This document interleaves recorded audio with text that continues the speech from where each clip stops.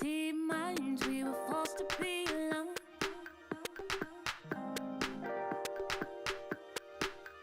Unknowns and nowhere is the same.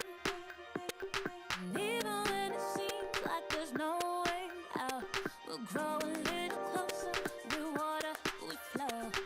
All of us together, we're good, we flow. Nothing is the same, but I won't hold back. I won't hold back. I won't hold back. 'Cause we're better together. Better as one. Better together. Better as one. Better together. Better as one. Better together. Better as one.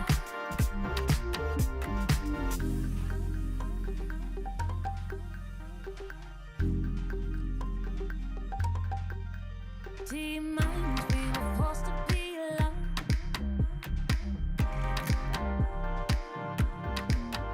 Unknowns and nowhere is the same.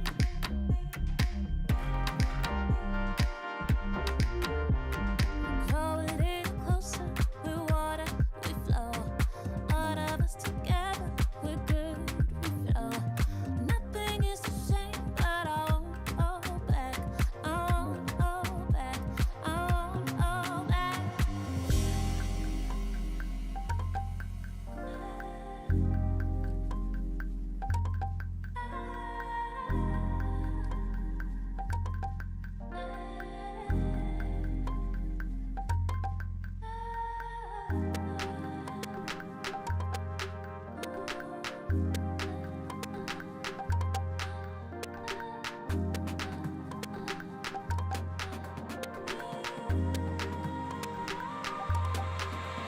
Cause we're better together.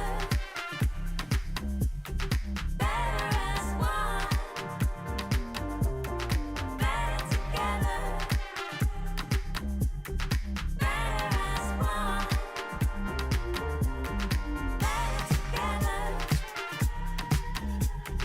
Better as one. Better together. Better as one.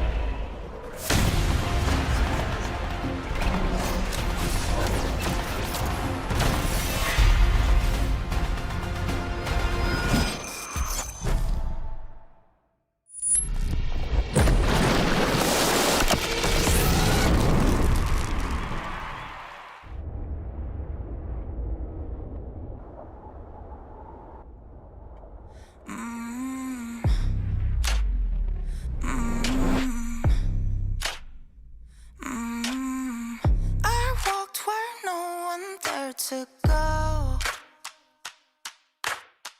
No map, no light, just scars to show. Each fall curves something deep. The center of the world, lead the way. Everyone was mine to make. Every sky is a line I've drawn. Every wall is a sign I've worn. I don't just win, I carve my name into the stone against the flame.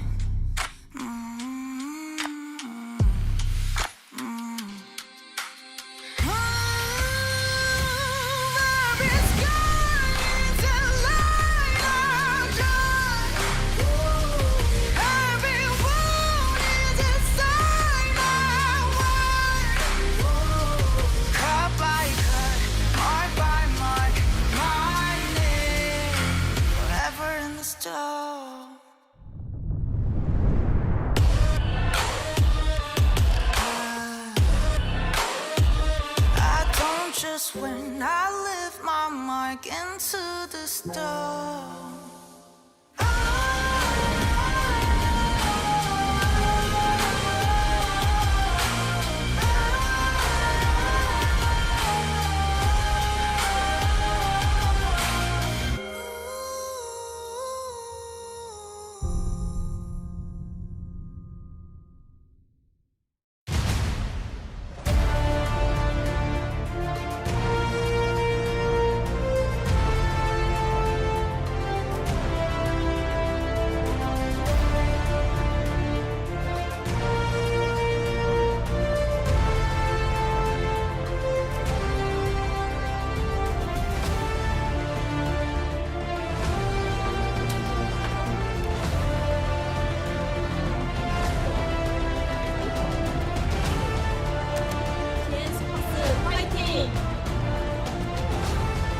두두 화이팅!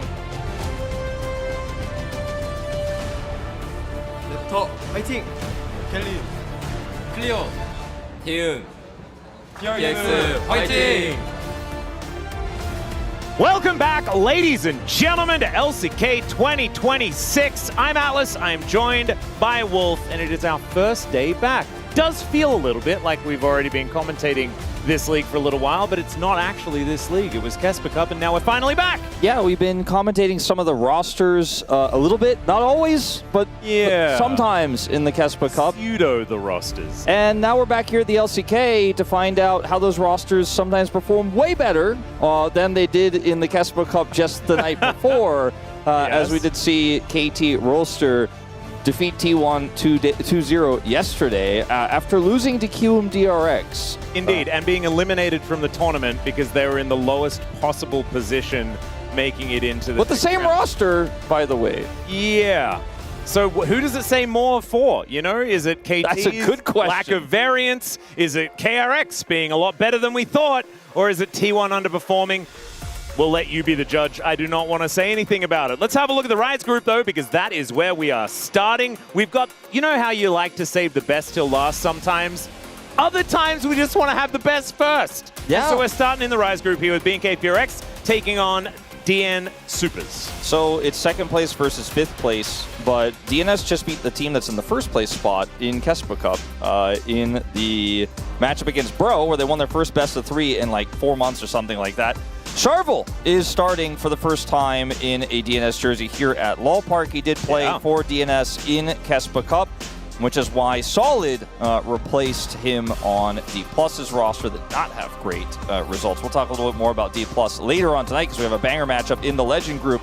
However, the upcoming matchup here today with Charvel, I definitely think is going to be a bit of a tougher one. I do think B&K, even though they struggled themselves in the Kesper Cup, are the stronger roster overall right now, and DNS have just in general been incredibly, been just having a tough time. Yeah, they certainly have. They were able to take down the Bros in the Kesper Cup more recently, but as we learned yesterday, maybe Kesper Cup is just not something that's meaningful when it comes to the first outing in the LCK. But Fist bumps all round here as Sharvel, oh man, look at that.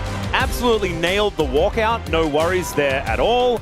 Looking like, you know, it's just back to business once again. Obviously, we have seen Sharvel around for D+ in the past, but I was not expecting him to be picked up for the main roster, especially replacing Pioshik, the world champ, or, you know, the world champ a while back. It's an interesting new look here for the DN Supers, and we'll see whether it's going to be enough to pull them out of the, I was going to say trench, and I guess the Mariana Trench is a very deep one. If you had a trench, let's say, a pretty deep trench, okay, like the Mariana Trench. Me, Wolf. Yep. The Marinara Trench. Sorry. No, you're right. You're right. I was like, I wanted to talk about. I just want to have sauce. Yeah. And then you took another trench and put it within that trench, and then you took like a rake and started digging deeper. Then you'd reach the core of the earth. But I think with Sharvel on this roster, I mean, let's not beat around the bush. He replaced Pioshik, who has at times been the best player on this roster, but in more recent times in round 2, definitely it was some ups and downs, which is what Pioshik is known for. Maybe Sharvel brings some stability here. Maybe they start digging out of the rake part of the bottom of the second trench to the got it. Trench. Maybe they'll start building ladders. You know, maybe that's what it's about. The good thing is there's 8 matches left to play for every team in rounds 3 and 4. You have 4 games per round, and they're not that far behind in the grand scheme of things in terms of the results, since everyone in the Rise group struggled. That's why they're in the Rise group. So if you go on a little bit of a streak here, you make it into that play-ins, that play-ins run, maybe you could go to Worlds. It's not impossible. Exactly. The top 3 teams of the Rise group keep themselves safe, and that is what we need to focus on here.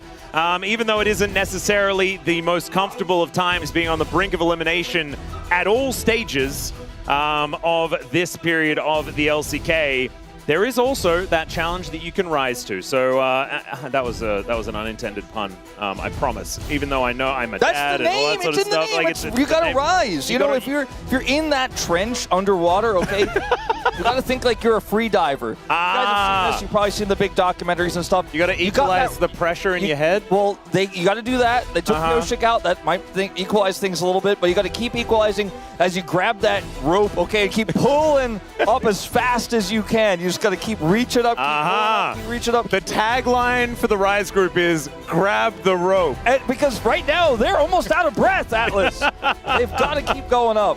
I love this conversation too much, but because there are no like divers helping you, okay, with the things you hold on to. What's that thing called? You hold on to it and it like propels you forward. The life preserver? Oh, are you talking about like the underwater? Thing that you hold on. Use? No, you're like deep underwater. Oh, the little robot thingy. Yeah, and it almost has like a propeller. It probably does. Yeah, it does have a propeller. Those little jets. No, there's not a bunch of people with cameras watching you for safety. Just a bunch of people watching you to see you fail. Yeah, I like to call that. This is. It's the like LCK. They're like a mechanical kickboard. Is the way I think about it. But yeah, and I know the ones you're talking about, they're in a lot of the movies where they have to be underwater and stuff. And it's very, very cool. Usually spy movies. Yeah. Or heist movies. Maybe the Supers are actually just, they're undercover in the bottom of the Rise group. They were actually the best team all along. And so all of 2025 was just a cunning ruse. Is that what you're saying? It was a really elaborate backstory. Wow. They had to build their file. And so maybe, because we're on like this heist sort of analogy, going up against a team that has like a bank sponsorship, you know? They need to rob the Busan National Bank of Korea. When you say it like that, it sounds like it's a sequel, know? Like we had to make it more epic. How could, I mean, this is the only way for me to give you guys the epic nature of what's going on and make it sound like, you know, this is an Ocean's 11 type situation. And that's not Ocean's 12 or 13, right, guys? Where the stakes were way lower and they were just not very good, okay? This is Ocean's 11. It was the good one. All right, here we are, ladies and gentlemen. Enough crazy analogies aside. let us get into game number 1. BNK Fearax will be on our blue side to start us off, and second pick belongs to the DN Supers. So they're making sure that the pick order is just fine. I'm afraid if you thought the craziest was going to stop with that conversation, we are going into a 26.14 draft. So yeah, that's true. It is gonna. We needed be to be complex. extra crazy to get you ready for what's about to happen in this draft right here. So Vi's taken away. Makes a lot of sense. I think Locke will likely be banned here by the Supers. There it is. It's almost always banned on second pick in second spot to leave that third pick for a little bit of reaction flexibility to what that final ban is, which will be the Camille in this case. Well, these are looking very standard and very normal as far as bans are concerned. It makes me more worried for what we're going to get when it comes to the pick. Oh, they banned the Ezreal. Ezreal is so good right now. All of our AD carries here in the LCK love Ezreal, and it seems like in this meta, he is the most flexible AD carry. He's the only one you're still allowed to play, is what it feels like, that's not called Jhin. But that is going to be a first pick Snake. Obviously a flex towards the bottom lane and mid lane. But I don't know about Taeun and playing the Cassio. Just doesn't feel like a Taeun champion to me. Might be wrong. Does Syndra feel like a closer champion? Because that has been one of the more common counter picks. He's going to log. It's Akali Lee Sin. They've got to just Akali Lee Sin right here, right? Oh, no! You're right, Wolf. You've nailed it. You're denying that classic combo of the Cassiopeia Syndra that we have seen it's really paired together before. As a counter pick, if you can really dominate the lane in the first few levels, but very volatile, so you need a strong jungle pairing with it. We've seen a little bit of Syndra Lee Sin, but something like a Jarvan feels much simpler and much easier to punish the immobile Cassiopeia with, because I don't think this Cassiopeia is going bottom lane. I think this is going to be the mid matchup. And Charvel agrees. Yeah. Like his understudy solid. Is going to prefer the Jarvan here. As Raptor looking for a potential Nocturne pick. The Fury a little bit more common right now. Especially paired with the Cassio. We've seen that combo used all the time. And Raptor loves both of these picks. You know, he's a big Nefiri enjoyer. Well, let's see what he's going to go with here, as the Nocturne has actually been seeing a fair few bans, but we haven't seen it picked up quite as much. The Lee Sin, a lot more common, and that will be the lock. I thought they would have banned, I mean, it's Raptor. Raptor is great at Lee Sin. It's one of his best picks, if not just outright his best, instead of the Ezreal, just because Lee Sin is the safest blind jungle right now. We didn't know, of course, the Jarvan was going to be picked already before that, but still, he does end up getting his hands on it, so a lot of comfort here. All eyes on Taeun right now to see if he's going to showcase a bottom pick, but instead it'll be the Shen. Yeah, I like the Shen a lot. It's flexible, right? You can throw it towards the top lane if you'd like to. There are a lot of things that you can punish up there, but it is likely heading towards Kellen on that bottom side of the map as the support. So adds that layer of flexibility and feels a lot better there. Cycling through a few options here, and Dudu's Jace could be a very scary one. Jace has been feeling a little bit more safe to blind pick over the last couple of patches is what it feels like to me. It's really powerful here, I think, when you have that final pick on lock, because you can go for a support pick and then wait and see if you want to go for a mage, if they go for a tank counter pick to this, while protecting it against the Olaf, of course, and likely something like a Yorick. But if they want to play Scion, then you can put Duckdom on an 80 carry to make sure you can cut through that health bar with some crit. So I do like the Jace in this particular situation. See what they decide to ban now, because in the position of BNK Fearax, it is a little bit tricky because that Syndra can still be played in the bottom lane, as well as a number of mages that Duckdom can pick up as well. So they'll take away the Bard, which is good, into the Shen in the bottom lane. Yeah, there's too much flexibility, to be perfectly honest. Like, the Shen could be going multiple places, the Cassio could be going multiple places. I mean, theoretically, it could be Jarvan support. The DN Supers could have everything going everywhere. Well, of course, you got to consider the Jace mid. Yeah, and also Jace 80 carry. Jace jungle, I'm sure, could still happen. So, like, it's all just all over the place. So the Olaf and the Yorick are banned away, which is expected. So something like a Scion could be considered here. I know we're not huge fans of it at the moment. It's not winning a whole lot, but I just don't want to see clear lock in Nah and just have a terrible time. I think he might consider Cassante as an alternative kind of in the middle. Yeah, I don't mind that. As Rel, keeping it flexible. Again, it could be Syndra Rel in the bottom lane. So I like this. You go support, you save to see if Duckdom needs to play crit or if he wants to double mage it. But whether that's a Syndra and giving closer the Akali pick you were talking about, or if it is going to just be Syndra going mid to closer. Yep, I do think that double AP is absolutely fine when you have a Jace, right? He's representing a lot of damage anyway, and deterring people from building armor is a good idea when there's going to be a lot of lethality coming out of your top laner. Is incredibly risky. All right, the Rumble comes through. That is more damage, so that's kind of nice, but I think that they need, like, I think it's going to have to be Jhin or something like that towards the bottom side of the map. They need AD somewhere out of this composition. What Taeyun is going to be playing, that's what we're about to find out. Even crazier, like a really late game scaling Zeri, Yunara. Yunara really tough to play, I think, in this matchup. Corki. I think Corki's fine. Yeah, Corki actually kind of fits the bill with a little bit of a comeback at this pick right now. Double equalizes as well with the Valkyrie. It's kind of cool. All right. So I think you can go for the Akali pick as closer if you want to. Pretty fun matchup into the Cassiopeia outside the first few levels. Or just put Duckdom on an AD carry. The Victor will also work here, scaling up. So I think if we go Victor, it's probably Victor for Duckdom, and the Syndra will go into the mid lane for closer. That's my expectation. We have seen it both ways. I kind of like Syndra in the matchup, but it is a lot of like who hits the most Qs. So maybe there's more variance. And we did see more recently the Victor going to the mid lane when given this exact choice. But I think it's largely up to what players want to be doing. Exactly right. So like who has the most practice on what champ. This time around, looks like Syndra's mid. You get the same amount of splinters either way. You get more in the mid lane, and then you go to the bottom lane or the top lane when you're side laning, and you get a little bit less, but you still get the same amount of total, basically, depending on how long you stay in lane. But if you go into the bottom lane, then you get a lot of those more when you move to the mid lane. Doesn't matter that much. Victor, very safe in the bottom lane. His Q allows him to just farm up, be safe, and if they go for an engage with the Shen, he's got the Rel to empower his gravity field, so it makes those dives a little bit tougher. Whereas Syndra doesn't have really any defensive options. If you miss your scatter, you are going to die to the dive if it comes through. And the Lee Sin, he's going to appear. He will be down there. Oh, yes, he will. I actually do really feel like the BNK Furex composition does tie itself together a little bit better in my mind. Like there is a bit more coherence with what this is going to look like as the game goes on. But I think the gameplay is really going to have to back that up.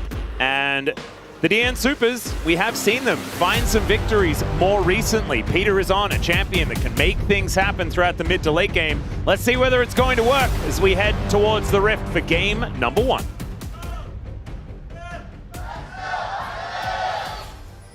미니언들이 생성되었습니다. All right. Here we are, ladies and gentlemen. Ready for game number 1. The DN Supers fans in full voice here at LoL Park. Very, very cool stuff.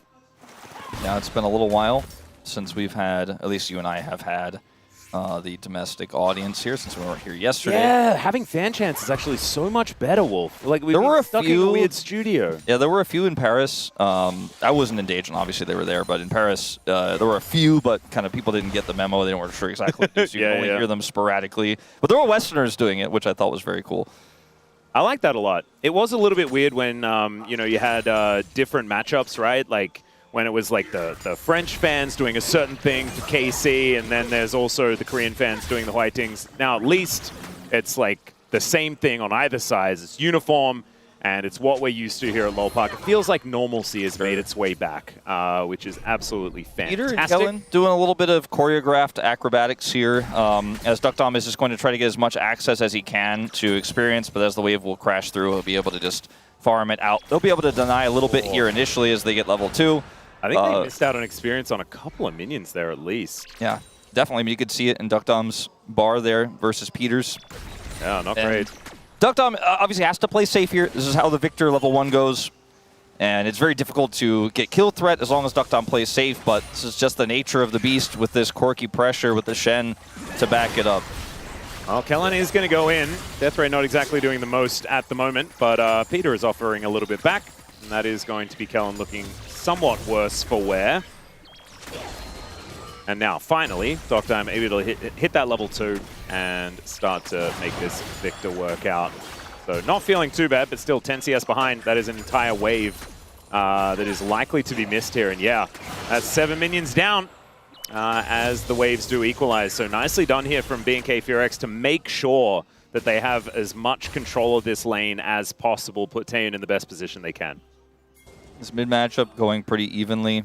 Syndra pushed in on right now, but a little bit of damage done to Vikla in the exchanges. Here comes Raptor for that first initial pass towards the bottom lane. Peter will come and scout this out. Well, I believe saw Raptor, but did not drop the ward because it's too risky.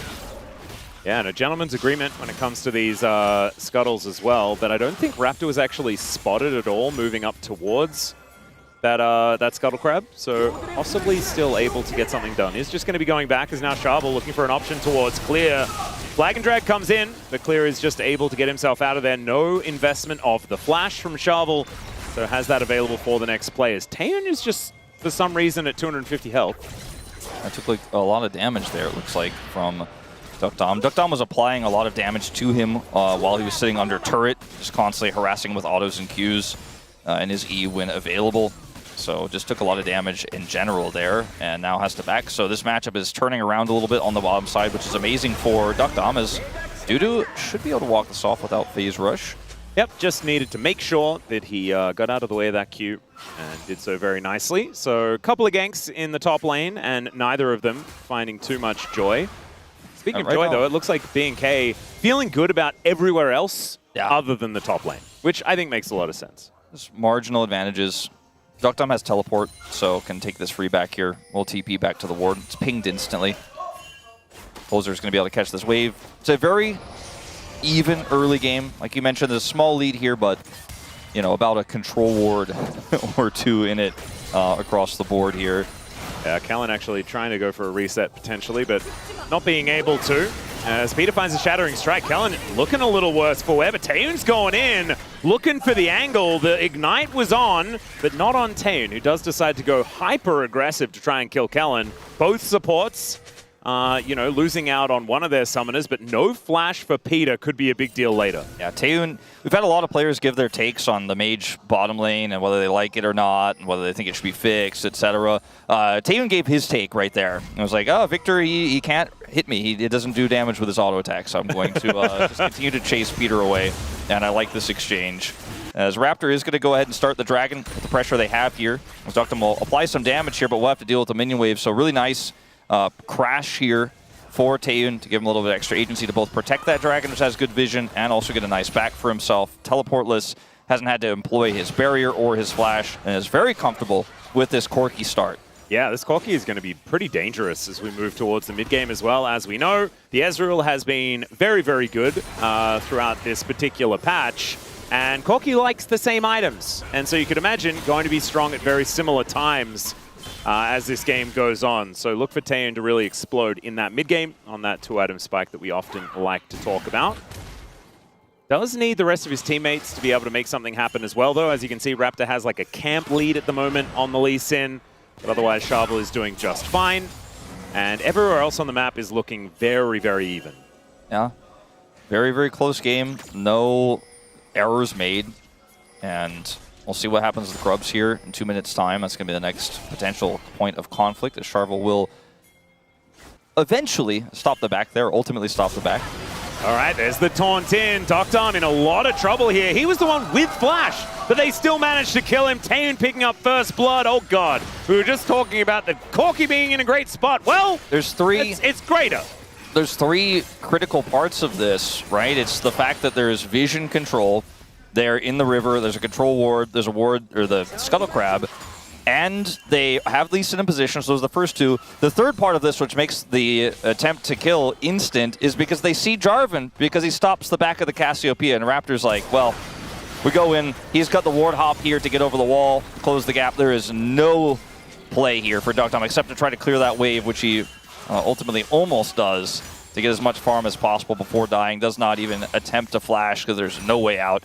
And this is the Lee Sin early game we've talked about. This is what Raptor is known for. Well, one of the many things he's known for in terms of early game pressure, but this lane provides it. And I think B&K's draft I like so much because it has a lot of agency in the early game, and they're utilizing it quite well. Sure, the top side, there was some action up there, clearly got pushed out, but look at the farm and the advantage that the Jace has. It's so negligible in comparison.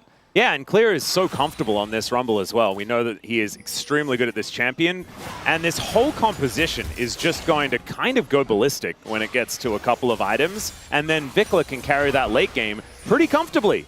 And matching range was going to be one of those difficult times, but Equalizer can engage from a really long way away. Taeyeon can offer some rockets in that neutral, and if they get engaged on a defensive stand, United can be really powerful. Raptor can kick someone out of position if they manage to get around them, and BNK FuryX should be able to build themselves up a decent mid-game lead to get some control there. As the Gravity Well goes down, the Arcane Storm actually used just to deter Taeyeon from any further aggression. Will work at least for the moment. 500 gold lead still there though for the Corki, as Charvel pokes his nose in to see what's going on in this grub pit, and it looks like Raptor's just going to continue taking these away. Not a lot that the Jarvan can do right now, and Jarvan honestly been struggling a little bit over the last few weeks is what it feels like to me. It's a good matchup in the 2v2 into the Cassiopeia, right, where you can punish really hard if you're able to get set up by a scatter from Closer, and Closer can apply that pressure, but he hasn't been able to have the same level of control he would have ultimately normally wanted to have in this matchup. So just hasn't really been able to find pressure points anywhere outside of the attempt there on the top side. And when he showed mid to stop Vikla's back, it cost them, you know, the bottom dive, obviously. I think they were going to go for it either way, but it made the choice so easy for BNK. All right, well, let's see how this one is going to continue. As very defensively is Closer playing right now. I don't know why I needed to be Yoda when I said that, but I did. It's just one of those times. Kellen just pushing Peter away from the banana brush. And they are preparing for a potential Drake to come up soon. First one did go over to BNK uncontested. Next one is going to be an Infernal. Likelihood that we don't get the most impactful of the Dragons is now Clear is looking for an angle. Dudo actually burning down really far with that Equalizer. Does use the hammer to boop him back there, but no flash investor or anything like that here for Clear, who just takes control of this top lane. Yeah, and he's so healthy that he's just trying to get the teleport advantage here over Dudu, which, you know, will be very impactful when the next dragon spawns. If he's able to get back to lane without it, feels really huge for him, as obviously Dudu will have to teleport back to get that wave. Yeah, that's a phenomenal crash from Clear, who does pick up the steel caps as well as a cheeky Ruby Crystal, and like you say, just wanders back to the lane. That should guarantee a Drake if they want to get it. Yeah, really nice little tempo equalizer there. Even though he won't have the equalizer for the fight, had he, you know, teleported into it in 30 seconds time here, the fact that his body is there, I mean, it really deters DNS for going for a contest if they don't have massive amounts of control. But right now, they really just don't have control anywhere. That's been the story of this game. Even Dudu's lead has really fallen by the wayside here on the top side of the map. With this wave coming through, it'll basically be dead even on this top side. We do also have Raptor with that early aggression picking up a very, very early first item here. Oh, wow. This the overheated damage actually doing a whole lot of work here for Clear. Peter's coming over, though. They are going to look to try to further this Jace lead with a big dive. Yeah, in goes the Shen, though. So Kellen is going to show up. That's a great taunt onto Peter, who has to flash. Otherwise, the turret was going to get too angry. DN Super's going to have to back away. Raptor immediately on the Dragon. Yeah. They're just winning everywhere right now. That was a great play there from Kellen. Global impact there. So they had the TP to protect Dragon. They had the Shen ultimate to protect topside. There wasn't a great play for Charvel and Peter to make, but they thought, well, at least this is our one chance, our one angle. They got the Shen ultimate, but even that doesn't feel like that big of a win. Yeah. As Peter ultimately also has to lose one of his big basic engage tools in the Flash. Yeah, and won't be able to get those Flash Magnet Storms, things like this, for the Herald fight that's in 3.5 minutes as well. But if at first you don't succeed, try again, as they will get the Flash out of Clear this time around. And so there is a Cataclysm for Flash trade, but another Equalizer comes down. And I swear, this has just been a lesson on cheating tempo. Yeah, no, for BNK real. have just been so good at it. And it's Clear specifically in both instances of those equalizers, the communication. Whoa, flash kick onto Doctom here, who does have to move away from the turret. Even with a flash, though, he's very dead. Raptor, pretty good on the Lee Sin, you have to say. Really nice play there from him. So, I mean, everything is going wrong for DNS everywhere. I don't know how else to say it. I've basically said it already before. Well, this is a teleport here for Duckdom back to lane where Raptor's already wrapped around, and you know, his top side is where his supporters are, right? He doesn't actually have anybody here to help him out. So if Raptor is here, he dies. It's a risk he was willing to take, but unfortunately for him, you know, he was hoping, I'm just get over here and get this wave and it'll be totally fine. No, he died. He is 0-2. He's 1,600 gold behind this Corki. He already has Trinity Force. Yeah, and that wasn't going to become good news even on even footing, right? Moving towards a couple of items here. Taeyun does have that tier stacking up. And I think also going to be building into a cheeky little Hex Drinker before the Mirror Mana is put together as well. It's going to mean that the laning phase is just kind of not going to work at all for Doctarm or Closer, most likely. So Taeyun in a phenomenal position right now, but Clear is also very happy with how this game is going. If Raptors Lee Sin looking as clean as ever. If this dragon wasn't an ocean, the soul, that's the only way I think this could be a worse situation for, for DNS. That's like the one thing they've got going for them a little bit here, I suppose. Ocean is pretty bad, though, for them, considering they have the Jace poke, which will sometimes mean a little bit less as it gets healed up. But yeah, we're looking at like the early game parts of B&K are not necessarily extremely robust, but when played this way, like the Corki pressure works out, the Syndra didn't get a lead in the early game, the Lee Sin's made an impact, and then you have the Rumble in a tough matchup where the only place they had a hole equalize correctly to get tempo, and then defensive equalize after getting the Shen ult. I mean, they're just not making any mistakes. As the Herald is up in a minute, DNS are a little early to contest here for Prio. Yeah, just making sure they can get the scuttle, I guess. Shovel is going to be able to lock that one down as Kellen was looking for a taunt angle and actually just making sure they can't move in to stop Taeyun. Because TP, he's going to get the whole first turret. They're getting most of this mid turret. DNS are nowhere on the map. They are spiraling right now is what it feels like. And B&K FearX just know exactly what to do. There is that first turret. They're going to get more than a turret. Now Raptor is looking for an angle towards Dudu. Shock Blast will get him out of there. And so at least they did have wind of where Raptor was. But I mean, that is not exactly even a silver lining here as they move to about a 3,000 gold advantage. Charvel's like, I'm almost going to, this time maybe I'll get, no, you're not going to get him, actually. Now it's going to be, instead of TPing to a potential fight, Vicla's just going to TP here to cover this turret. And we'll get most of the wave because Rumble didn't have the TP, so they'll swap it back. Good macro game, just straight up here for B&K. Yeah. And I think they've utilized their tools, right, just so incredibly well. The equalizer for being able to cheat waves and all this sort of stuff. Like, it's just kind of a masterclass in how to take over an early to mid game, set yourselves up for a great rest of the game. You know, like moving into late game with a composition like this cleanly is basically what you're supposed to be able to do, but I haven't seen it done this cleanly for quite some time. Yeah, we usually just don't see games that are this low kills in our Rise group, where it's a lot of mistakes made and a lot of punishes, but this is just oppression by B&K. You can see that scatter from Closer did like less than 0 damage to Vikla with his tier 3 boots, and now they have full control over the Herald while it's actually spawned and able to be taken. Peter has got his flashback. There it is. He does get that Magnet Storm in. They're looking for Raptor, who does go down, but Doctarm is going to be traded immediately. So much damage out of this Corki, but Raptor is also going to be dead, and that is going to be the Herald going down in favor of Shovel. So the DN Supers do get something back.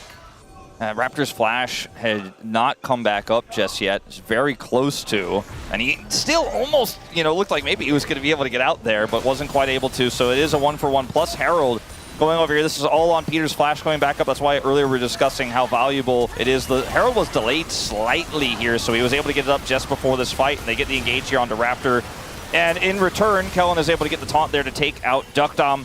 So it's not a free win here for the side of the DN Supers, but we'll see what they could do with this Herald. There's a lot of plate gold here potentially in mid to be picked up, as maybe even to utilize it for this dragon fight. Yeah, maybe a battle Herald type situation here for Shovel. See whether he can dig their way out of this deficit that they find themselves in. 2.4 thousand gold, or at least approaching. But looks like Clear is already just here in this dragon pit. And Taeyun throwing out these rockets, helping clear out the wave. Vikla alongside. They will be able to get control of mid and move over towards this dragon. That is not going to last very long. So the DN Supers need to go in, but they have no Magnet Storm. This is a little bit of a dicey one if they do try to go for this one, because they do need to hard force. Here is that Battle Herald we were talking about, but the taunt, it comes forward. The Herald can't do anything about it, and the dragon is going to go down. That sole point over to B&K FearX. That was and such Shelly a good does punt. nothing. Kellen just said there's no follow-up. Kellen read their play like a book. They had vision on all entryways, and they see the Herald drop, and the play is so transparent, right? It's so obvious Sharvel's going to try to crash his way through the fight. He's got ult. He's going to look for either a catch on a carry or the steal of the dragon, and Kellen just locks the door. And look at this, the equalizer here first as Kellen just denies them the ability to fall. Both carries here, both mages cannot get access to the fight. And that's all they really need to do to guarantee this drag goes down. So they also destroy the Herald. The Herald's 0 value. The one thing outside of that kill that came with it that DNS had accomplishes nothing. And Taeyeon just saying, yes, we really did want to put down 2 control wards there in that brush. That's what that thumbs up meant, I'm pretty sure. I agree. Yep. And now looking to play defensively here as DNS kind of overloading this top side of the map. And this is what you kind of do when you feel the game slipping away, is you try and just put more people in a place and kill someone. Hopefully get a turret and try and find some way back in with, you know, a surprising amount of people. But right now, BNK PRX, they are able to move Raptor over. And then now Wave goes down. They didn't get the turret, and Clear's free pushing. He didn't have teleport, so the call was good to try to push away from the Rumble and make that play happen because he couldn't come over to help it. But because they can't make it happen, everybody gets away. They eventually get that topside turret, but so much extra farm here for Clear as Taeyeon's also looking to push this mid turret down. They have 3 grubs, and I think he's just going to get it. So sure, you get this one, but it's going to be a 1-for-1 turret as that Rumble gets extra money. It should be a 1-for-1 turret. Actually looks like they may just barely be able to defend this, but it is hanging on by a thread. Yeah, that feels like an IOU already in that mid lane, so that is guaranteed money if they ever get towards that turret. Vikla now moving up here towards this top side. I don't think this turret is going to be going down. Closer there with the scatter will be able to deter him, but man, even Vikla is looking very tanky with those first couple of items completed in the Rod of Ages and the Dash Cannon. Taeyeon now hits his 2-item spike and went for the Merc Treads as well. Actually really like the Merc Treads purchase when, you know, he has to dance around on gravity fields and things like this. Scatter the Weak can be problematic. Getting out of that CC could be very, very powerful. And so instead of going for the Hex Drinker, make sure he gets that 2-item spike a little bit faster and gets the extra tenacity. Pretty cool move. Yeah, it's a really cool tech, I guess you could say, and the value will be there. It's incredible how difficult it is to kill Vikla in this game with the build he's chosen. And the belt was actually changed on this patch to give even more health. They have Rod of Ages and the Crush in the double mage, so he's just safe no matter what. Who's not safe as Dockers? Yeah, Dr. Well, I mean, the Q went a little bit wide, and so therefore he is going to be able to survive there. Raptor is just going to move back towards the river, but there's that IOU that they do manage to claim. Sharvel going to have to get out of here. Control ward in that brush. And BNK PRX just move into the DN Supers side of the river. Feel very confident in doing so. 1.5 minutes on Ocean Soul. And I kind of want to go back and have another discussion about value of Ocean Soul. Now that I've thought about it, yeah, I have a feeling that the DN Supers are not going to be very happy about that being on BNK PRX because, you know, they've got double Blackfire torches. Like, what's that going to do? Yeah, I mean, the Jace as well, I mentioned earlier, is like poking. Yay, yeah. Are they killing after the poking? Remains to be seen, but yeah, Blackfire belt build for both mages into this Cassiopeia that can't be killed. Vikla can basically just flash into melee range of everybody and drop his ultimate down and just not really care. If he gets a Zhonya's later, I don't think it's even worth it because of the armor value being so low in this game. You should just get an arm guard at best. Yep, I would agree. Unless Dudu was a little bit more fed. I would agree with you, though, but he's still sitting on 0-0-0. Same with Clear, as now Raptor. Oh, that kick flash was so sexy out of the man. Gorgeous play here from the jungler. However, Dr. has survived for a lot longer. Raptor is now going to try and hunt him down to finish the job. Clear is already dead, but that is the bottom lane wiped out in response. Closer now looking for an angle, but the scatter doesn't work. Raptor is at it again, but not going to go in on that resonating strike as Dudu feeling a little too powerful. So 1 for 2 is going to be the result, but that was a pretty cute little kick flash play. Yeah, Raptor in full control of this entry point to the Dragon. They are not doing it. They're actually going a safer reset, but that's not apparent to the DN Supers. Now, the reason why we do end up seeing this pick here onto Clear is because he and Vikla did TP up here, and Clear went very deep to set this up, gets caught by the Cataclysm, and they were hoping to get both. Unfortunately for them, they only got the Rumble as Vikla was able to flash out. Yeah. Clear still has his flash, but as a result, dies. And I think if Dr. had have immediately exploded, then that would have been a much worse story here for the DN Supers. However, was able to buy a lot of time, which kind of separated the game here. But the Dragon is now spawned.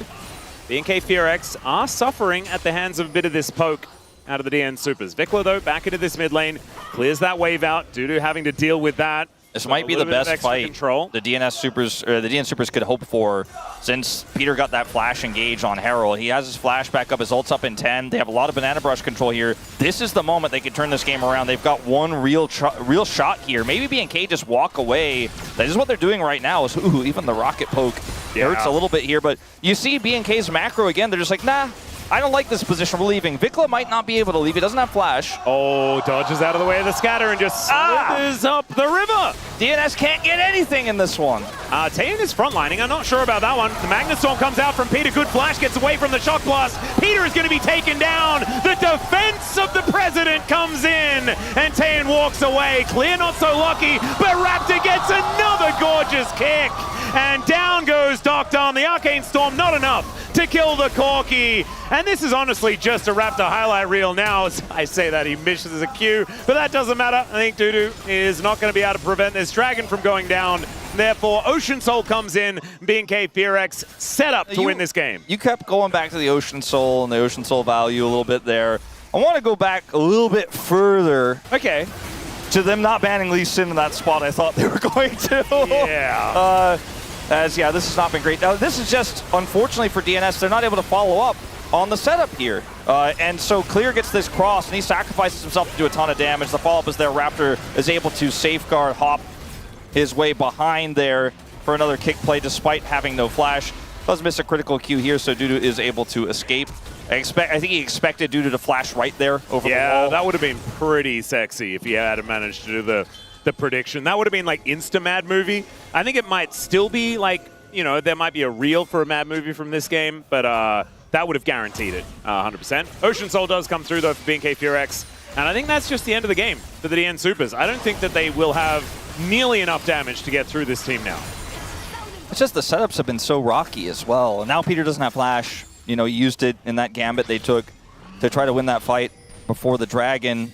And he was isolated and killed. The carries couldn't close the gap. It's been quietly. I know the Lee Sin has taken over the game, and we've seen a lot of the flashiest plays there, but I feel like it's been an amazing game for Kellen as well. He's been everywhere. His taunts have been incredible. He is... I feel like Ox is already ready to put in his POM vote. Yep. We're still only in game one. We don't know what's going to happen for the rest of this series, so these two will have to prove themselves, even if they win 2-0 in that second game. To get I'm going to write down on my little piece of paper, though, that like what a potential POG vote would be. Yeah. You know, because I have to do pretend votes anyway. Ox already wrote it in his diary. That's what he does. Dear diary. I think that it's a lesser-known fact, but he actually keeps, especially when supports don't get the vote, and he thinks they should. He keeps a full record. Is that a diary or is that a death note when it comes to? Well, he makes it very personal. He's like, I was a little giddy when I saw the double taunt from Kellen. All right, well, Equalizer's going to go down. I don't think Dudu's feeling giddy. I think he's feeling dizzy because there's a fair bit of damage coming on through. He does wake up, though, gets himself out of the way, and Flash or No is able to escape. Still not going to be able to impact this play very much more, as that health bar is extraordinarily low. BNK FearX now moving towards this top side. 6,000 gold in the lead.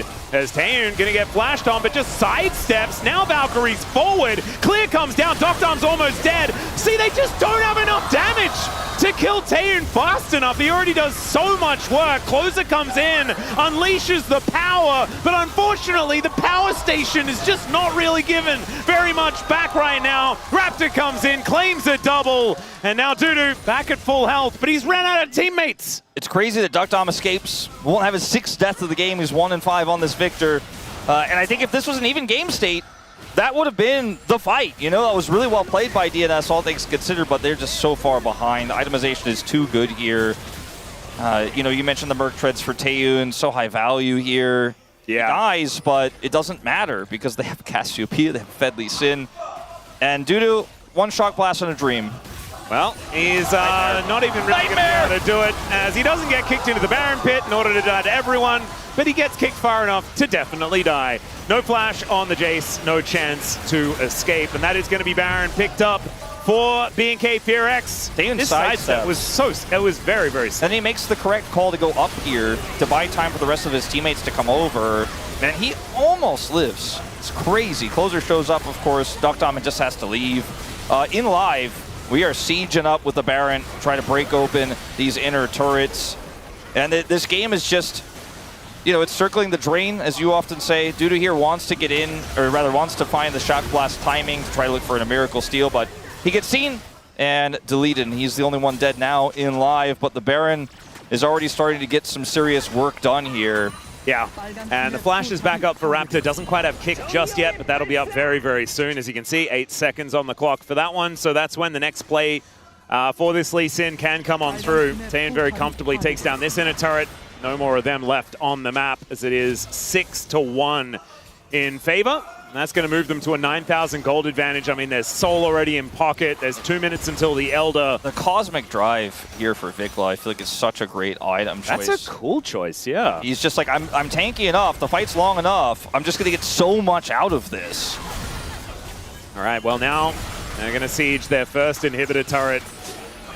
And yeah, Raptor can kind of choose his target here. Good scatter onto Kellen, but he is relatively tanky. As I say, that does take a lot of damage there. And there is some wave clear out of these mages, even through the Baron. So the DN Supers do survive for that wave. But now Vikla can move on forward. Dash cannons in, trying to put some fear into Duckdomin, who does have to get himself out of the way. Scatter is going to go wide. They get the turret. Q lands here from Raptor. And he's just waiting for anyone to make a misstep. Is Duckdomin going to step too far forward? They're looking to catch Charvel's engage too. They know he doesn't have flash, so they know exactly what his engage range is, and so they can kind of stay on the edge of that, and if he tries to force it with Flag Drag Cataclysm, they're going to look to turn on him and punish him because they can delete him so quickly. The fact that Raptor has GA means that he can play incredibly aggressively. His flash is back up now as well. And frankly, I think what they do now is just set up a lot of large vision that DNS are going to have to walk through and then do Elder. And then they just walk down the mid lane and end the game. Unless they kill people here, then they end it without Elder. They might just do the walk down and win the game anyway, because I think they might just be that strong. It's a 9.5k gold lead as we tick towards 30 minutes. The DN Supers just haven't really been able to find anything here in this game so far. Taeyeon to get the scuttle, as we're going to have a deep flank here from Dudu. All right, the last-ditch effort flanking Jace. Let's see whether this is going to work, as he comes in with a big old shield. Peter looking a bit worse for wear, though, as we can see. And that is all they're really going to get. However, Clear comes down. That's a brand new hat on this Rumble. It just halves their health bars. Magnustorm doesn't do a lot. The kick is gorgeous as he locks down the Syndra. It's a double already here for Taeyeon, who's looking fantastic on the Corki, and Raptor is just hunting them all down. Finds his opposite number and will be able to get Charvel out of there. They at least killed Taeyeon again. That's something. That was the last still the end of the game. The B&K sussed it out, they back away. Not that I think a flanking Jace this far behind was going to do too much, but they didn't even give him a chance to do that. And they're going to close this one out. An incredibly one-sided game here on day 2 here of week 10. B&K coming back with a vengeance. Yeah, and this is a DNS that just managed to take down Bro in the Kesper Cup, and a B&K FearX that were already eliminated from the Kesper Cup. Phenomenal looking performance though here as they make their way back to the LCK in their first game of the Rise group. And you have to remember, 2 teams are eliminated from this group. It is very, very dangerous to start losing games. B&K FearX looking great here in their first one though this week. Absolutely. It was a dominant performance from Raptor, from Kellen. The macro was immaculate. Clear's equalizer there on the top side for tempo got them so much control. Got his equalizer back for the second dive attempt. DN Supers, I feel like, didn't play a bad game of League of Legends per se. They just didn't have very many opportunities to take. Yeah, it felt a little bit like B&K FearX had them in a fork like the whole time, to use like a chess analogy. It's like the pieces started on the board in just a really awkward way, where they were unable to make good choices. Yeah, like Vikla did barely anything. Didn't even have to do anything. He just killed minions. Yep, it was all about Clear hitting equalizers at the right time, and then Raptor honestly winning the game on his Lee Sin. Absolutely phenomenal once again. And right now, I think probably a front runner as far as POM is concerned. But this is a best of 3, ladies and gentlemen. When we get back, game number 2, we'll see whether the DN Supers can give us at least something in this series.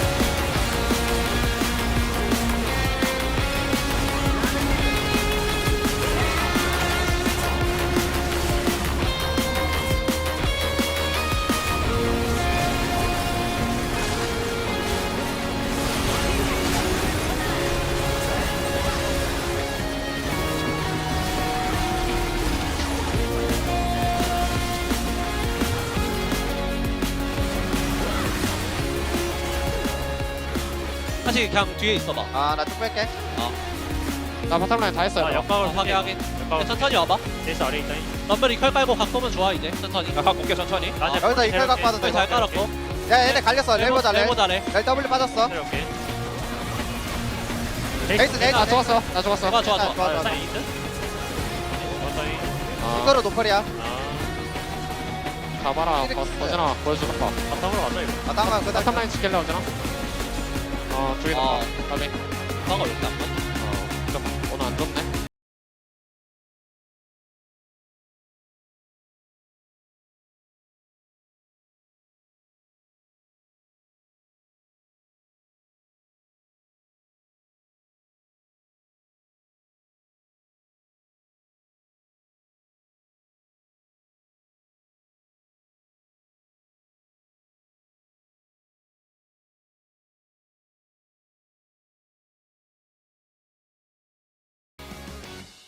우리 친친 우리은행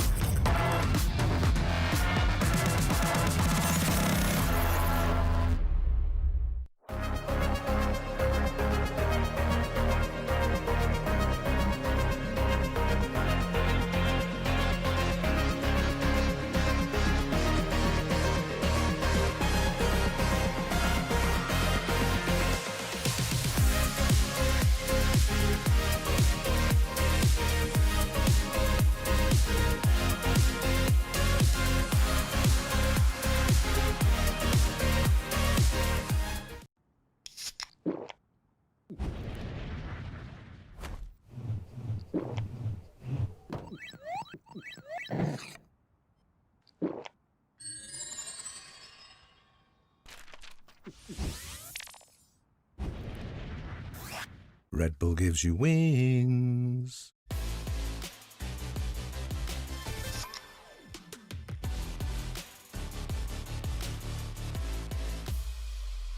쓱싹 씻고 바르고 깎고 깎고 면도 쉽게 가자 부드럽게 쓱 매끈하게 싹 면도 쓱싹 해치웠다 질레트 랩 스팁 클렌징 바 쓱싹 씻고 바르고 깎고 깎고 면도 쉽게 가자 부드럽게 쓱 매끈하게 싹 면도 쓱싹 해치웠다 질레트 랩 스팁 클렌징 바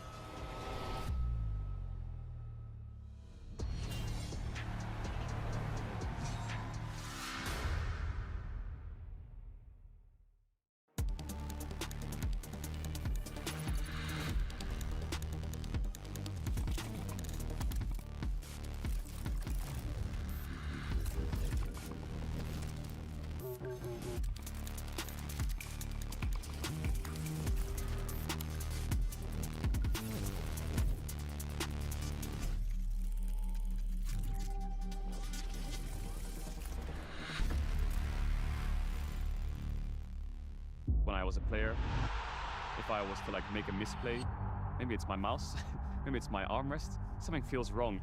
If you were at home, you wouldn't do that. The Infinite Precision Armrest is part of the larger Secret on Stage standard initiative, aimed to bring your home or training room settings to the tournament stage. 이제 저뿐만 아니라 다른 선수들도 세팅을 더 원활하게 할 것 같고 가장 편안할 때 더 강력한 플레이가 자연스럽게 나옵니다. Every sky's a line I'm drawn. Cut by cut, mark by mark, my name forever in the stone.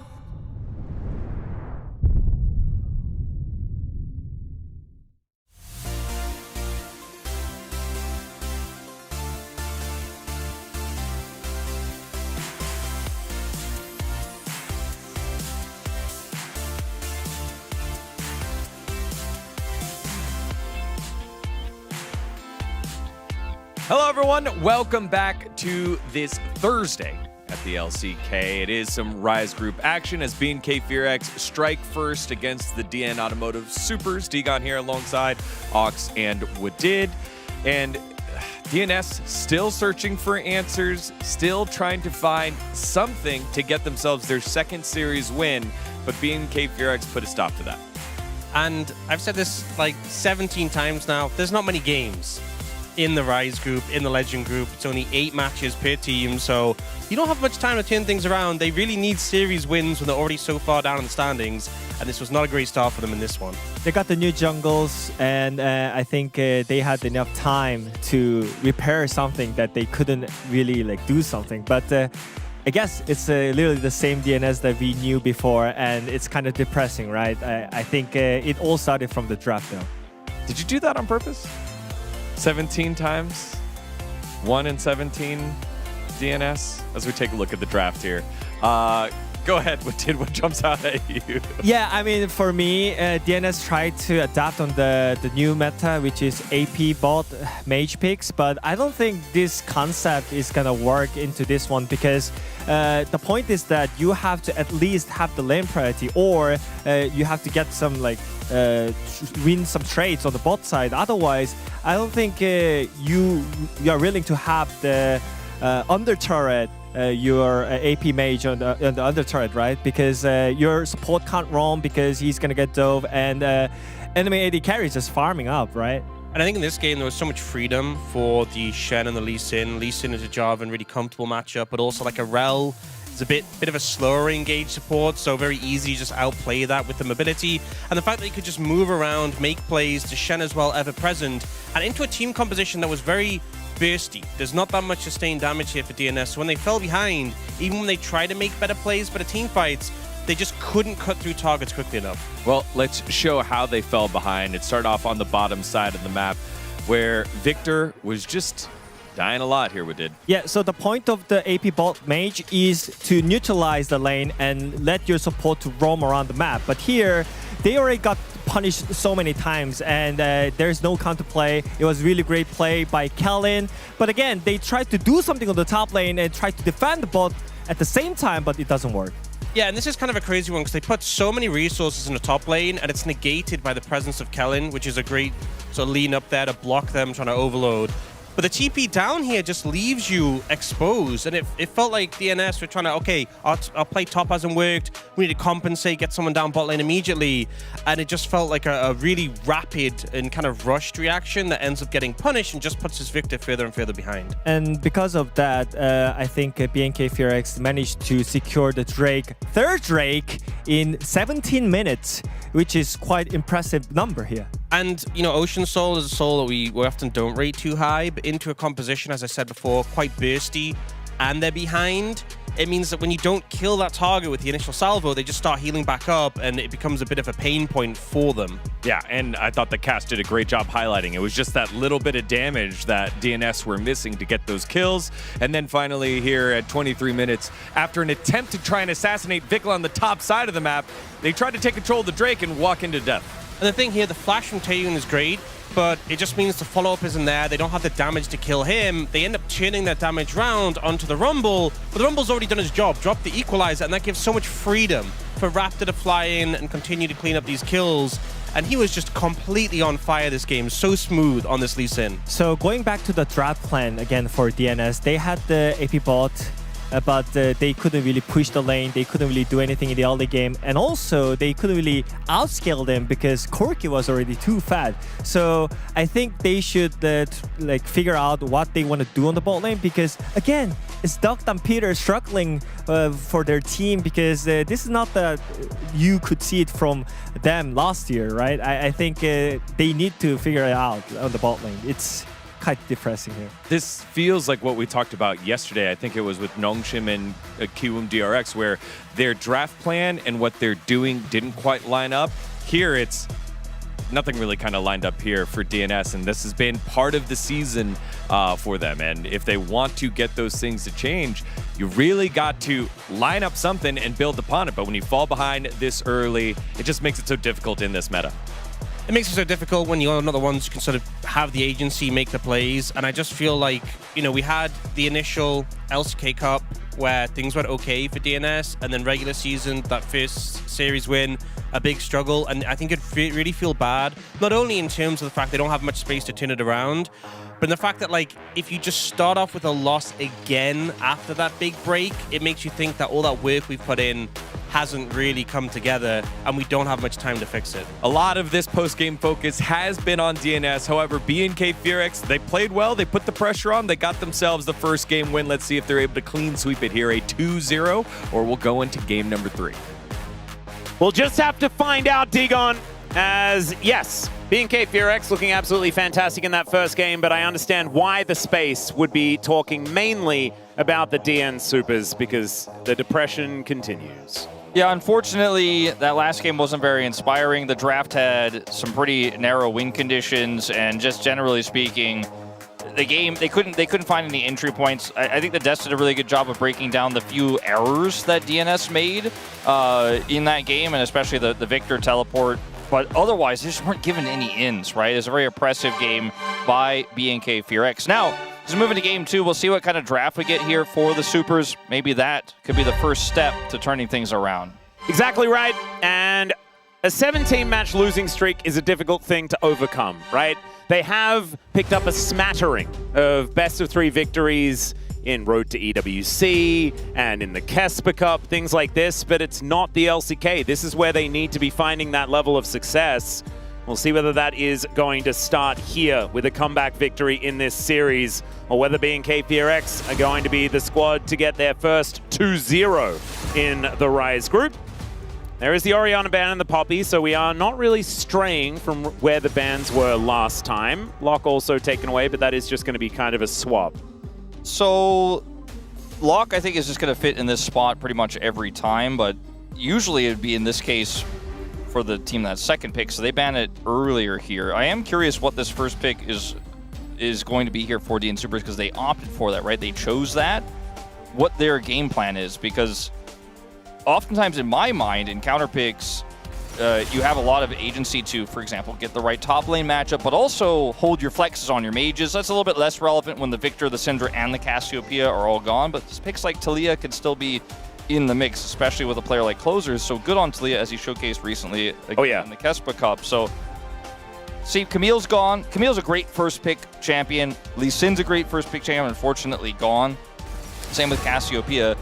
Bard being banned by the Supers is also, I find, strange to me, just simply because I think Duckdom, his Caitlyn Bard lanes have been some of his best, and they're not going to have that as an opportunity later on in this draft. I don't think that was going to be something that BNK were hoping to first pick. The Camille ban, I feel like, is not because of Bard. You know what I mean? I do think that if you're banning Bard, then maybe you're looking for something like a Nautilus, like give Peter like the option to have some hard engage. Maybe an Alistair could be something they're looking for. Yeah, that's what I was thinking about, whether he cares too. too much about it, but I imagine that that's what they're kind of looking for, to make sure that they can have easy engage options and keep the team fighting somewhat simple. As the Rise is going to be picked up with the absence of the Cassiopeia, that feels like a better choice. And so Closer going to be on that one to see whether they can dig themselves out of the hole with the Blue Man. Or the trench. Sorry, the trench. That's where they're digging out of. It's my bad. The Anivia has been a classic response. We haven't seen it as much recently. I like Taliyah more because it's both a flex pick, but also gives you the ability to match rotations around the map. And Anivia just doesn't come online until later on in most of these drafts, so do prefer the Taliyah quite a bit. Could lock Pantheon right now, because Pantheon's very high value across both rosters.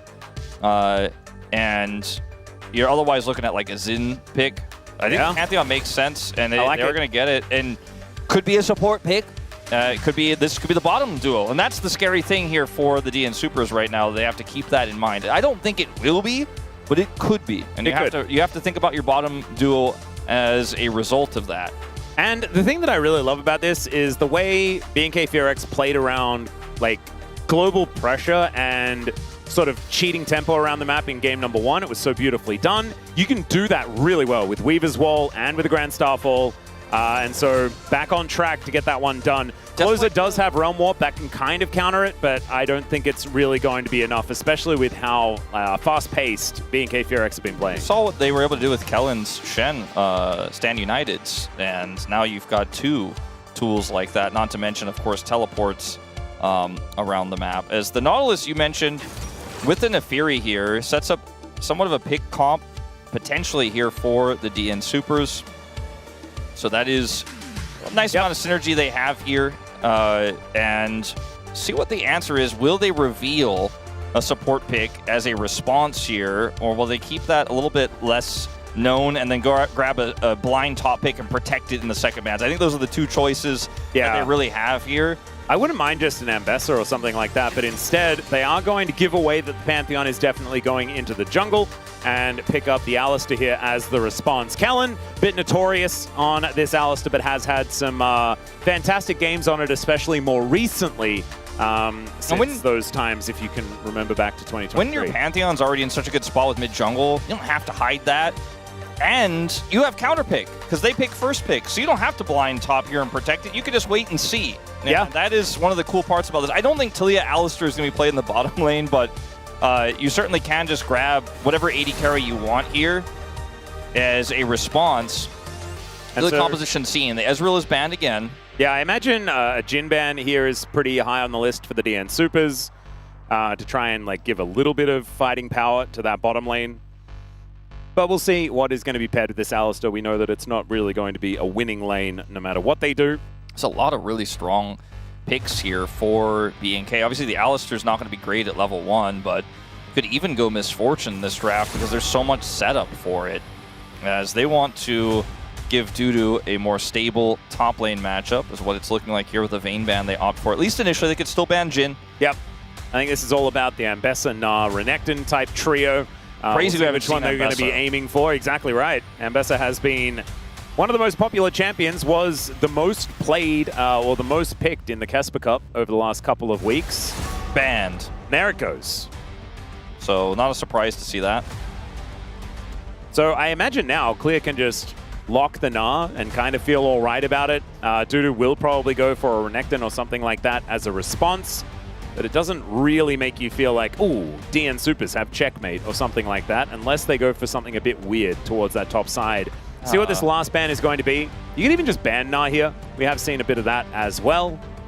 And it will be the Varus taken away. They want Gnar, but now Clear can just take it. They don't have to counterpick for top lane. They can just take it away with all of these bans. Yeah, and then you can pick for the best matchup you want in the bottom lane. So this is so heavily indexing into, I feel like such a small possibility, right, that they'll get their hands on the Gnar. Will be the Sivir that comes through here. All right. Perhaps just trying to deny that because, I mean, they already have the Alistar on their side, so, I mean, it's going to feel pretty free here. It's a weird Sivir angle, I would say. That Gnar that you were talking about, maybe Clear just has an answer for it, you know, has an idea Tristana, about what he maybe? wants to be playing. I mean, Sivir Tristana has a lot of late game damage. That is true. Not a lot of tankiness, but they do have an Alistar, so you can really be frontline with that Unbreakable Will if you can time your fights correctly around Feels that like they're ultimate. scared of something. They're like, this seems too easy. What is he going to pick? They wait all the way till the end of the time before they lock that one down. And Duckdom is going to go Kai'Sa. All right. Kai'Sa into Sivir. So you're not exactly going to win the wave push, but the amount of dive that is on this DN Supers roster. Who could have seen it coming? Definitely not us, Wolf. Absolutely not. We've never seen Shu play ever. She was like, that's right. He's watching his point. That's my thing. Everybody's doing it now. And so you ban the Varus and the Vayne, and then pick Gnar, which is the more conditional part of the engage setup for a Kai'Sa dive composition, the toughest part to pull off. You're playing Gnar, by the way, into the Pantheon and the eventual Weaver's Walls of the Talia. Well, they have so much setup for solo kills anyways, even without that help.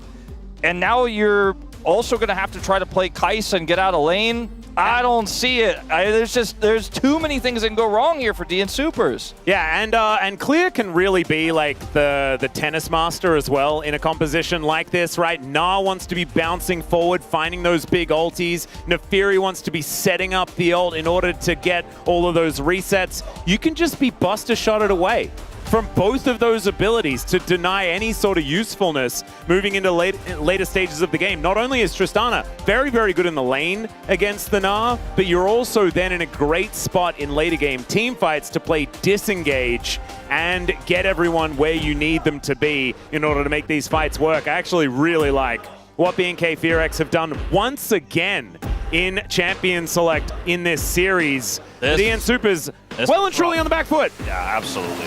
This is going to be a very difficult time here for our team that are on such an incredible losing streak.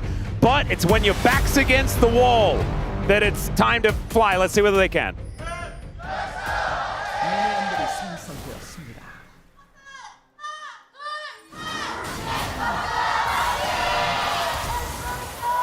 All right, well, I mean, that was the right time for the fan chant to come out. They do get the flash out of the Alistar. So already that lane was going to be a little bit tough. That is going to continue to be so as he does go back. Should be able to get there Raptor. as the first lane is coming on through, as Raptor is on a ward. All right, this is very awkward. Oh, this is sneaky. Shovel just waiting. Ward does go down, and Shovel is spotted.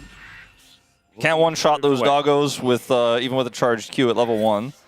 Yep. This is the worst. If you're a jungler, you know this feeling. It's so awkward. It's okay. Oh, man. Peter is just hitting anchor after anchor here in this bottom lane. Ricochets are flying on through and actually doing a lot of work as Taeun stacking this up.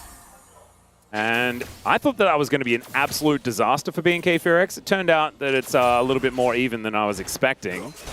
Yeah, it's pretty okay for Taeun. It does have exhaust as well if they wanted to try to really further anything out of that at level 1. Still losing a lot of health. As Raptor has level 2 advantage here.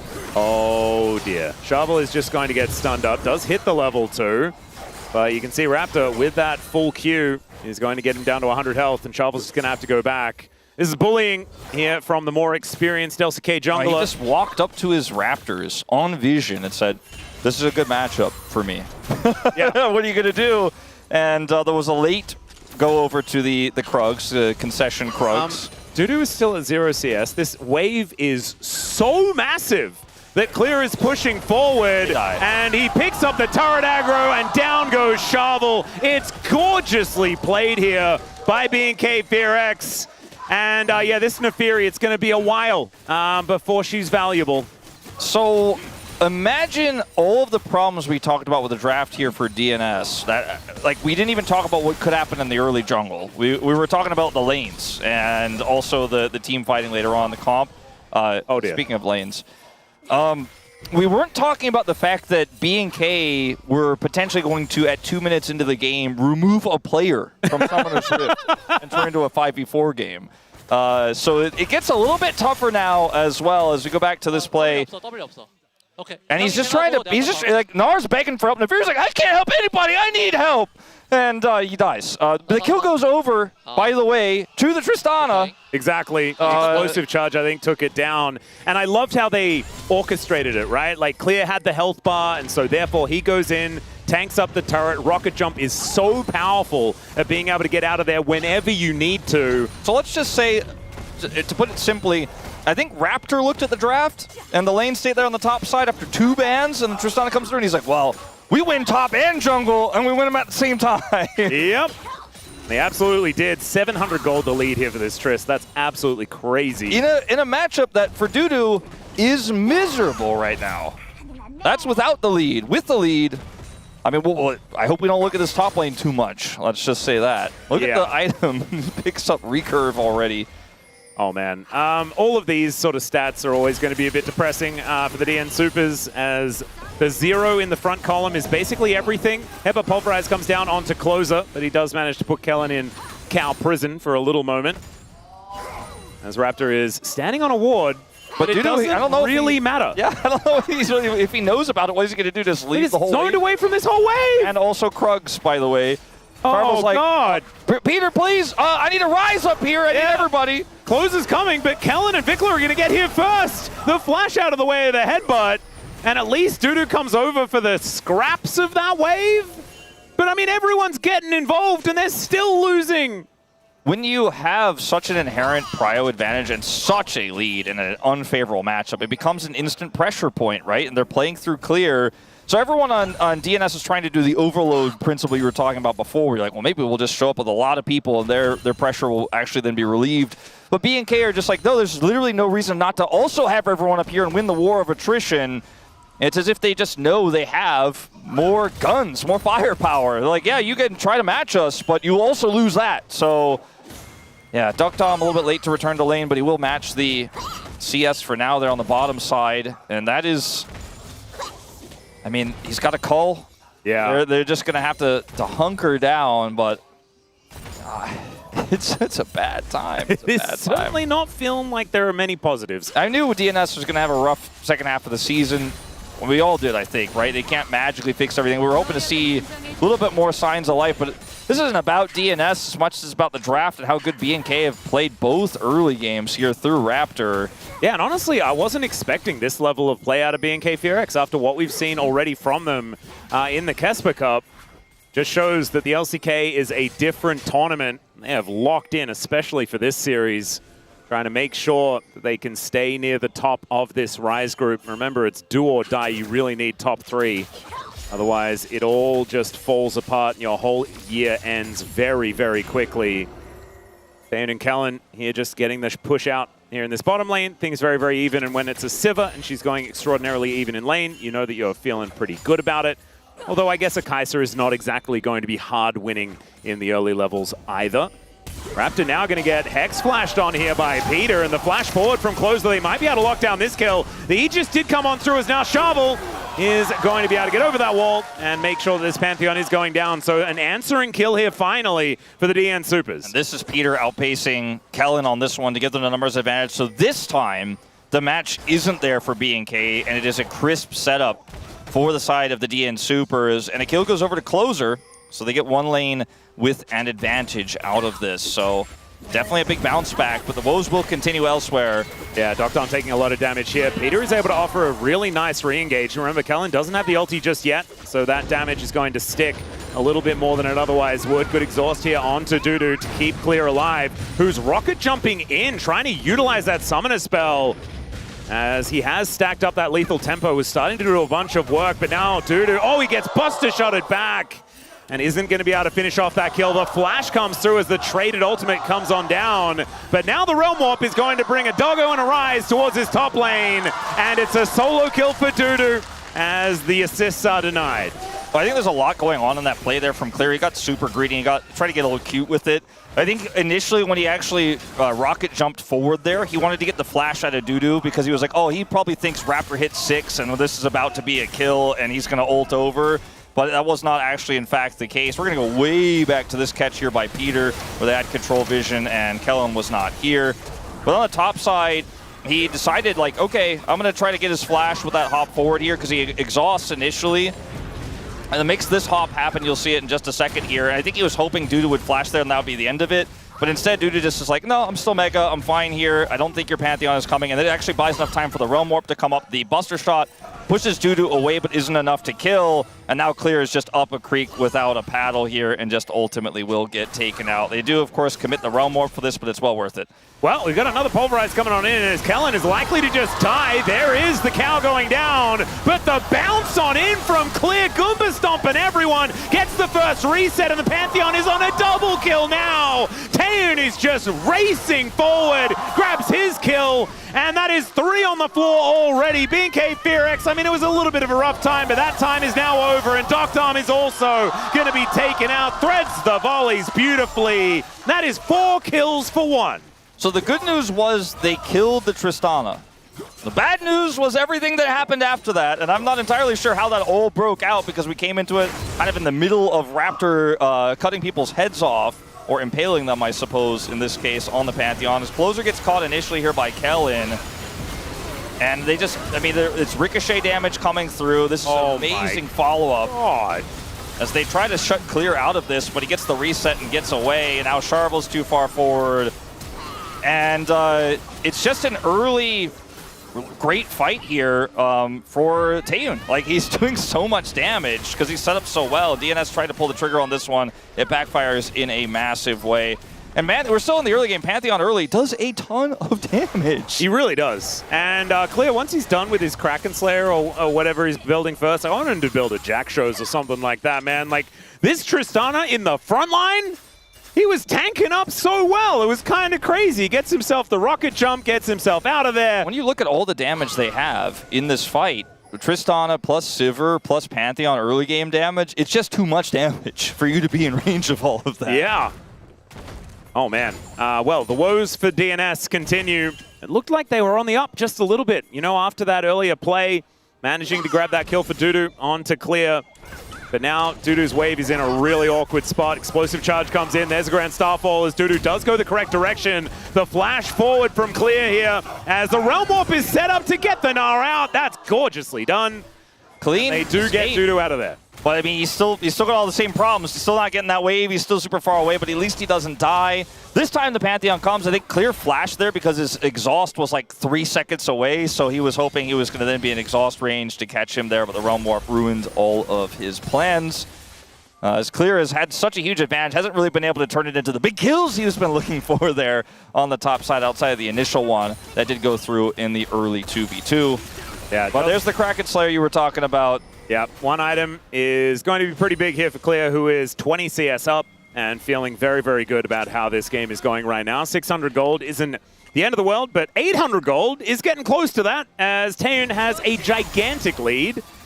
And Doctom, yeah, not going to be really standing up to this Sivir, who can very freely clear out any sort of wave almost instantly. And Yuntal already complete. Just, you know, a bunch of random stuff here from Doctom. How is he supposed to use 2 bows and arrows, you know? Like, that's impossible. That's not a dual-wield weapon, Wolf. Yeah. I haven't even seen that in, like, a Turok game before. Ah, Turok.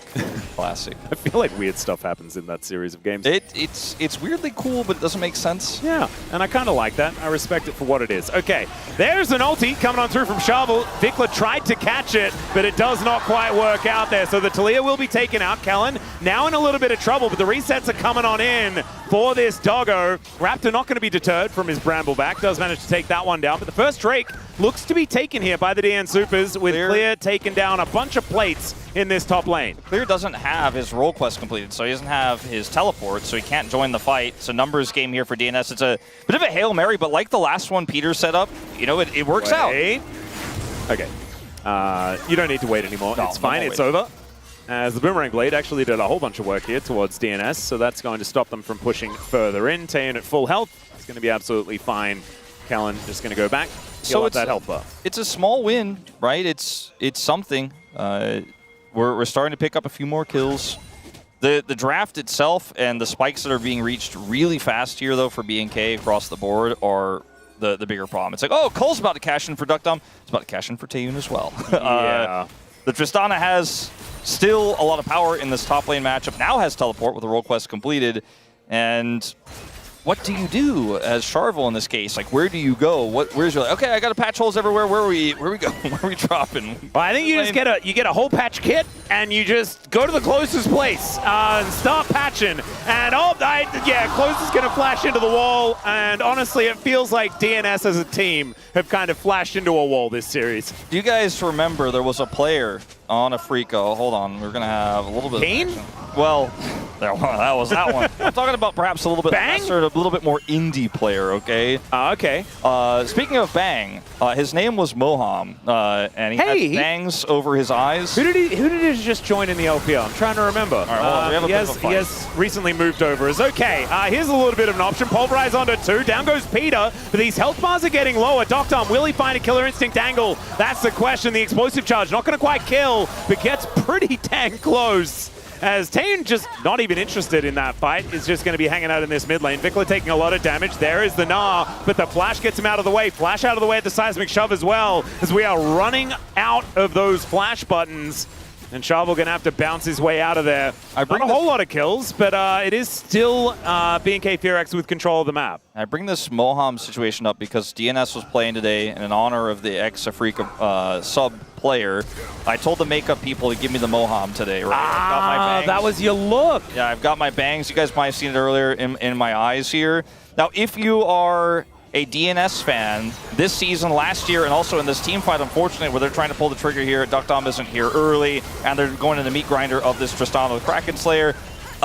You want to do the Moham, which is to put any part of your hair over your eyes that you have, brush it over your face. If you got long hair, just put, you know, Degon's got 2 strands of long hair. You might actually be able to make like a little bandana over his eyes, a little blindfold. You got to do the Moham. Just don't watch this game. Don't watch this season. I just don't do it. Moham had it right. He knew early. He did. Hopefully on Weibo he's going to get a haircut and things are going to work out. Thanks Orcs for the update. Couldn't quite remember which team he joined, but there it is. He's on Weibo Gaming now. It's okay. BNK Fearex, they are going to have their hair out of their eyes. They are just very, very happily looking at a Summoner's Rift that belongs to them at this point in time. Vikla is in fact building walls and missing seismic shoves, so maybe he does need to just move the hair out of the way just a little. But the Rift Herald is still going to be taken here by Raptor. It's a 3,000 gold lead. I mean, if you're a BNK fan right now, as it turns out, shave your head. You know? Oh, no. Get contact lenses, you know, get LASIK. Just take a good look at it. Pretend you're joining the military or something like that, you know. As, all right, Vikla could be in a little bit of trouble here. Thoreau's closer around. Depth charge comes in. Decent combo there from Peter, and Talia is going to fall down. Vikla didn't have a lot of options in that moment. Yeah, second time was the charm there on the Rise push there in the bottom lane. As this clear problem hasn't yet been solved. And Closer, you know, he was the one who was able to help make that play topside there, picked up a kill early. He's been able to side lane a lot. He has a huge farm lead, and he is ahead. Is clear. Yep, able to answer the hop crush with a rocket jump. 4 people went topside for that, and it did not. Hey, they got the W on cooldown. Okay, Wolf. Good point.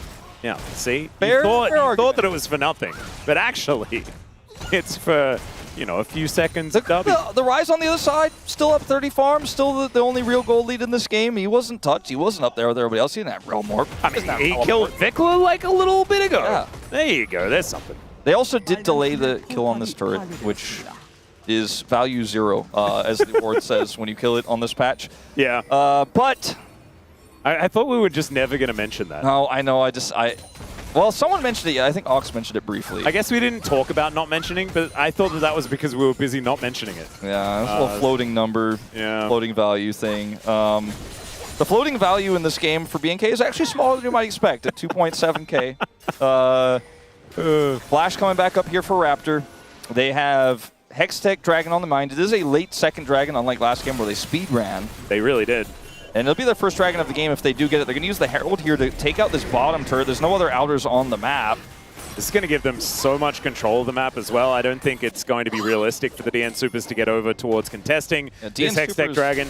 Are kind of like, you cleared out my stock. I don't really have anything left for you. Yeah. Well, Pulverize is going to catch Shovel on the front flip. He's going to have to flash, but the exhaust comes down as well. Shelly gets a double charge. And, yeah, Peter's going to get flung back towards the waiting boomerangs of Taeun. Takes a whole bunch of damage there. Dudu is at least spending some spare time in this top lane, taking out the first turret of the game for the DN Supers. That might be able to get them a little bit of gold respite. Do we get double Ocean? We'll see. It is possible. I'm expecting an Infernal Soul this game. Okay. I don't know why. The reason I asked is because my expectation... It is! Yeah. Look at you all. I had a feeling. I was going to mention it because my expectation, not about Dragon Soul, is that we will not see a soul this game. Oh. You know, with one Drake apiece at 18.5 minutes, I think it's just not going to really be the big thing. Well, it's definitely not going to be the big thing. I think we might fight over some of them because that's what we like to do, fighting over dragons. But yeah, if we make it like another, what, we need 15 minutes approximately? Yeah. 14 and a half? Yeah, that's going to be a rough one. That's assuming we take the Drakes on spawn as well. With the it's probably longer than that. Tristana pushing with a Sivir, controlling waves in the mid lane. See how long DNS can last. Now, if they do get to a game state here where they have a team fight where Duckdom can get back in this one, he has a full item down right now. Well, I mean, about like 3/4 of an item down. He's got a pickaxe. Yeah. If he can get to one great team fight, you know, Peter finds the right target, Charvel's popping off there, Kaisa gets triple kill.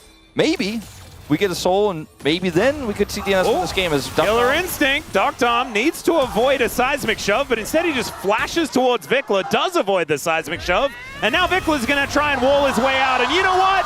He'll be successful! Oh man, they cannot catch a break. Clear is going to kill the doggo here in the Tri-Brush. I think that's one of the first times ever caster cursed a player who wasn't doing well. I was like, look, Duckdom, maybe he could get back in this one. And he looked like he could, Wolf! And then he looked like he was going to get back in it, but he unfortunately did not get back in it, as this is Charvel getting caught here. Kellen denies him from getting over the wall, and Raptor's like, ooh, any bonus on the top side? Does, of course, redirect as he realizes he cannot alone chase down that Gnar. But Charvel is the casualty here. Clear picks up another kill on this Tristana. I'm frustrated, man. I'm frustrated that Vikla survived. He shouldn't have survived that. And Closer was almost able to pick him off the wall as well, but he couldn't. Oh. It was super close. All right, well, I'm going to have to try and put that from my mind. As Kellen, he does find Closer and Peter here. There's a blast cone, but he gets caught out of the air by Peter. That was kind of beautifully done. But the Unbreakable Will just buys all the time that Kellen could ever want, and he's able to walk his way out. Oh, voids. Wow, how did Raptor avoid that? That went underneath his shield, I think. Like between his shield and his body. That's where the Void Seeker was. That was pretty interesting. Yeah, pretty interesting little interaction there. Closer's Rod of Ages has reached its aging point. Is that what we call it? Aging point? I think it's actually just called a transformation point. Right? Yeah, well, I've never really thought of giving it a name, to be honest. Yeah, well, but I think we can go with aging point. I think that's It's great. about to age. When would you say my aging point is, Wolf?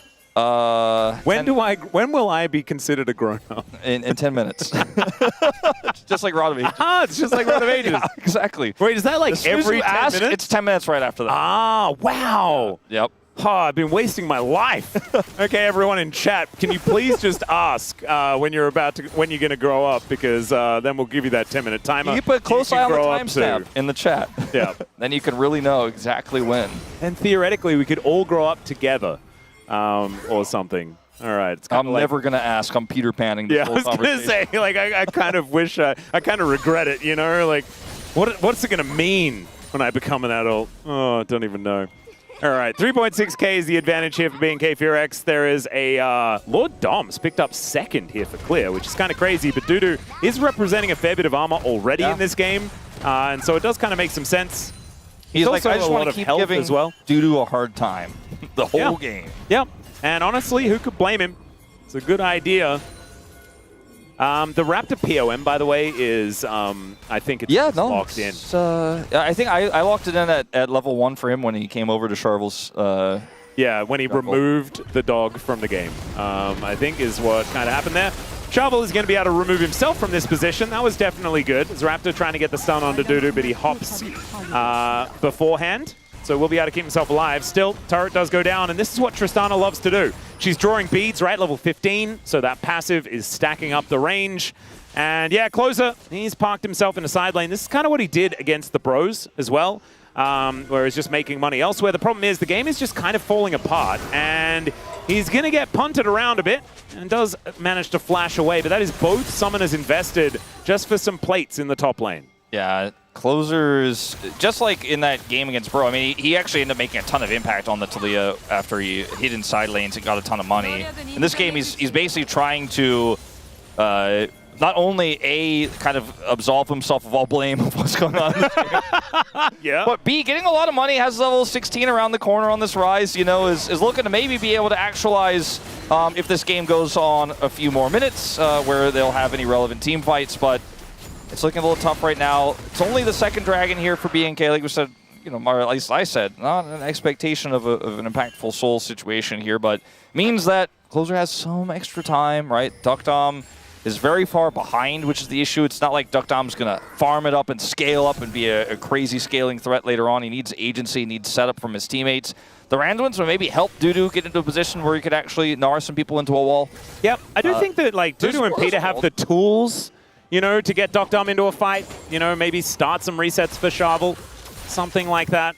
But it's going to take a little bit more than what they've been showing us so far. It's the comp and the tempo that's bigger than the gold lead. If you look at the 3,500 gold lead, like that, we haven't really touched on the number that much.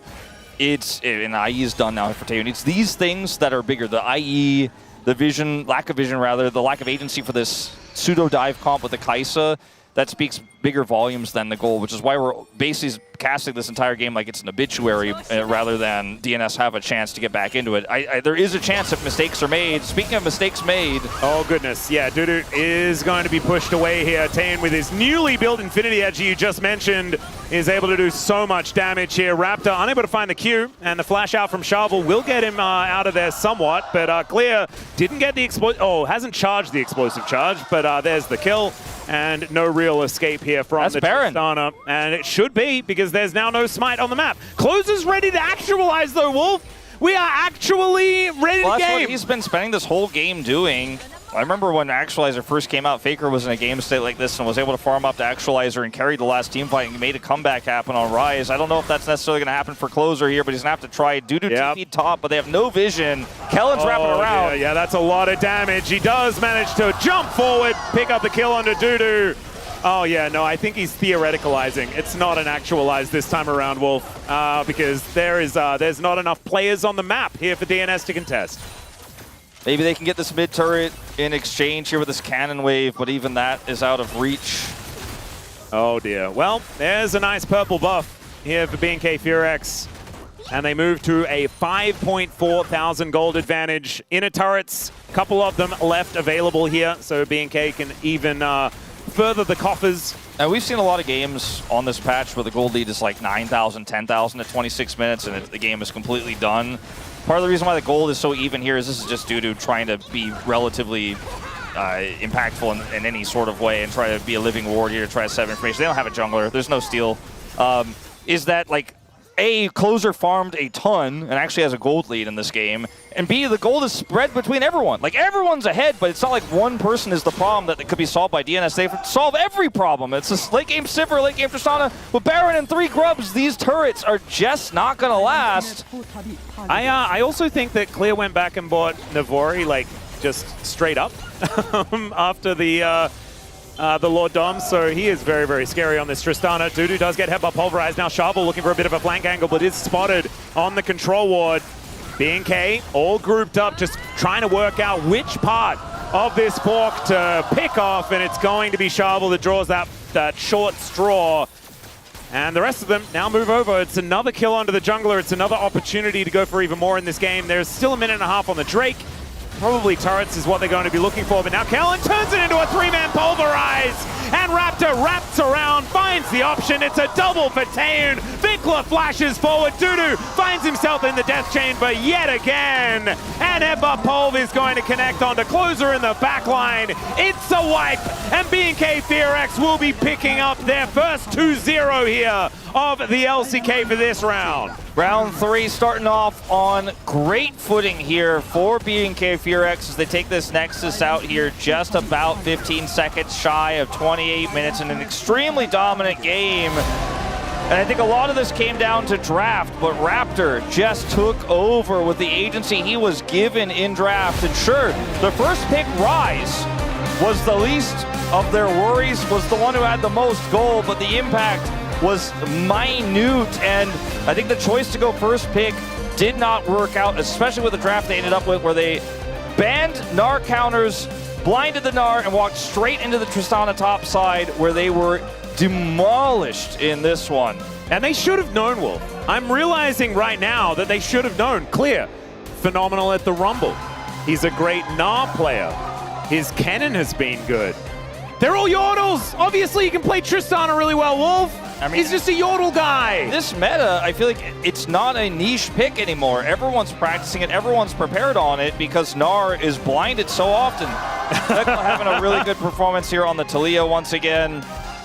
I think Raptor, easy palm. Feel bad for Kellen because he had such a great series, but it's just hard to overshadow when everybody's doing well, but Raptor is doing the wellest. Yeah, I also think that Taeun had a great series. I'm expecting maybe a vote or two to go that way, although I would say in a perfect world, Raptor just picks up every single vote because he was so incredibly good. His Lee Sin has to be remembered, and his early game in this game number 2 was fantastic. Raptor on form is just such a good player. You know, the way that he plays with confidence and just shuts out his opposition, that looked impossible for the DN Supers to play. And yes, I mean, it puts them on, what is it, 18 losses in a row as far as series.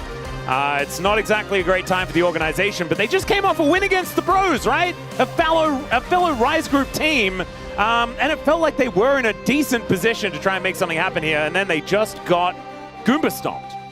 They're in the trenches. Multiple. Oh, and that's a different meaning than like being in trench warfare. They're just in the trench within the trench. Yeah. Which is rough. I mean, fights like this, again, look at clear over the wall. The setup, to say they even had setup it would just be a lie. Like, they just sent it. They showed up, but that was the problem. And this was the first major fight that did not go their way, but the game was so lopsided from the early levels as oh man, I can't believe they didn't why did we do that? It didn't even matter, but it just didn't look good. That was the worst of Closer this game, but he just ran away from his problems in this one, stayed in the side lane. In the meantime, though, like this play, even Raptor getting the damage onto Sharvel as he blocks off any sort of attempt to get over the wall. Like Sharvel guaranteed dead, Dudu unable to assist. This was a DNS that were just kind of meticulously like dissected in this series, and it looked like there was nothing that they could do about it. Even with Peter finding some decent anchors, right? It just was kind of meaningless in the end. The ricochet damage in this moment was revolting as the wallets just come down and blow them up.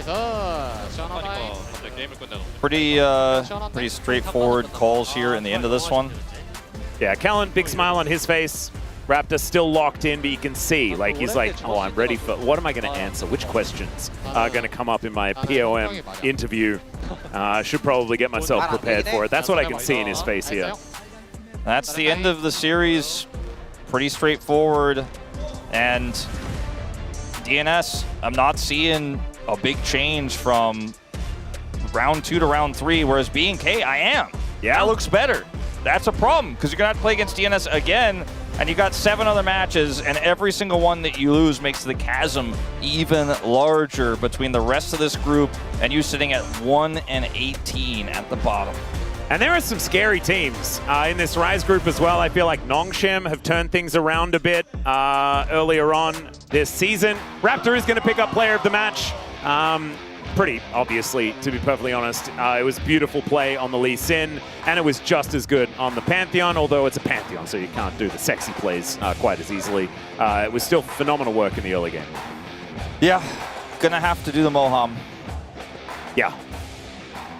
I can't really do it because all my hair is very far back. Don't look, just look away. I don't think it's gonna get easier at this point, but I hope it does, because, you know, a team that just doesn't win anything isn't fun for anybody. Even anti-fans of the team just eventually become disinterested. Who even hates DNS? Nobody does. Everyone wants them to win, man. What's going on? Raptor, he is, like you said, he's probably prepped for this one. Yeah, I think he was ready for the questions before the second game started, is what I'm assuming. After that Lee Sin performance, it was absolutely amazing. So setting himself up for that interview with Umbin, which is going to be coming up, which is, like, I really love first week POM interviews as well, because we get to hear about what they've been doing in the break. It just shows that B&K have been doing a whole lot here. Let's throw it over to the interview now. Thank you very much, guys. This is Dear for the POM interview translation, joined by Raptor on the side of B&K BFX, who just took a clean 2-0. You secured your first round 3 victory to claim first place in Rise Group. What a great start. How do you feel? It feels great to win with a 2-0. But obviously there are some areas to improve and some feedback to go over, so I think I need to focus on that. This is actually your first POM of the regular season. So, did you expect this POM today? No, I didn't expect to get that. I didn't see it coming. I think after the Pantheon game, I thought maybe I deserved this one. And what a refreshing gameplay from you guys. So after round 2, during your break, what did you feel that the team needed to work on the most? I think everyone just needed to stay calm and play out slowly. That was our main goal. So I just felt like we ended up not being able to close out the games that we were actually winning. So I think that's something that we had a lot of feedback on. And with you taking the lead, we noticed how BFX turned their aggression into their strength. So what is your approach in terms of the draft? I feel like there are a lot of different approach to this current meta. But because we really like to fight and we really like taking trades, that's why I ended up going with the Lee Sin, and I think we just wanted to go in without avoiding any fights. And in game 1, you stacked the Drake objectives quickly to secure the soul by 24 minutes, so that was such a clean macro play around the Drake. So is this something that you planned ahead of time, or simply a flexible play that you execute in game? Yeah, after the draft, just looking at our comp, it just felt like we had the more priority in the bot side of the map. So I think that's why we always went for the Drake. And in game 2, as Pantheon, you invaded the enemy jungle at level 1 to get the kill on the enemy jungle through top dive. So it looks like you guys really studied Charvel. So how was that? Yeah, Charvel was their rookie player, and we actually watched a lot of their Kespa Cup matches. So yeah, we definitely did a solid breakdown on him. And just as round 3 started, you took a clean win. And it looks like the Rise Group's race for the leaderboard is about to get very intense. So which team are you most wary of? I think our next match against Nongshim. So the Nongshim Red Force is someone that we are most wary of. So what do you think will be the key for this week's Saturday showdown against Nongshim Red Force? I think it's just gonna be all up to that AD carry matchup. I am just gonna have a lot of fun there. And anything you would like to say about the rest of the matches? Well, our first match was quite clean, and I think this is going to be a good momentum that we can carry forward. So I want to make sure that we can continue our winning streak. And that's all from Raptor, and back to the desk. Thank you. Thank you very much, Darren. Yes, a little teaser of this Saturday showdown against Nongshim Red Force. BNK Fearx will go in with great form, a 2-0 victory and a dominating one here against the DNS, the DN Automotive Supers, and just another great performance. Like Wolf was saying, I think you could have picked any player. Kellen had a great showing. I think also on the top side of the map on the Tristana clear, Taeyun on the Corki earlier. It just felt like you could pick anyone. I think you could have picked anyone, but you didn't. Okay. You picked Raptor. I think everyone picked Raptor. I think that's how it's going to be. I think it was a no-brainer.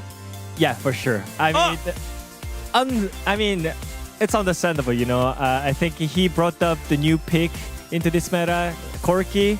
So I think Taeyun played pretty solid as well. A little bit of media kicked W, and he kicked W's media. But and yeah. 1-1 on the cast.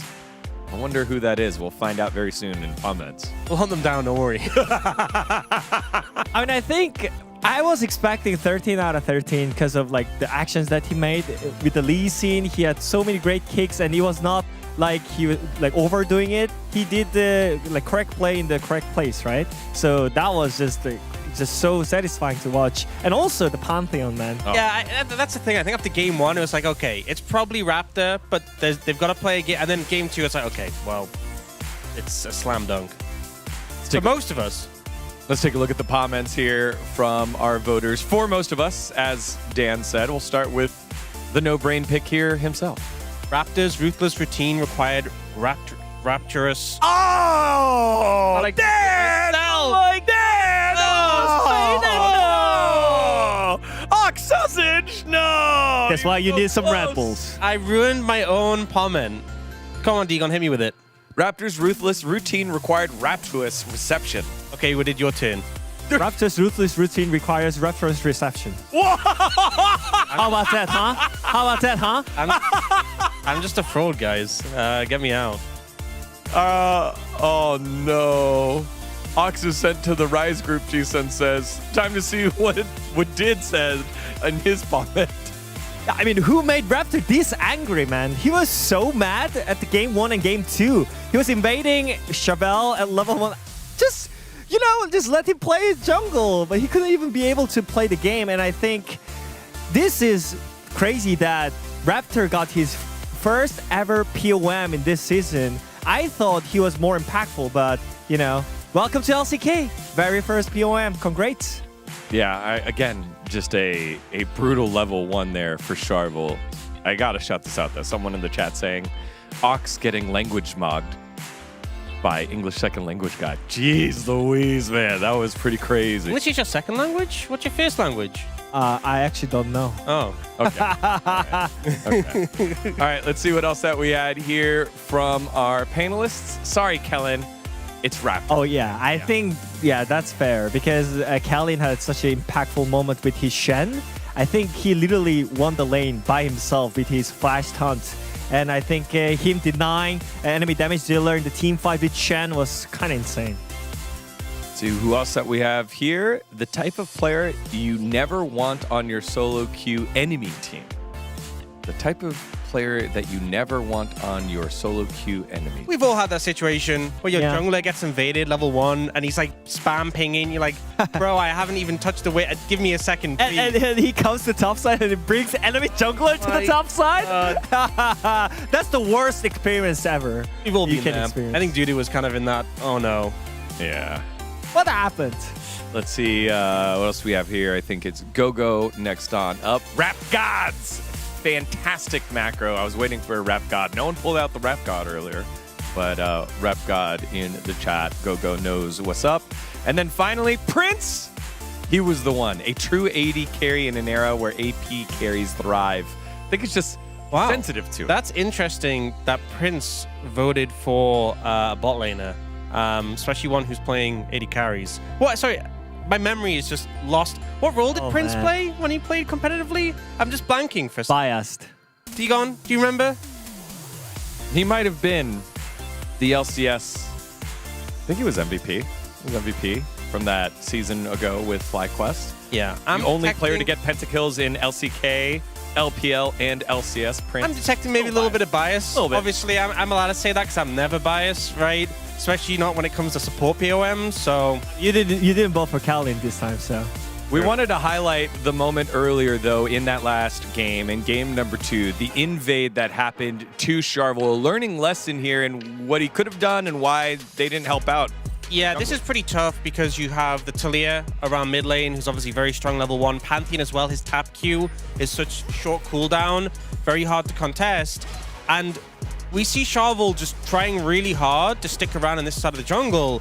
And the thing is, if you just accepted, I can't contest this, I should go to the bot side, I don't have prior top, I'm not going to have prior mid, he could have got better off, and he just didn't expect Raptor to show up here and challenge him. And it took a situation which is not ideal, being invaded, and just made it so much worse, especially as he continues to stick around here. And Raptor is just ruthless, just completely punishes him. I mean, I feel it though. The reason why Chabelle went to top side again is, I think, because of the top lane matchup. Even if he's not here, I think this Gnar is getting dove, right? Yeah. It's telegraphed. So I think that was the only reason why this Naferi tried to do something on the top side with the Golem, but it doesn't work. You know, the gamble with the smite against Pantheon, you're never gonna win. I think it's Raptor really doing a good job of knowing how his lanes are gonna go. And putting him in an uncomfortable position, but also it just kind of shows that Charvel, you know, for him, it'd be better just to go bot side, but you're leaving your Gnar in a vulnerable spot, and it just kind of is an impossible situation. Exactly. You know, we don't know if maybe Dudu was like, hey, I'm going to get dove if you don't come top. And so he didn't just invert the lanes. But these are the types of kind of issues that we were talking about in the draft. Like even the casters were saying, I feel pretty hard-pressed about this draft here for DNS. Oh yeah, I mean, I think also this is the thing that we were missing from Rise teams, right? Like we had Rise teams struggling a lot with some Rise actions, but I think BNK today was not really hesitating at all about their macro, about their playmaking. So it's looking great when you think about the playoff run, because it's gonna happen soon, very soon. We just started, but the schedule is really packed. So that's right. Again, with this victory in the Rise group, BNK Furex now take the #1 spot away from the Bros at 7 and 12. -9 points, but we saw a team yesterday who had a hot start to the year, KT, pick up a victory. Maybe BNK Furex can refine that LCK Cup form that they had earlier. And I think, I mean, sorry to kind of rag on them a bit, but is this now the longest series? It must be the longest series loss streak you've had in an LCK season, because we have this long season now. Normally, you only have 18. Well, I guess if you went 0-18, but it's pretty tough. I mean, we just started the round 3, but it feels like it's already ending, you know? That feels so sad. Well, they'll have to pick themselves up off the floor for their next game. Speaking of the next game, we've got ourselves the champions of MSI and the winners of EWC. It's Hanwha Life Esports and D plus Kia for that Legend Group matchup. Don't go anywhere. You're watching the LCK. I don't know why I said it like that.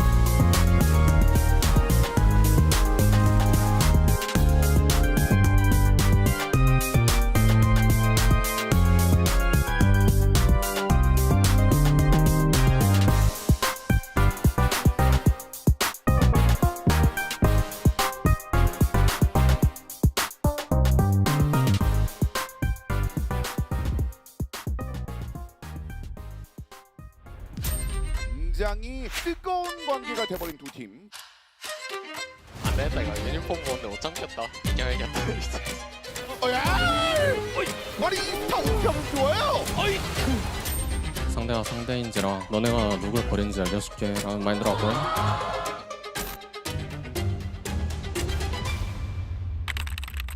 원딜 대전 이것이 진짜 쇼다운 아니냐? Every sky is a line I've drawn.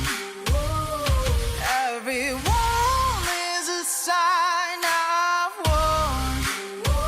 I don't just win, I carve my name into the stone against a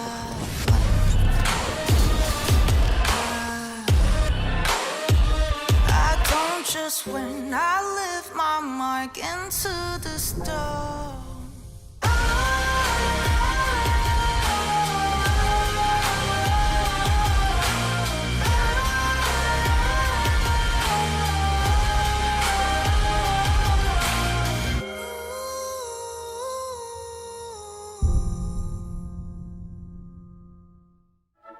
우와 역시.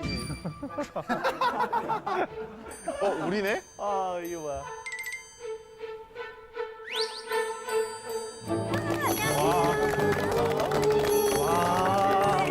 방 잡아가지고 데에서 했거든요. 왜냐면 걸리니까. 그런 얘기를. 이거 돼? 너 정말 예쁘다. 잘 기억이 안 나는데. 수영소에서 수영소. 안녕하세요. 오랜만에 뵙습니다. 인프랑 닉네임으로 활동했었던. 그러면 지금 현 와이프신가요, 그분이? 이걸 계산한 건가요?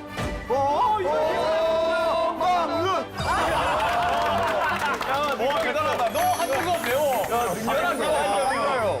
한국어랑 영어랑.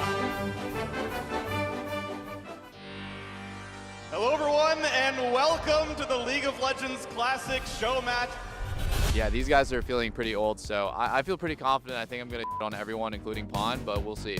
I'm going Vayne. 더블리프트 선수 진짜 오랜만에 보는데 너무 반가웠고, 하지만 반가운 건 반대로 경기장에서는 적팀이기 때문에 저의 추격을 많이 열심히 피해 보시도록 하면 좋을 것 같습니다. Kill double. Yeah, kill double F2. I mean, now that Pawn talked to me, I'm probably going to target him. Fighting. You know, we'll see what happens. I'm pretty confident we're going to win. No matter what, we win, boys. Hello everyone and welcome to the League of Legends Classic show match and legendary players playing a legendary game. Let's go. Team Dragon fighting. No matter what, we win, boys. Peter, you must trust me. Trust. We gonna win. And yes, the game looks like this. Welcome to Summoner's Rift on League Classic. Everybody's so slow that it's not home, God. Okay, look for going after blue buff. Levi is ganking bot already. I'm up behind him. Weishao gonna do his best. He's getting slowed down. Second Q means perma-slow, and that is first blood to the Skarner. Levi, probably the best player in this match. Levi's on it, man. Levi's on for 2. Oh, he's on 6. Oh my god, flash ult from Skarner, did you see that? That was the old Skarner ult. Hey! Just need to kill Kassadin, that's all. Yeah, so champion bounties are in the game. Ambition. Yeah, can we get the stun? It's a single Q. There's the silence, gonna buy him quite a lot of time. Gets over the ult! Oh, it's a heartbreak. Wait, look, HLE is watching this. I want to fight. The later you go into the game, right? Yeah, so big stun. The polymorph had a good time as well, so enough to kill Captain Jack.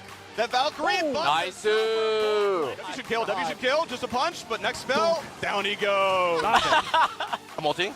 Slow, yeah. TP. Did they kill Captain Jack? Skara has revived TP, but can he kill backline? They're going to try, and they'll get him with help. Ambition on 1 health. Levi cannot stay in range. Double it with a 700 gold shutdown. Oh my god, Double Lift just got so much gold. Double lift will carry. I go chase him. Sunfire capes, they are unique. Want to make sure you're aware of that one before you get any ideas. Oh, wait, Pawn. Jump around. Goes actually for the flight. Block. Down. Nicely played by Zatai. Yeah, he said it's crazy. Maybe because me, not Lee Sin. True! true! Can we fight there? Can we fight? Yeah, we go. I do so much damage. Just fight. Oh, they're gonna pop the Shirelles, do what they can to kill Levi, pulling him around as best they can. Ambition with the flash ulti. The zone is for Pawn, keeps him alive for now. Wei Xiao wants to live. Big knock for the backhand side. Pawn knocks down one. Can they get the rest? Yellow Star gonna fall. Doublet's still around. Looking for Captain Jack. I think he fell free forward. That's not gonna go well for you. So as in Pawn, though, still alive. Q's gonna land. Zatai takes him down. Nice. So easy. Let's go. But those are long death timers, and they got 3 people trying to push mid with the Baron buff. Is that GG, guys? Is Doublelift just too good? Look at that base. What a beautiful place. 3v1 jumps in, some damage, locked up, kicked, active Shirelias, gonna dodge the first Q, but he needs to heal, and there's no home guard regen, buddy, you gotta sit there on the fountain. Nexus taking the damage, interrupted by the Janna, but it's not enough! GG. Let's go punch! GG. It's okay. Good game. First international title for Doublelift. Closes it out here for Team Baron. Dude, that was fun. That was really fun. Guys, can we just say that I just won my first international title? Is that a deal? It was fantastic to be back on stage, to play in front of the crowd. Which was fun. We made some fun top plays as well with Karner and Alisa. So honestly, a great game to play. Also, like, we didn't use all those strategies, you know, like we could have lane swap, and I could have played like Blitzcrank maybe. Like we had like so many strategies, but luckily it was only a best of 1 for them, you know. Like, oh, you're blaming the format. Yeah, okay, I see what you're doing. Like best of 5, it would have been like a 3-1, you know. Like. These guys are back in. Well, look at how much fun they had. Yeah. Getting to play on stage again. They're right now discussing starting a new org.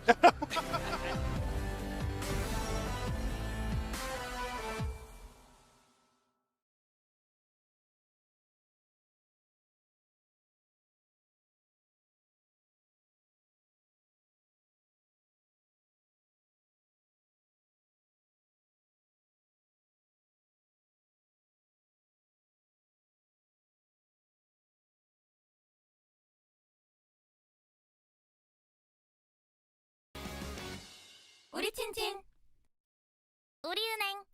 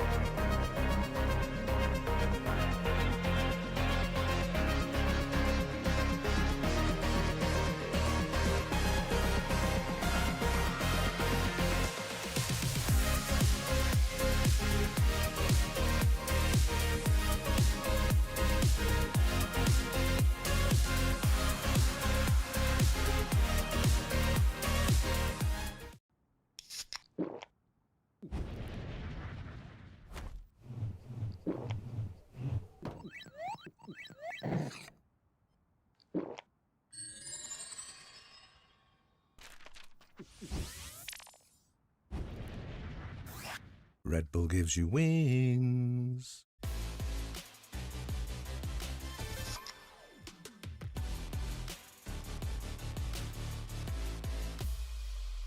쓱싹 씻고 바르고 깎고 깎고 면도 쉽게 가자. 부드럽게 쓱 매끈하게 싹 면도 쓱싹 해치웠다. 질레트 랩 스팁 클렌징 바 쓱싹 씻고 바르고 깎고 깎고 면도 쉽게 가자. 부드럽게 쓱 매끈하게 싹 면도 쓱싹 해치웠다. 질레트 랩 스팁 클렌징 바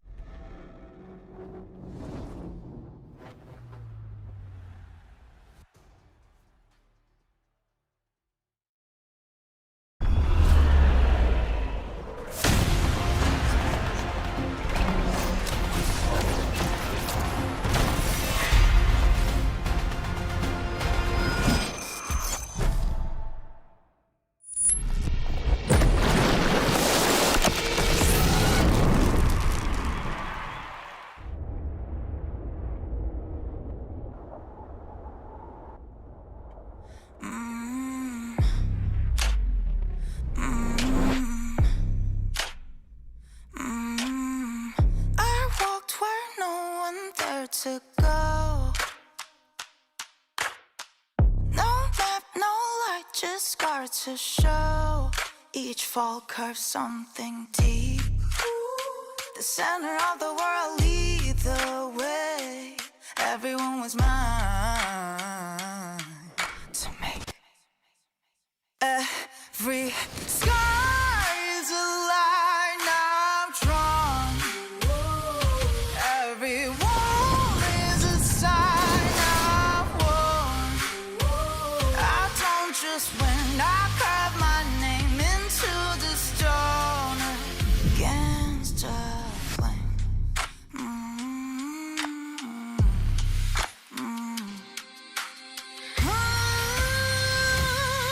Every sky is a line I've drawn. Every wound is a sign I've won. Cut by cut, mark by mark, my name forever in the stone.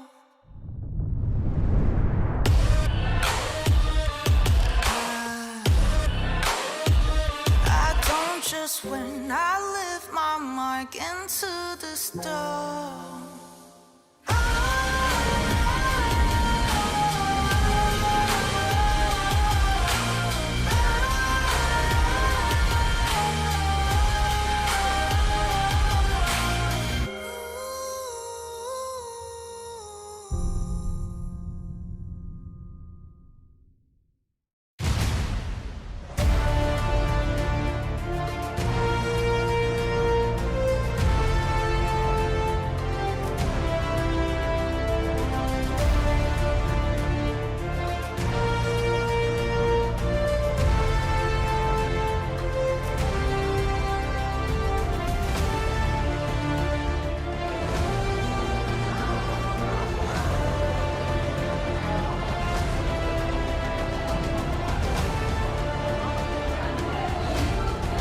형한쌤이요 파이팅! 하나군요 파이팅!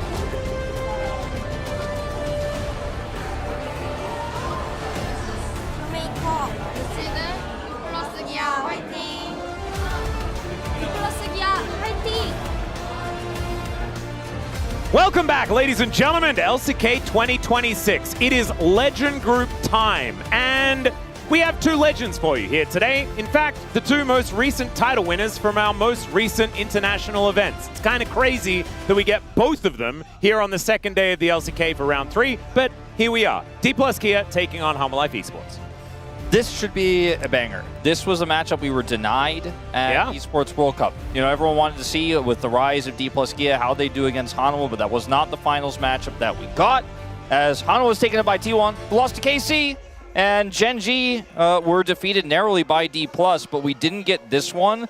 This is the biggest disparity we have in the Legend Group, and I'll be honest with you guys, before we went to our international events, and our little break that we had, I thought, oh, there are 3 teams that are a little bit different from the other 2 teams, but now I feel like with KT beating T1 yesterday, and with D+ winning EWC, the Legend Group is a lot more interesting than I think a lot of people initially anticipated. Yeah, it is kind of just the Legend Group, as the MSI Royal Road is indeed, and HLE will be able to pick up the title the very first time they attend the event. I remember when this squad first attended Worlds, right? It was with that crazy roster that managed to flukedly make their way towards the World Championship through our gauntlet that we used to have for qualification.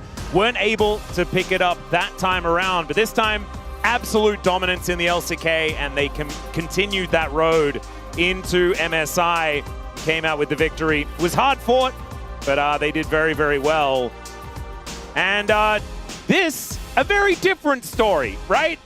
D+ here were not the team that we were expecting to hoist this trophy at EWC, but they were the ones that did it, and they did it legitimately as well. Like, they eliminated BLG, they took down the home crowd heroes in KC as well in that finals victory, and this was the most unlikely of outcomes, I have to say, when it came to EWC. Yeah, but it started to feel like it was getting more and more likely the deeper you got into the tournament, but you didn't want to believe it, you didn't want to trust it until you saw D+ beat Gen G, and then you were like, well, I mean, KC's on form, are we sure?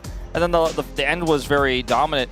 Hanwha's run through MSI was, I've said it many, many times across many casts I've had, but I'll say it here again back officially on the LCK. I think it was the toughest MSI title run of all time. It was so hard, and they had to fight through so many deep series against Lion Gaming, who was incredibly on form, and they were able to overcome. It did not find the same level of success at EWC, but that's because they lost a best of 3. One of the best teams in the world, and that can just happen, right? And for Hanwha Life Esports, they are right now on top of the standings here in the LCK, and a best of 3 loss at EWC doesn't take anything away from their MSI championship or their incredibly dominant run through the domestic league here. Right now, this is the team to beat. They certainly are, and you know what?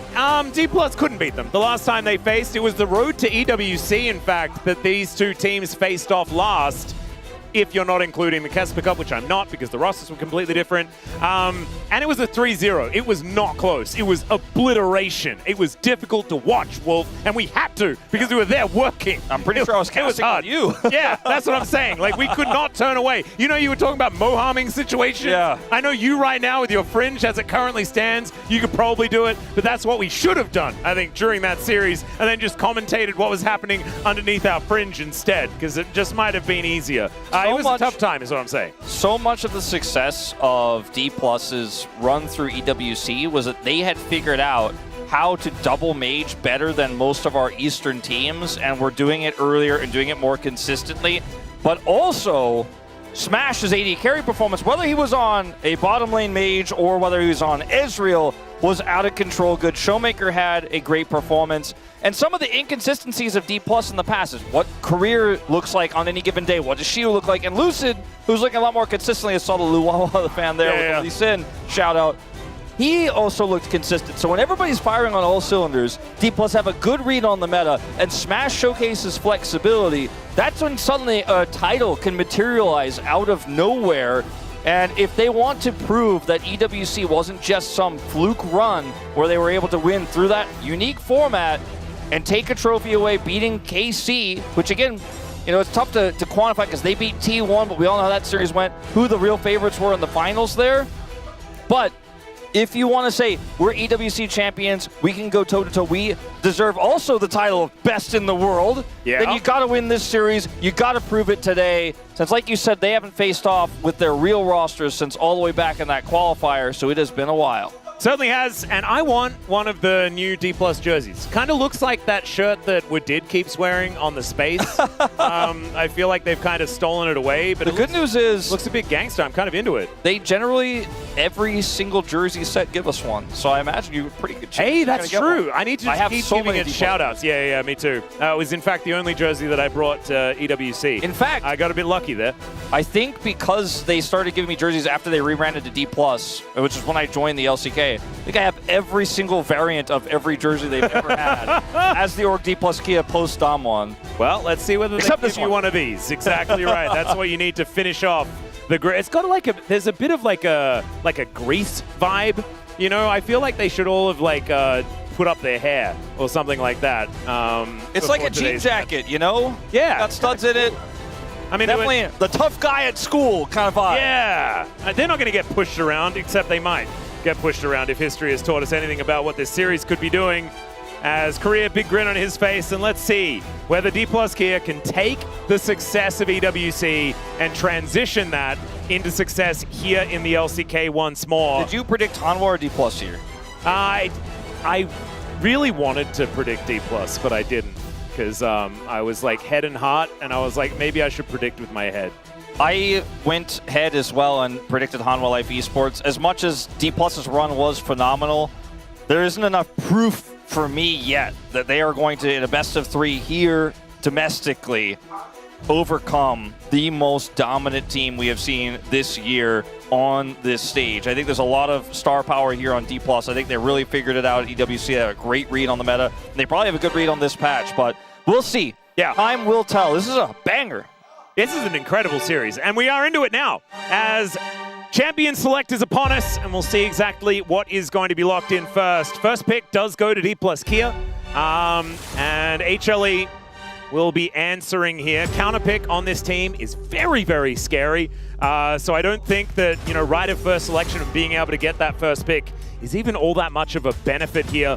And I do have it confirmed, everyone. It was a unanimous Hanwha Life Esports prediction for this series. You are the only one that predicted D+ against Gen G. So if we are all wrong here today, we're all going to be sweating when we get to that Gen G series that's coming up in a couple of days' time.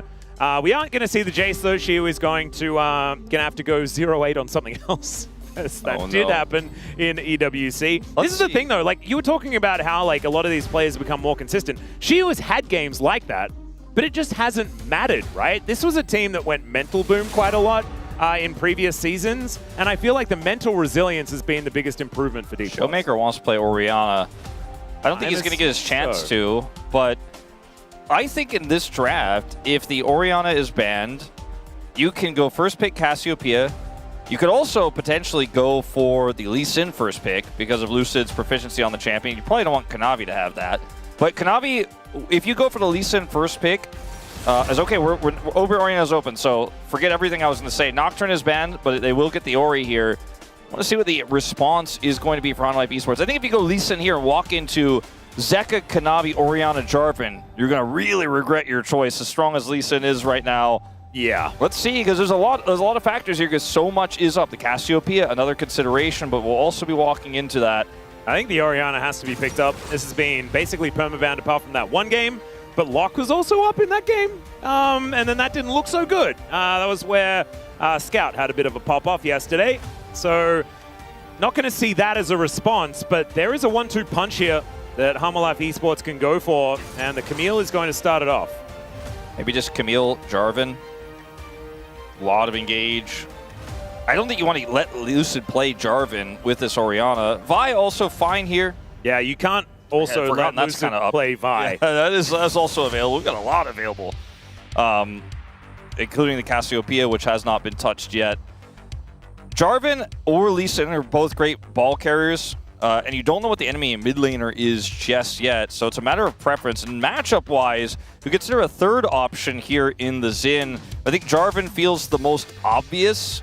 Yeah, it feels the most Orianna-specific, right? Yeah. The Jarvan pickup, just a pretty classic one. The Shen is really good into the Camille, so we're expecting that one to come in. Will they lock down a bottom lane in theory? You could kind of go for something like that. Smash has really liked the Victor more recently, but instead, it will just be a return to the Xin Zhao. Xin really opens up Smash's pool a little bit here. You know, it looks likely he's going to be playing an AD carry in this draft, but he doesn't necessarily have to, and the Xin can pair well in early skirmishes with anything. And best of priority on our best teams at Kespa Cup has been incredibly high. And our Rise Group teams at this tournament so far has otherwise kind of fallen by the wayside, but it has been so strong and has been one of the ways to shore up damage if you do have an AP bot lane champion in your pool. Ziggs has got to see a look here. Like, they've got to ban Ziggs. It would be crazy to let Guma have it in this draft. With how many times we've seen Hanwha draft just like this with the Ziggs follow-up. And they leave Guma the weak side, and then he does the big boom boom later. Yeah, I'm expecting that one has to be banned away. There it is. So that'll be the first one. Do they put another ban into one of these bot lane mages, or at least one of these flexible mages. Something that can do decently well into the Orianna, I assume, is what they're going to look to take away. Maybe a Victor ban to come next. This could be. I think this is probably a Vayne ban. Oh, Gnar also acceptable. We've talked about how this matchup is very volatile a lot recently in Kespa Cup because it's been played so many times there. Gnar versus Ambessa, that is. Victor makes sense. I don't think they're going to try to pivot this draft into like a Kai'Sa draft for Gumayusi or anything like that. Although, like, theoretically it would work. It just doesn't feel like something Guma would play. I don't think he necessarily wants to play Syndra in this either.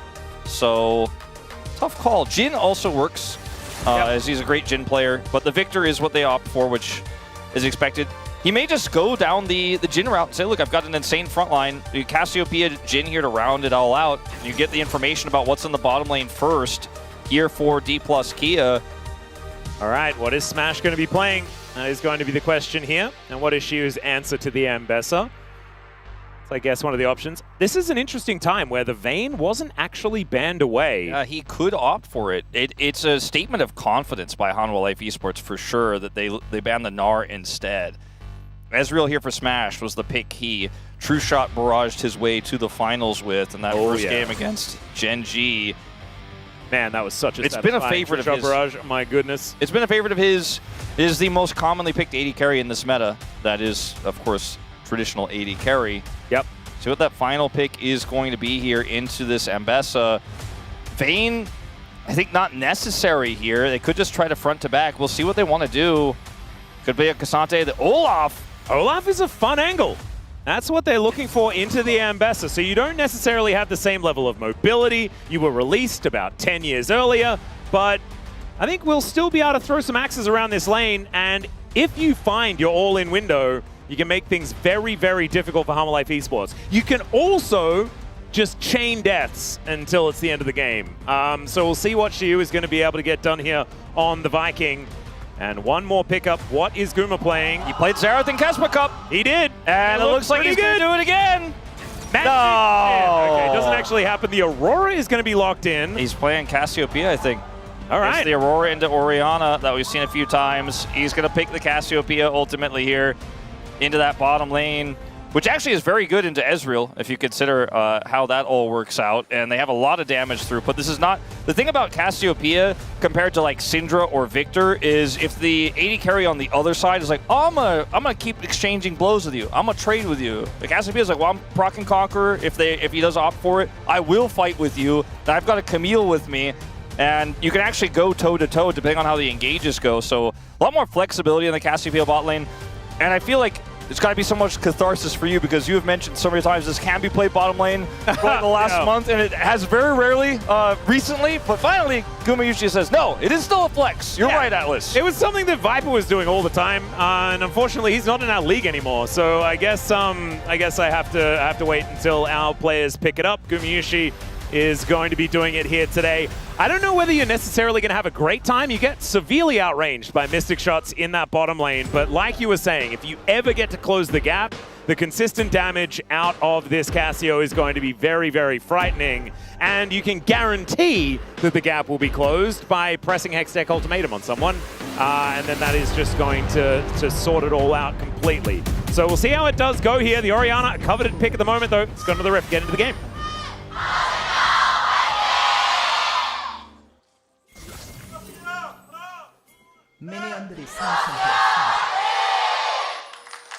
All right, here we are, ladies and gentlemen, onto the Rift for the first game of our second series of the night. Hanwha Life Esports, fresh MSI champions versus T+ Kia, who just came back picking up the EWC trophy.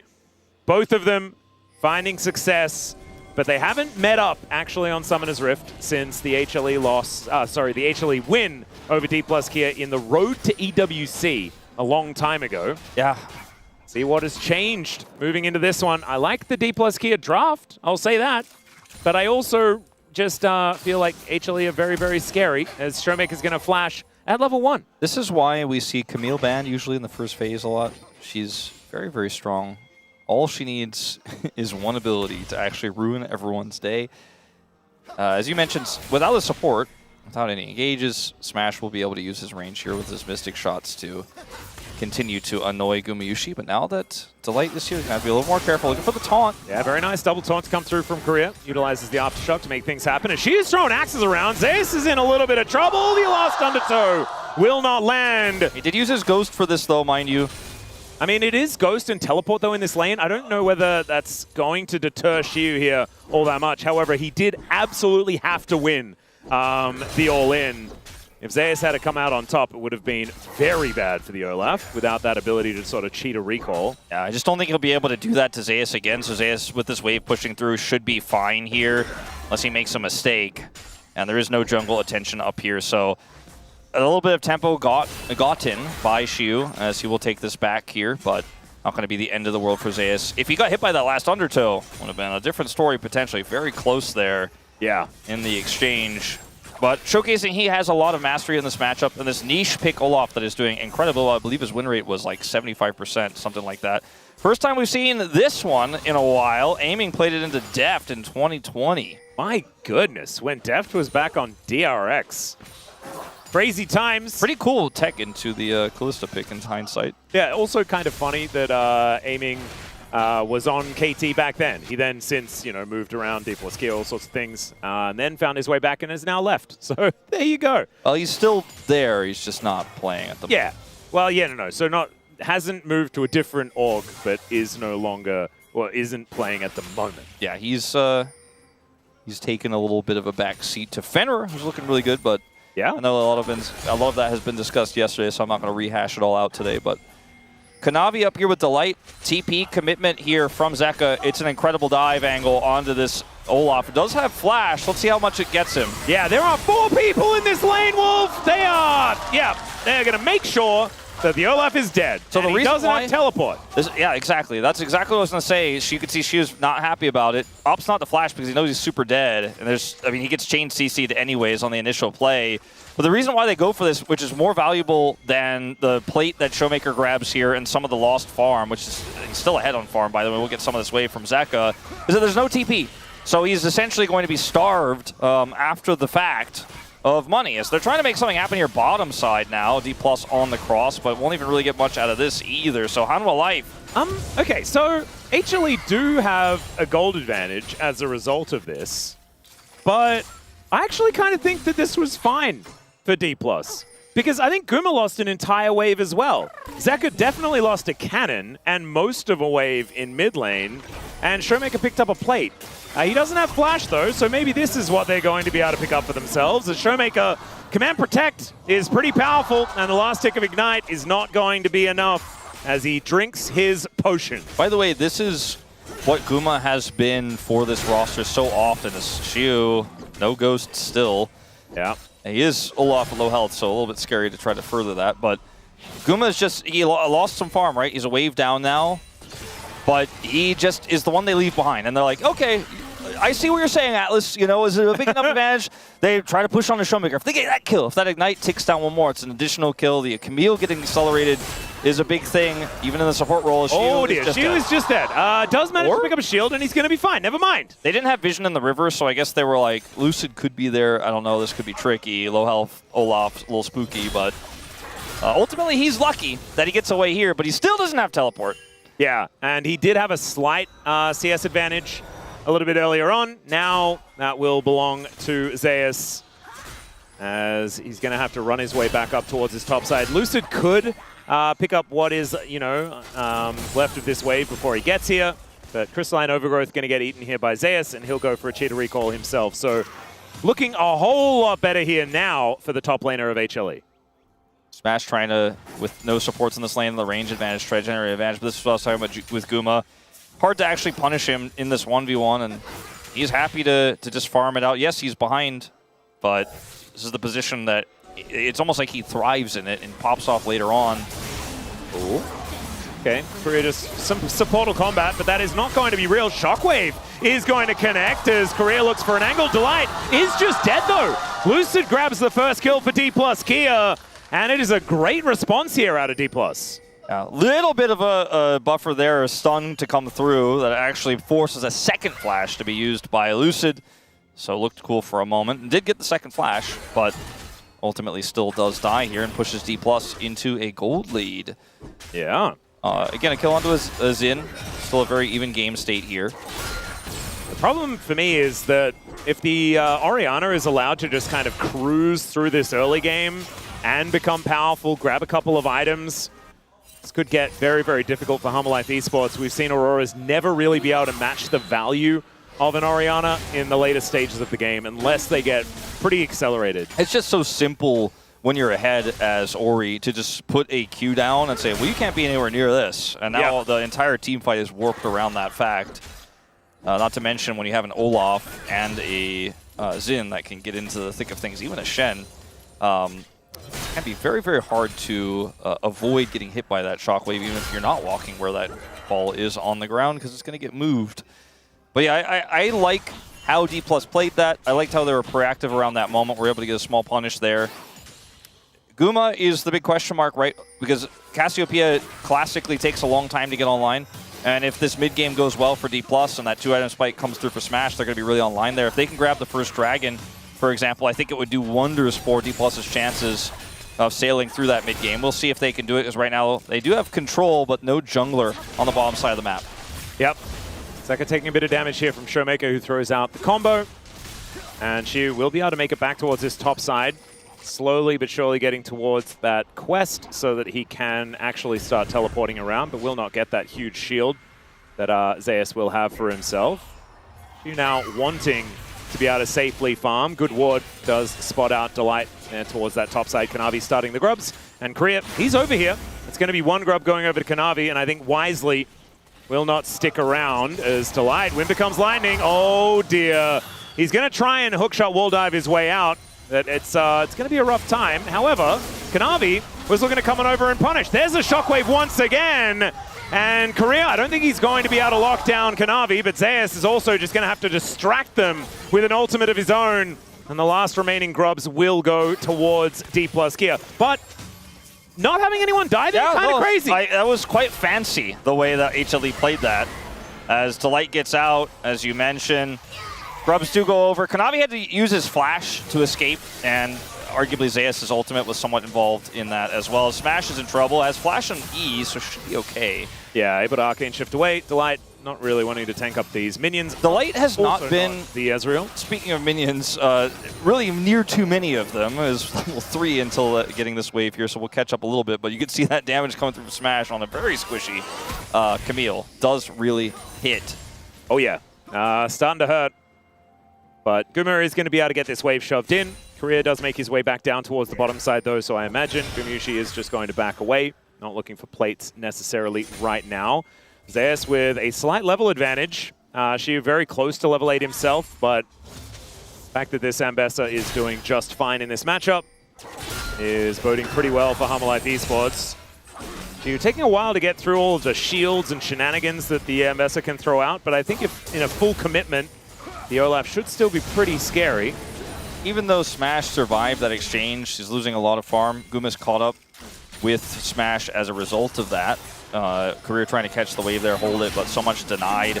So this is really huge for Humble Life Esports. The game is dead even right now, but one of the biggest boons for D+ was that small Ezreal advantage. Picks up another wave here, and we'll pick that, again, small advantage back up, but Guma's in a pretty comfortable spot right now. One of the things about Olaf we haven't talked about, we've seen a few times, Doran has showcased it quite a bit. When you get to late game into a comp like this that feels like it's got a ton of lockdown, Olaf just keeps coming. He just keeps running at you. And Kanavi can like press R and then you just Ragnarok and just sort of walk past as he's like dancing with nothing next to you. It is quite funny. Like Guma positioning when you have this draft with the Ambessa, with the Vi, you can play anything and feel otherwise generally safe because they're going to have to kill a lot of other people before they can touch you. But Olaf does kind of change that equation a little bit. Smash, ladies and gentlemen, is in some trouble. There's the flash over the W, which was kind of crazy there. Smash trying to fight it out against Gumayushi. Can he actually get it? One more auto, and he picks it up, the 1-for-1. Korea comes in, though. He had to expend the ultimate, but he's able to shadow dash his way back to the turret. Oh my goodness, Smash, that was pretty cool. Smash on Ezreal, ladies and gentlemen, as Kanavi's going to find out Lucid's in this bush, and I don't know how much he's going to like it. Yeah, Career is almost dead to minions, actually, as he's following past. There is the Crescent Guard. Career is still going in. However, as Lucid picks up that kill on his opposite number, the flash out from Career will keep him alive for now, as Delight's moving in. Lucid is going to be moving out. And in the meantime, yeah, Showmaker is just making crockery money. This is a huge win here for D+ in the extended exchange. Oh, maybe not necessarily anymore. Good ward is going to be there as Lucid stays alive for a very long time. Becca a little bit scared of it, but the True Shot Barrage does just pick the gap. And that is going to be a nice answering kill to even out that number. 500 gold the lead for D+ here, but this one's still real close. So Aurora has 3 kills now. So that's, ultimately when we looked at the play on the bottom side before that, that was something we could have said, but when he had 2, we got the 3rd one there. Now you're like, okay, it was really good for D+ Skia, and now it was still okay for the Ezreal, who ends up getting that kill back there, is now much significantly more ahead of Guma, but there is a cost in the Aurora that is now really fed. So he's playing through this. That exhaust, absolutely pivotal here. I don't think he could have played that better. Yeah, I really don't think so either.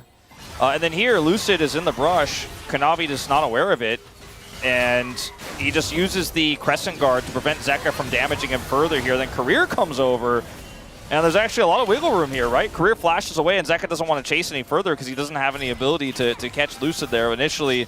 But Lucid is found and taken out in the aftermath by Zeka. So Aurora ahead, Ezreal ahead. Still a very close game. Oh, yeah. Zinzao also very far ahead. 2-1 and 0 is Lucid this game. Does have his Sundered Sky completed. Not going for the Kanavi special in the Hydra, but still going to be very, very powerful and definitely stronger in skirmishes, even if he doesn't necessarily have all of the clear speed the Titanic Hydra does give you. Ash just going to come and help Lucid out here as he does take down his Grump. It's Kanavi getting as much information that he can, but will give away his position here as Lucid finds him. Lucid going to clear this control ward that Kanavi dropped earlier in that fight. Yeah. Shiu just biding his time up here. Unfortunately for him, Lucid's a little bit more interested in the more relevant parts of the map right now, so he's just going to have to sit under this turret and, hunker down a little bit. Lucid will get this dragon on the other side, and so D+ will get this dragon here at 14 minutes, very late. Yeah, it's a super late dragon. Didn't we have third Drake at 17 minutes or something in our previous series? Yeah, game one? the game 1 we did. That's crazy. That was like lightning fast. This is snail slow. Yeah. I'm glad that we're seeing both sides of the coin. As Korea just wanting to try and leech some experience here, as his Olaf is boosting his way back towards this top lane. Thankfully, there's a cannon, so that did manage to eat a lot of what that wave would have died to. So nicely done.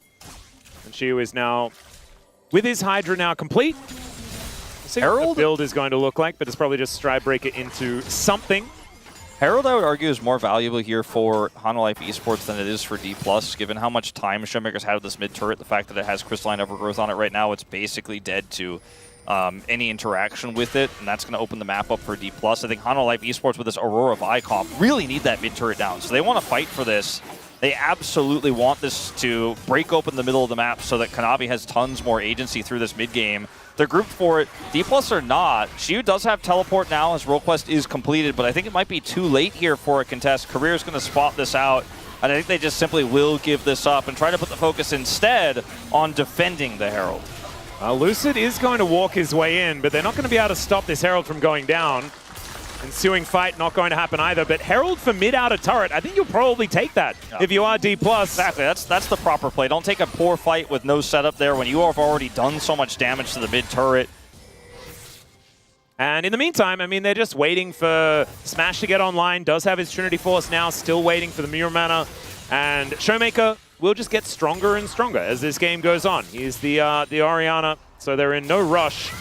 So you may as well not take the potentially losing fight. Moving up to a 1.4k gold advantage. As now Delight goes in, they're looking for Showmaker. They'll find him as, yeah, Shockwave comes in, but he's already dead as it goes off. And that is the first kill for Zeus, and a pretty scary time here if anyone wants to face this Ambessa. Now Kanavi's on the other side of the map. All right, now looking for that angle. Goes between the worlds as Ragnarok has to be used, and he walks it off. Still going to be a ton of damage onto this turret. In fact, it's probably just going to be the whole thing. They got a huge wave here to push this one down. And the reason why Kanavi, or what Showmaker didn't know, or thought he knew, I suppose, was with that control ward he had in the jungle of HLE, was that Kanavi's not there, so he could be that far up. He didn't know Delight was there. He found out Kanavi was on the other side of the map when Shiu was forced out there. Lost his ultimate, lost his turret, so Hanwha Esports get the win on the top side of the map here, but also on the bottom side. Notice Showmaker has a control ward on the tri-brush, but the engage range of this Camille, I think, is more than he calculated for in this one.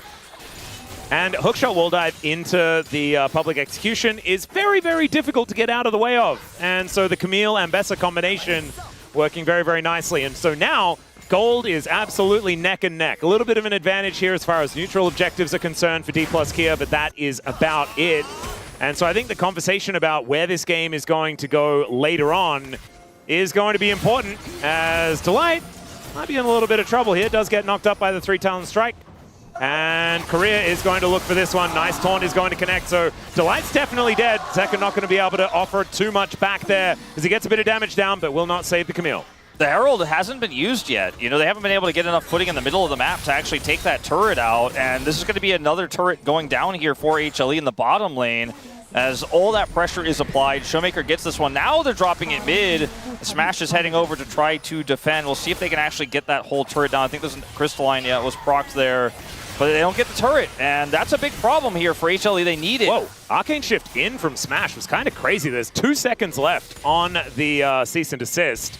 So thankfully, they had a very accurate count on that cooldown. Otherwise, I imagine Kanavi would have pressed the button. He's Kanavi. He do press the button.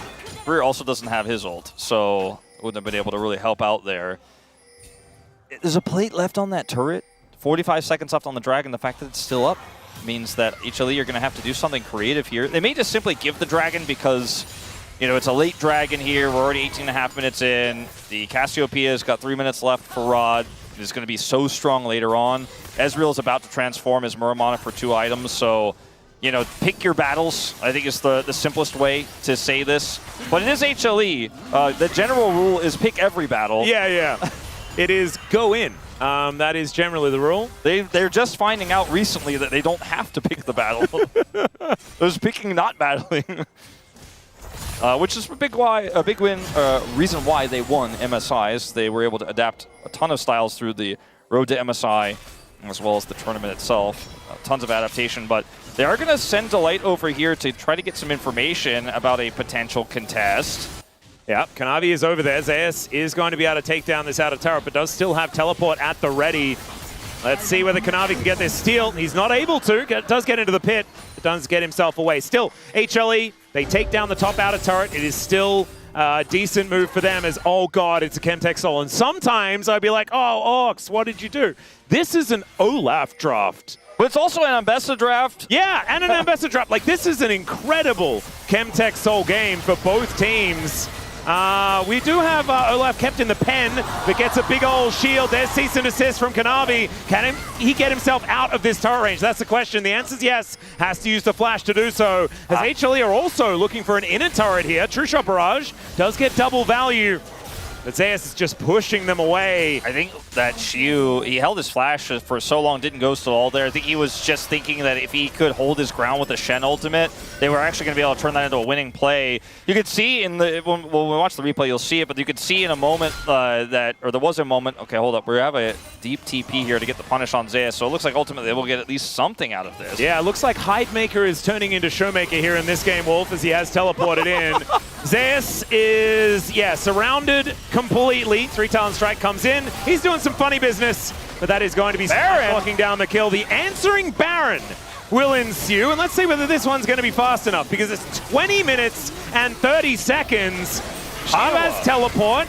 Let's see whether he can do it. I mean, this Baron is going down quite slowly, and it is a 4 versus 5 in theory. They make their way over. Delight is just dead. This Baron was optimistic at best, and Lucid will deliver an orb to the enemy jungler, and they'll say thanks for the leash.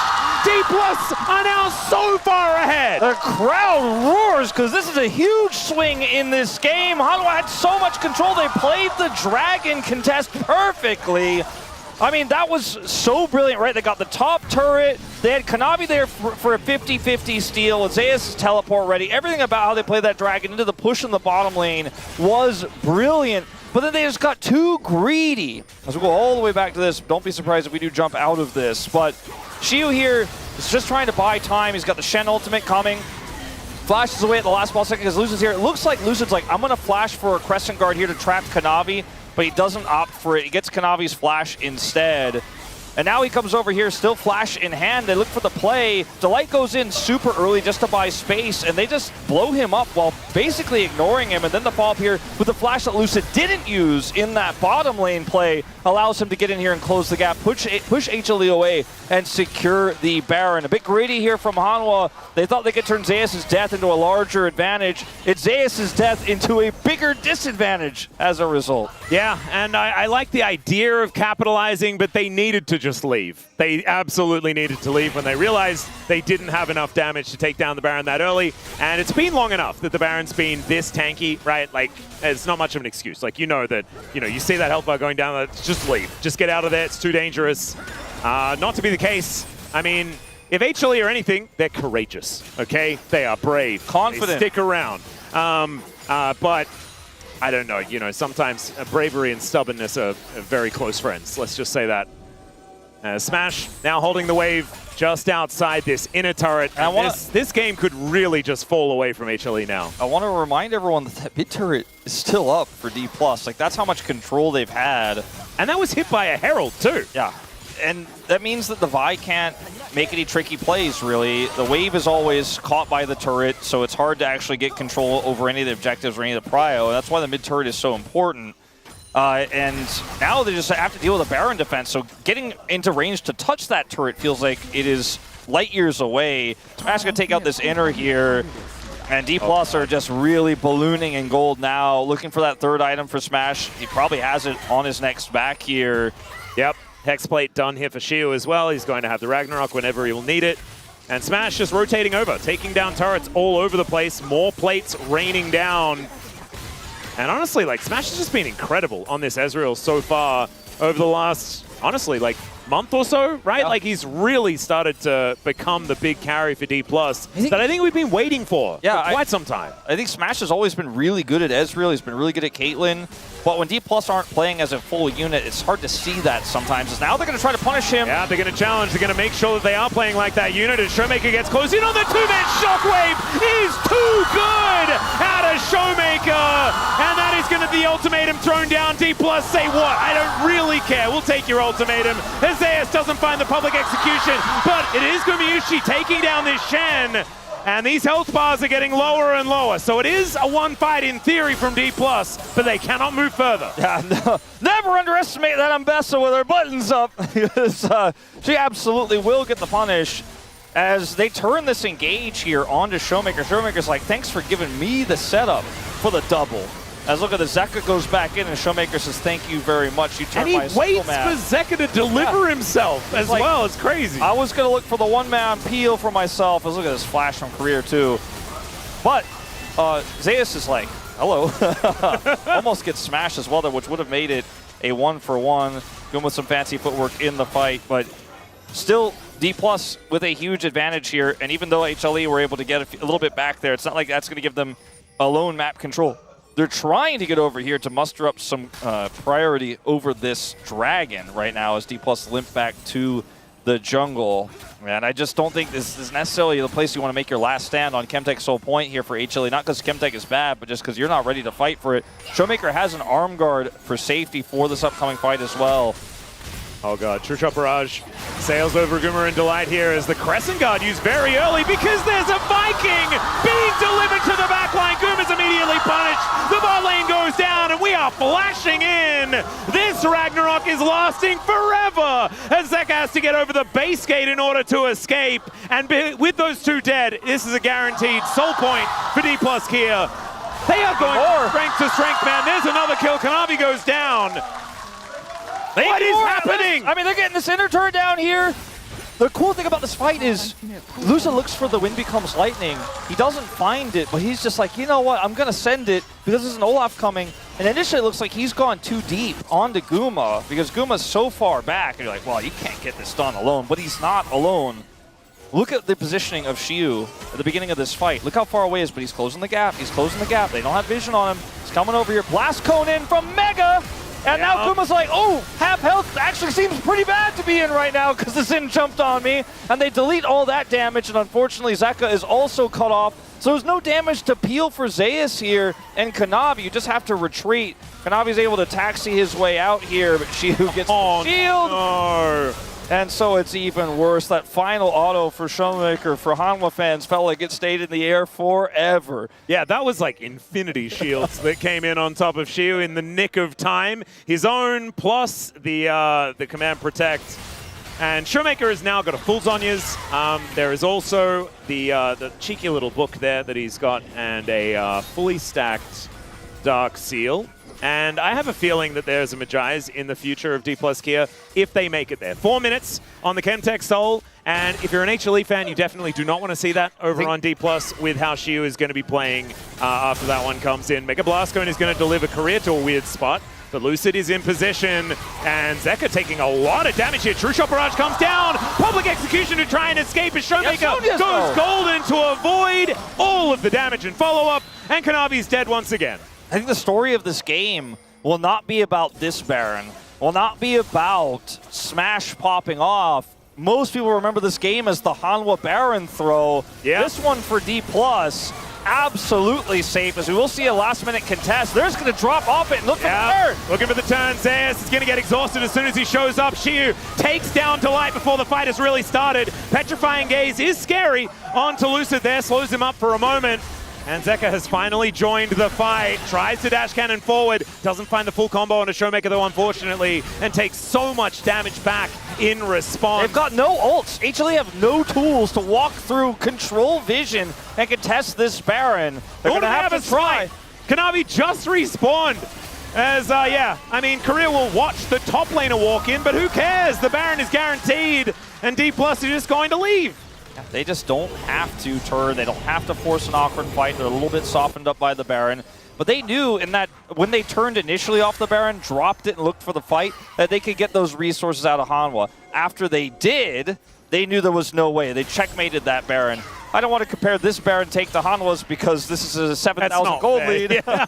But you know, my point was D+, They held their ground. They denied Hanwha so much. Hanwha looked for some very aggressive plays, but D+ were able to turn all of their aggression into bigger wins in response, sometimes defensively, sometimes on punishes. And it just felt like the lead trickled until they got the Baron steal, and then suddenly this close game was an incredibly one-sided one. And now there's 2 minutes on a Chemtech Soul, which would be probably guaranteed end of the game, but that stage might already be there, as Lucid does take a lot of poke. Half of his health bar now down.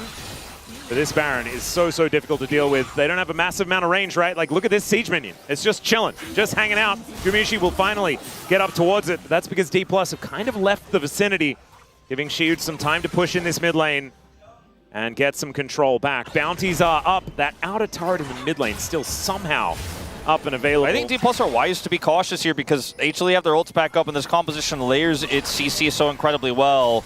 Yeah, and you don't have to force it. There's the Petrifying Gaze though. Shockwave is decent as a response, but they've killed Smash! Down will go to Light, but that is not a fair trade as now Lucid trying to fight Kanavi. He'll find it. With the Wind becomes Lightning, and that's going to bring it back towards D+ Kia. Oh man, they get their prize though, so there's that. You can see what I was talking about in that attempt from Hanwha, but ultimately I think it's just too much of a deficit, too much of a hole they are in.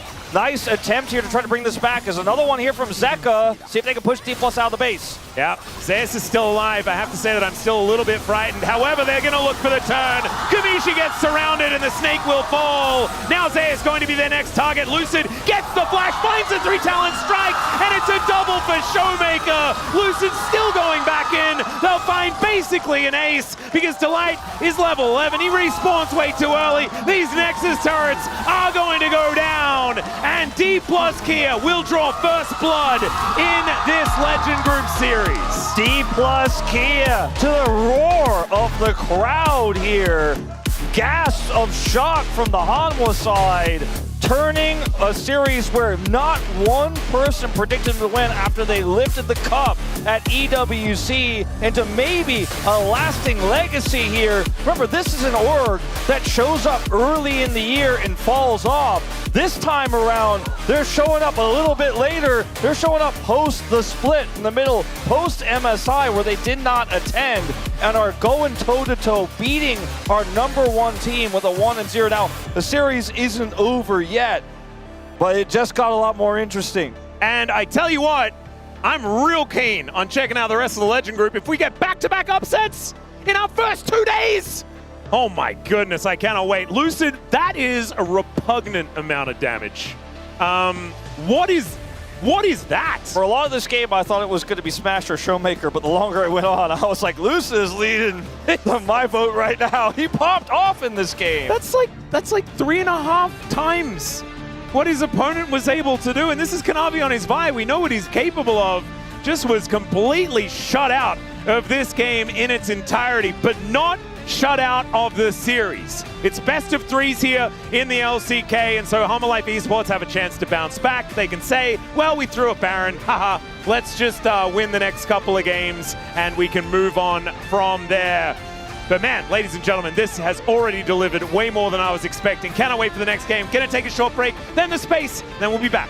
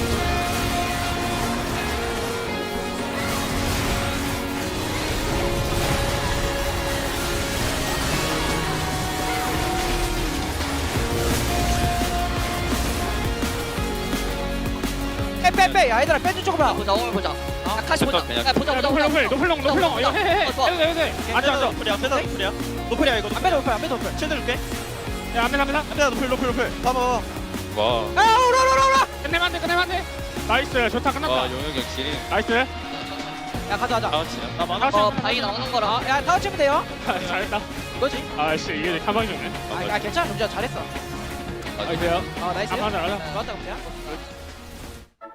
우와 역시 치즈. 우리네? 아 이게 뭐야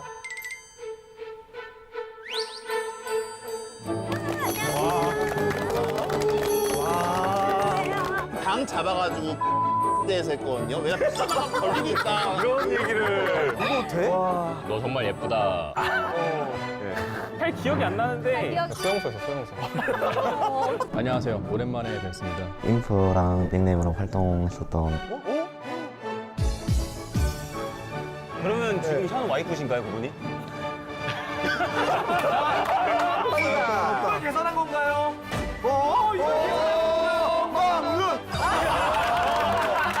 와 대단하다. 너 한국어 배워. 야 능력이 배워. 영어랑 영어랑.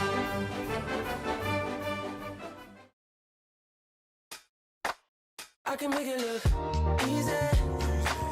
Feel like there's nothing wrong. It's so easy. If you wanna know, come find out. I'll make it look easy. Time and time again. Do it like this, like that. Can make it look easy, easy. Tell me what you want. Better make it crystal clear. We can keep it up front. And I'll tell you what you wanna hear. Is it sunshine or rain? Is it good times or pain? I can help you to learn how everything will work out. Always for the better, don't get stressed out. No, never. Gotta be a hard worker, a little clever. I go all out.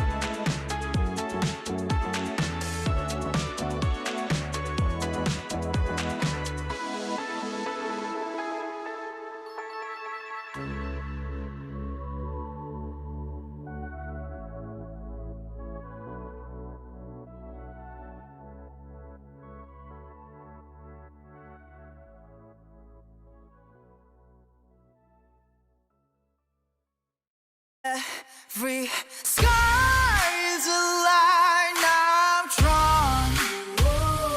Cut by cut, mark by mark, my name forever in the stone.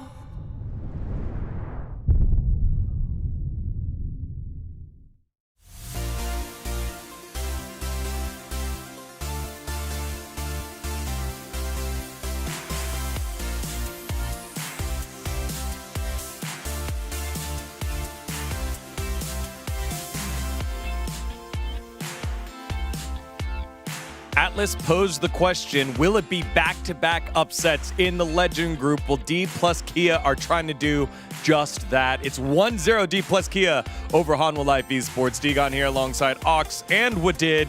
And a very, very close game until one Baron call goes the wrong way. And after that, it was just too much for Hanwha Life Esports to come back from. And you know, this is kind of crazy to kind of see D plus in this form, but also we did just see them win AWC against some top teams from the LCK, taking down the likes of Gen G there. So I think the question we were having coming into this week was, are we going to see the D plus we've had in the regular season or the D plus we saw internationally? Are they going to retain that level of form? And this game, it looked like they were able to bring that level and really perform, even after we saw some things in the early game didn't 100% go their way. Yeah, I mean, in the early game, it was the HLE favorite, you know. I think they had the Cassia for a reason. They tried to kill Olaf on the top side, so Olaf got denied their waves, and he couldn't really play the matchup, right? So I think everything was going great until some points that you're going to make on bot side here. Yeah, let's focus on that bot side. A lot of attention put there, even early on when the dive on the top side of the map happened. Guma usually backs on off. It was a great play. Then early fights here. So Guma wants to bait Smash in here to try and set up the TP flank, but he eats Mystic Shot there with the W empowering it. Another Mystic Shot there. Then goes in for the flash ult, sidestep, another Mystic Shot, and then here uses the E and the flash Q to get the final one and just secures the play. This was beautifully played by Smash to make this a trade. But I feel like it was still okay at the end because Zeka managed to get all the kills clear on the bot side. And then I think at the end, it was just still the trade-off, you know. Orianna is farming mid lane, but it's more impactful that Zeka got all the kills and he managed to survive this one, right? So I felt like it was still good for HLE. So I think it was still going great, you know. I think this is the one that they really want to do it with the Camille Aurora. So it was really okay at this point. And then they end up getting that trade kill at the end to sweeten the deal just a little bit more. So a nice start there for both squads. Again, it was skirmishy. This is what we expected from these two teams. And then the big call here, Hanwha Life Esports, they tried to make up for this time that was bought by Zeus by calling a Baron, and it was just not the right call at 20 minutes. So it's a heavy commit bot from D+ to find Zeus. But the thing is, at this point, HLE have just reset and are coming out onto the map, and they only start pinging the Baron now. So even though he does buy a ton of time, a lot of that time was them getting back onto the map, and only now they start in Baron. You can see it's still full HP, so it gives the opportunity for D+ to move over and contest. I mean, the timer is wrong, right? I think whenever you want to do this Baron macro with your side laner, when your side laner is dying, that's the moment where you have to hit the Nasher. But Zeus, even though, as Ox said, even though Zeus got a lot of time for team, like they were not ready for the Nasher and they fully committed at the end. It was unforced error. They could just back and like wait for another moment. It was just game-ending moment right there. Yeah, and you could feel that the hesitation of like, do we stay on this? It's about halfway. It feels like we're getting through it. And not only did you lose it, D+ end up taking it and then taking control of the game here. And then it led to some crazy skirmishes like this one on the bot side. Watch this shockwave that comes in as soon as Zeka goes to the other side of his ult, caught in the shockwave.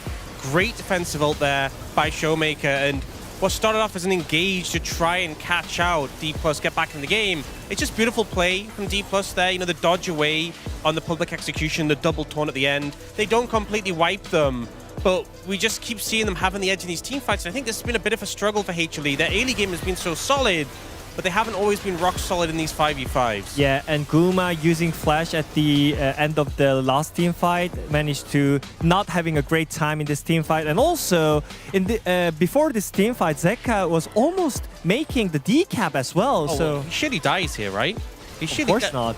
Because Zeka has no decap. So I think the reason why they're rushing this play is because they're behind in Drakes, right? At first, we thought HLE is still okay in the moment because they were still snowballing, even though they didn't have the Drake. But after them losing the Nasher, they were even behind in Drake, right? So there's no more time to for HLE to farm it up or like scaling. So I think overall, it was just a huge mistake from HLE what they had for this game. And you know, HLE, obviously first team to qualify from Road to MSI, also ended up winning MSI. They're a fantastic team, but something I really felt in their series against T1, in the Road to MSI, they kept getting these early leads, but then T1 really made them work for it. I think the decision-making in the middle-late game, it just hasn't been rock solid, and this is something that D+ really exposed here. I love that here. It has been watching Kanavi and the rest of Hanwha Life Esports powering through that early game. D+ came ready to play, didn't allow that. One big mistake was the end of this one. 2-0? Will it happen? Let's find out as we send it on over to Atlas and Wolf. I'm not sure whether it will, Digon. I am having a feeling that perhaps we are going the distance here today. What are your waters saying, Wolf? I initially thought the same, but I don't know. I was thinking about one of the stats I was looking at earlier in round 2 about how many 2-0s we've had this year and how it's like an insane anomaly. I don't have the stat in front of me anymore, but it's a crazy increase over last year or the last 3 years.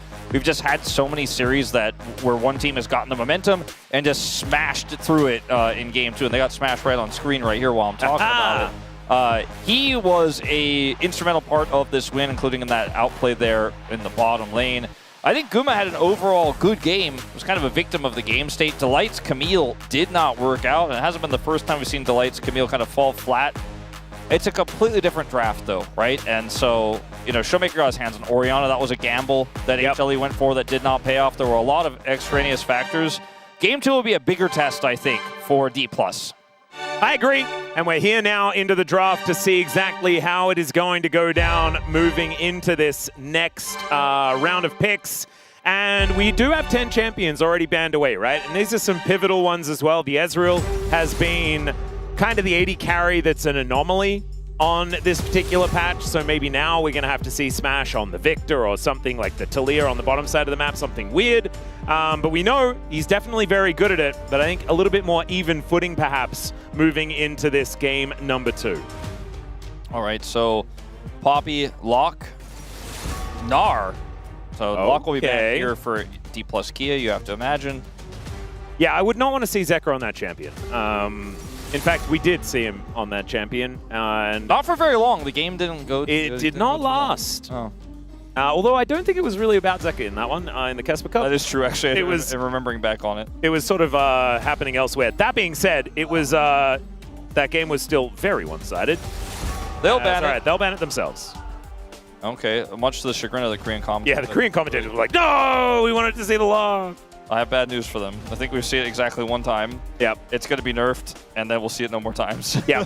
And you also, like, it has to be in a game with Lucian as well, just to trigger me, so that there's Ashen Pursuit and Relentless Pursuit. Yeah, that's same always, game. Always a bother for him. So, final ban here could just be Lee Sin. I think in game 2, Lee Sin first pick, 100% viable. Oh, wow. We're banning both pursuers. No pursuing in this game. We're in the pursuit of no pursuit. Indeed. In this draft. All right, well, what are we going to be picking that isn't allowed to chase after anyone? Is also fine, I think, in this situation, but Lee Sin can kind of chase you down. But he doesn't have pursuit in his name. No, you're not allowed to. Victor or Lee Sin, those are the two safe ones here, I think. As in the past, we were like, Zeka, Victor, no way. He's not even necessarily playing it in this draft, but he is much better on it, but they will take Lee Sin. Now, you know who's been really good at Victor has been Showmaker. That's what I was going to say. And now they've got the Victor Skarner, which we saw popularized by Gen G a long time ago. But right now, very good into Lee Sin drafts. The Victor going to be locked. And there's the Skarner. Like, Oh, you and I are just like, we know everything that's going to happen. Yeah. This one kind of stood out, though, didn't it? I mean, game 2 of our last series when everything was happening, but it wasn't for a good reason. Yeah. But this one's this is how the meta looks right now. So let's see what the response is going to be here. I mean, they could try to reinvent the wheel a little bit and put Zeka on something a little bit more aggressive to try to win the mid 2v2. But instead, it looks like they want to put Delight, who was arguably their weakest performer in game 1, on this Bard. I mean, maybe grab Guma Caitlyn and just Caitlyn Bard this one. It can kind of mess up the Skarner's day if you get a good Tempered Fate. But we'll see whether it is just going to be the bottom lane locked down. This could be the bottom lane. I doubt it with the Bard, though. That is true. That means there is synergy there, right? Yeah. Cosmic Binding into the Weaver's Wall, theoretically, can be fun. I haven't seismic shove, but yeah. Yeah, Zeka was having a little bit of a conversation there, but looks like the Jhin is going to be the option. The thing is, for Guma, he loves Jhin, he loves Caitlyn. Both are very strong with Bard. And so he was going to be loving life, I think, no matter what. The Jhin does feel a lot like a pick that's going to need a little bit more setup on the upper side of the map. Like we're going to need to see Zeka or Zeus on a big frontliner here. Probably going to be Zeus, but there's no Ambessa. There's no Vi in this draft. Oh, God. Well, this makes the Victor a lot more open-ended now, doesn't it? Yeah, I'm also really confused about what they're going to pair alongside this Pyke, or whether we can already see the bottom lane, right? The Victor Pyke could be what they're going to go for here. And if you do get a gravity field down, right, like if there's ever a stun from the Pyke, then the follow-up from the Victor is actually very, very scary. And then as soon as you've done enough of that damage, the death from below resets start coming in. They need... Hanwha Life Esports, they need more damage in this draft. I think Zeka's going to have to be on a scaling pick, and Zeus is going to have to be on a pick that, can frontline further and be more set up for this Jhin, as there'll be a Syndra ban there. Interestingly, for me, I would have been, if I were Lucid in this game in particular, I'd be very happy if they picked Syndra into the Skarner based on what we and I have been casting recently with this pick. Where the Skarner is like watching the orbs bounce off his armored shell and not really noticing. It's rubber balls on a brick wall. Yeah. Yeah, he's like, you brought a Nerf gun to my actual gunfight. Yeah. It's not quite working. The Vayne going to be taken away here to kind of protect Zeus towards the top side, wanting to play a melee champion. It might just be a Renekton or something like that, perhaps. It could be Renekton, which I think is a good ban here for D+. The Yone was the other pick I had in mind for Zeka, if he was going to be the one adding the front line to the Jhin. Again, it's a reach, but it is Zeka, and it also is Zeus. So I suppose whichever way you look at it, for D+ Kia, they just don't want to deal with it, which is a fair point. Let's see what this last ban is going to be, because we don't yet know 100% that this Victor is going to the mid lane. It's ban Cassante, so big signals on these top side bans here for Hanwha Life Esports, and D+ Kia will reveal the first part of this, but remember, they have counterpick. Yeah, and they can choose where that counterpick's going to be going as well. If they picked another mage, then the Victor and other mage can go wherever you'd like to put them. So still keeping things a bit ambiguous. The Rise, no longer ambiguous. Consideration. This is feeling like it will be going into Showmaker's hands. You're exactly right. Okay, so a lot of rotational power here. A lot of pressure on Zeka now. The Talia is still a potential pick for him. It still could be what he wants to opt for here to try to match the Rise rotations a little bit. Good into Skarner. Annie makes this draft a lot simpler. Yeah. Don't mind the Annie.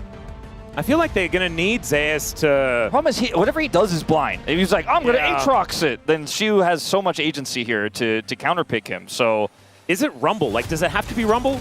It could be Rumble. I don't know, though. It feels like Cassante would have been the one I'd be most comfortable with, but they banned it. And so, what is the option here? Scion or something like that, I feel like just doesn't really fit the bill. Yeah, and I don't think you want to be playing something like a Zahed. Aatrox, he's really doing it. I said it as a joke because it's so tough to blind this, I think, in this draft, but it's something he built his whole career on, was blinding Aatrox and winning every matchup. So if you're still going to hang on that one, could work out. Look, I like Aurelia into Aatrox, but I mean, Shio Aurelia is a scary prospect. Or just play Cannon. Just play Darius. I think Darius would have been the right call, but it will be the Renekton. And so a very beefy draft out of D+ Kia. It does kind of make the Pyke feel like it fits a lot more, right? Because they've got double mages, and they have a lot of inherent kind of tankiness here. So what happens with these Skarner games is the Skarner gets, the Skarner sets up the lanes, right? He's going to be in mid and in bottom lane a lot.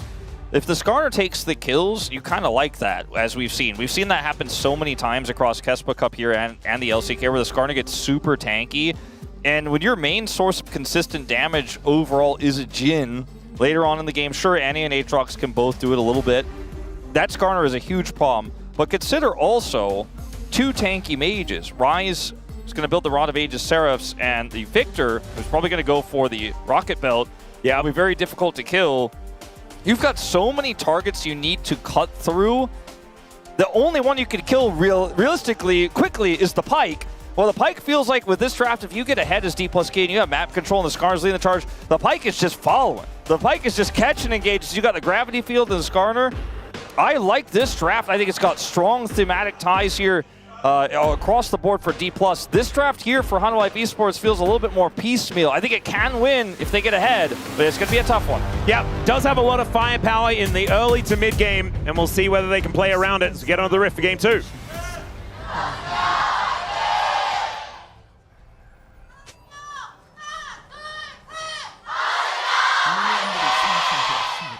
All right, here we are, ladies and gentlemen, onto the Rift for the second game of the series, and maybe our last of the night. A 4-0? I don't really want a 4-0, but like you were saying, Wolf, feels like there's been a lot of them. We had one yesterday as well, right? Like, I mean, yeah, I didn't think it was going to happen. After KT won game 1, I was like, oh, it's, a T1 will bounce back. And that's kind of what we're thinking right now, which is making me more worried because we have precedent, The 4-0 always wins out, or something like that. But we'll see whether HLE can buck the trend and figure this one out. As I kind of like this bottom lane. I'm kind of interested to see how this this Pyke Victor is going to work. Smash has been brilliant on this Victor. The first time he played it, I was like, wow, what a waste. Because Showmaker is so good at this champion, and then Smash was really good at the champion. I'm like, oh, I guess it's fine. Yeah. It's just a really strong bottom lane pick right now because it's pretty stable and a lot of tough matchups into 80 carries. And you just get through the laning phase, you end up getting your first component, and you're kind of ready to fight. And you're going to get your mana back, and you can go to the mid lane. And we've seen it so often pair well with the Skarner in the mid lane, but will also be the case here in the bottom lane, especially in 3v3s. Kanavi, though, is very mobile on this Lee Sin, and the blind Lee Sin first pick is a very, very strong one. It just comes at such a heavy cost in this draft because of the Skarner Victor follow-up, once you call out right away. And the amount of players that really do like the Skarner in this matchup as well does give you a little bit of pause. But like you were saying, I mean, I think that HLE should be able to utilize this draft very effectively based on how they like to play the game, which is fast and loose, push as many buttons as possible at all times. And Kanavi, with agency, is a very, very scary jungler. Let's just see whether it's going to be enough now, as he is moving towards his bottom side, clearing out his Gromp and his blue buff right now, and then should be able to potentially contest for this bottom scuttle, as we do have Lucid down there as well. Really awkward for Jhin into mages like this because he needs some sort of setup because it takes him so long to actually output his damage. Otherwise, the Victor is kind of just chilling as his wave is very far away from Guma right now. Does have the CS lead, which is why that's the case, pushing this one a little bit faster. Yep. But you can see that, without Delight's help, it is very difficult to actually try to put the Victor into an uncomfortable position, especially when you consider he also has teleport, which we've talked about a lot. Yeah, so Smash, I think, is probably going to be all right. Haven't really seen too much break open, as Lucid here in a bit of a protective stance alongside Showmaker. Both scuttles have been taken. As Lucid picks up a rock, gives away his position as he throws it at Kanavi, who is going to move his way over, looking to clear out that control ward. Should be able to do so, but currently, Lucid finding the better end of that trade. We're getting to the point where Skarners do so much damage. Okay, Showmaker, this is a bridge too far. Yeah, he flashes, but Zeka can just follow him. And now he got a Bone Skewer coming in. It pulls Delight out of the way, but Showmaker will be taken down. The auto was in the air. And yeah, pushed up a little far with full information. Yeah, well, I mean, with Kanavi, the question is never, it is never ever, has the danger passed?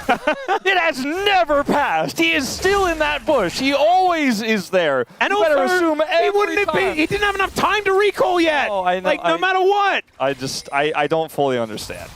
We'll watch back again. I wasn't really looking at the wave state exactly. No, very easy to walk. What? Very easy to walk away from this one. Yeah. He had a ward on the Raptors, which also confirmed Kanavi didn't walk away.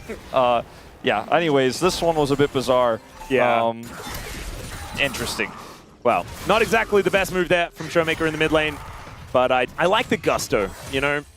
He went for it, and that's something. He wanted a little bit more of an advantage over Zeka right there. Yeah, and now he has much less. Zeka has a 450 gold lead, approximately, and it has spelled out into about a 700 advantage just for the team. As Delight doesn't quite find the Cosmic Binding there. Will be Korea just slinking away. Burn-Earn, as you like to say, is done here for Smash. Yeah, not often picked up lighting first. things on fire. But can, in these more extended fights, actually be quite strong into a Jint. Yeah, Shu with the Dominus now running. World Ender there for Zeus as well. Just going to escape the Crocodile. There's both R buttons just on cooldown. All right, no Chemtech Soul this game. That is going to be the first dragon here that HLE look to be taking right now. There's a Bone Skewer onto Delight, though, as he flashes to get the stun. Gravity Field to make sure that that one is lined up, and I don't think that safeguard is going to be enough. The flash into the Magical Journey, into the Sonic Wave Resonating Strike onto a Gromp. Will get Kanavi out of there, but that is still a flash down and a kill over to D+. Yeah, big win here. And the Lucid Skarner doesn't get any assist gold out of that, but I don't think he really cares that much in this situation. Now has level 6 off of the Gromp, so there's not going to be any chase here. Yeah. I don't think Kanavi was that interested flashless and without level 6 himself. So, man, okay, he will eventually get forced to stop his recall. Great flash there from Career to secure the stun, kind of keeping Delight guessing on which angle he was going to take there. You could see Delight was trying to suss it out, knew he was in a bad spot. At least was able to get his Magical Journey up, so that was what saved Kanavi with the flash. He is going to try to make a play onto Shiu here top side. Shiu's ult already down, but it reacts, so... Yeah, Slice and Dice available there for the Renekton, so it wasn't exactly going to be a very possible gank attempt, as there is barrier down from Gumayushi as well, as Smash just ushers him out of the lane with an Arcane Storm. Imply he wants to stay. I think it does. Skarner is on the other side of the map, which I think you could reasonably assume, and it looks like he will be able to. See if Smash can kill a Jin here. I don't think so. No, especially not with Gumayushi able to clear out the wave. He does hit level 6 as well, so the next wave you can possibly take down with a Curtain Call if you would like to in a pinch. But that is neither here nor there. D+ with about a 100 gold lead, but it's teetering back and forth as these minions do get consumed. So another... Nothing much in it right now. Yeah, very close game. Small advantages, you know, top side here for the Renekton. Small advantage for the Victor. Picked up that first kill there on the bottom side. But because of the error of Showmaker, Zeka's in a good spot as well. First dragon of the game has already been taken by HLE. We don't know what soul it's going to be, but they could turn that into a 2 Drake lead. That would be nice. The Grubs, I feel like in this game, not the biggest Grub game of all time. You know, we're looking at a Jhin comp, Annie in a side lane, Aatrox, you know, Ryze. Yeah. Might be helpful, but this is not like the Giga Siege comp. Obviously, Ryze has a lot of side lane power, and if he's left to his own devices, we'll get a lot done with that. But this is not a ride or die, Grubs or go home type of game, so whoever doesn't like the fight can just simply opt out, I would say, in this one. Yeah, I do think that, like, as far as 4-1 is concerned, like, both compositions kind of want to play that sort of style a little bit, so you could get some side laning done, but like you were saying, I don't think it's the most pivotal Grub game. Still, they are up and available now. HLE looking for Smash towards this bottom side. A wave, though. Yeah, let's see whether the Curtain Call is going to actually work out here. That's a great flash as he gets kicked over the wall, and down he will go. The turret, it does destroy Delight, but DK, they're just going to be focusing elsewhere. First, Grub does go over to Lucid as they attempt the cross map. The flash was good from Smash, but man, everything went wide there for Delight. Guma was like, all right, thanks for the clown show. Guess I'll kill him. Yeah. Guma, he didn't miss critically. Otherwise, that could have been a different story there. He ends up picking up first blood. There's just too many members for Smash to really be able to do anything there despite the whiffs. Yeah, and Delight being able to tank up the turret indefinitely until he was dead was pretty important. As Lucid looking to try and protect Showmaker here, but he might be in trouble himself. Zeka flashes and does not hit the Scorpion. There's a blast cone available to try and get him out of here. His Crocodile in the area as Zeus does get over. But it looks like Lucid is standing his ground. Career is over the wall. And now Shiu gets in, actually pulls Delight out, but this is a Bard, so he can magically journey his way back if he wants to. And instead, he's just going to wander out of there. He also had ult, so if they wanted to try to extend that play, it was a bit of a risky one for D+ to try to do so. So ultimately, they decide not to. The Skarner is so difficult to kill into this draft, again, because of all the lack of consistent damage for the moment. Yep. And his pants are well and truly going to stay up as well, as you can see with double belts. If the first one fails, he's got a backup belt. I like to think he's wearing them cross over each other like an X. Oh, yeah. Like across his giant scorpion abdomen. Yep. Kind of like the cool cowboys from the movies, you know, that seem to have a different belt for each gun that they've got in their holsters.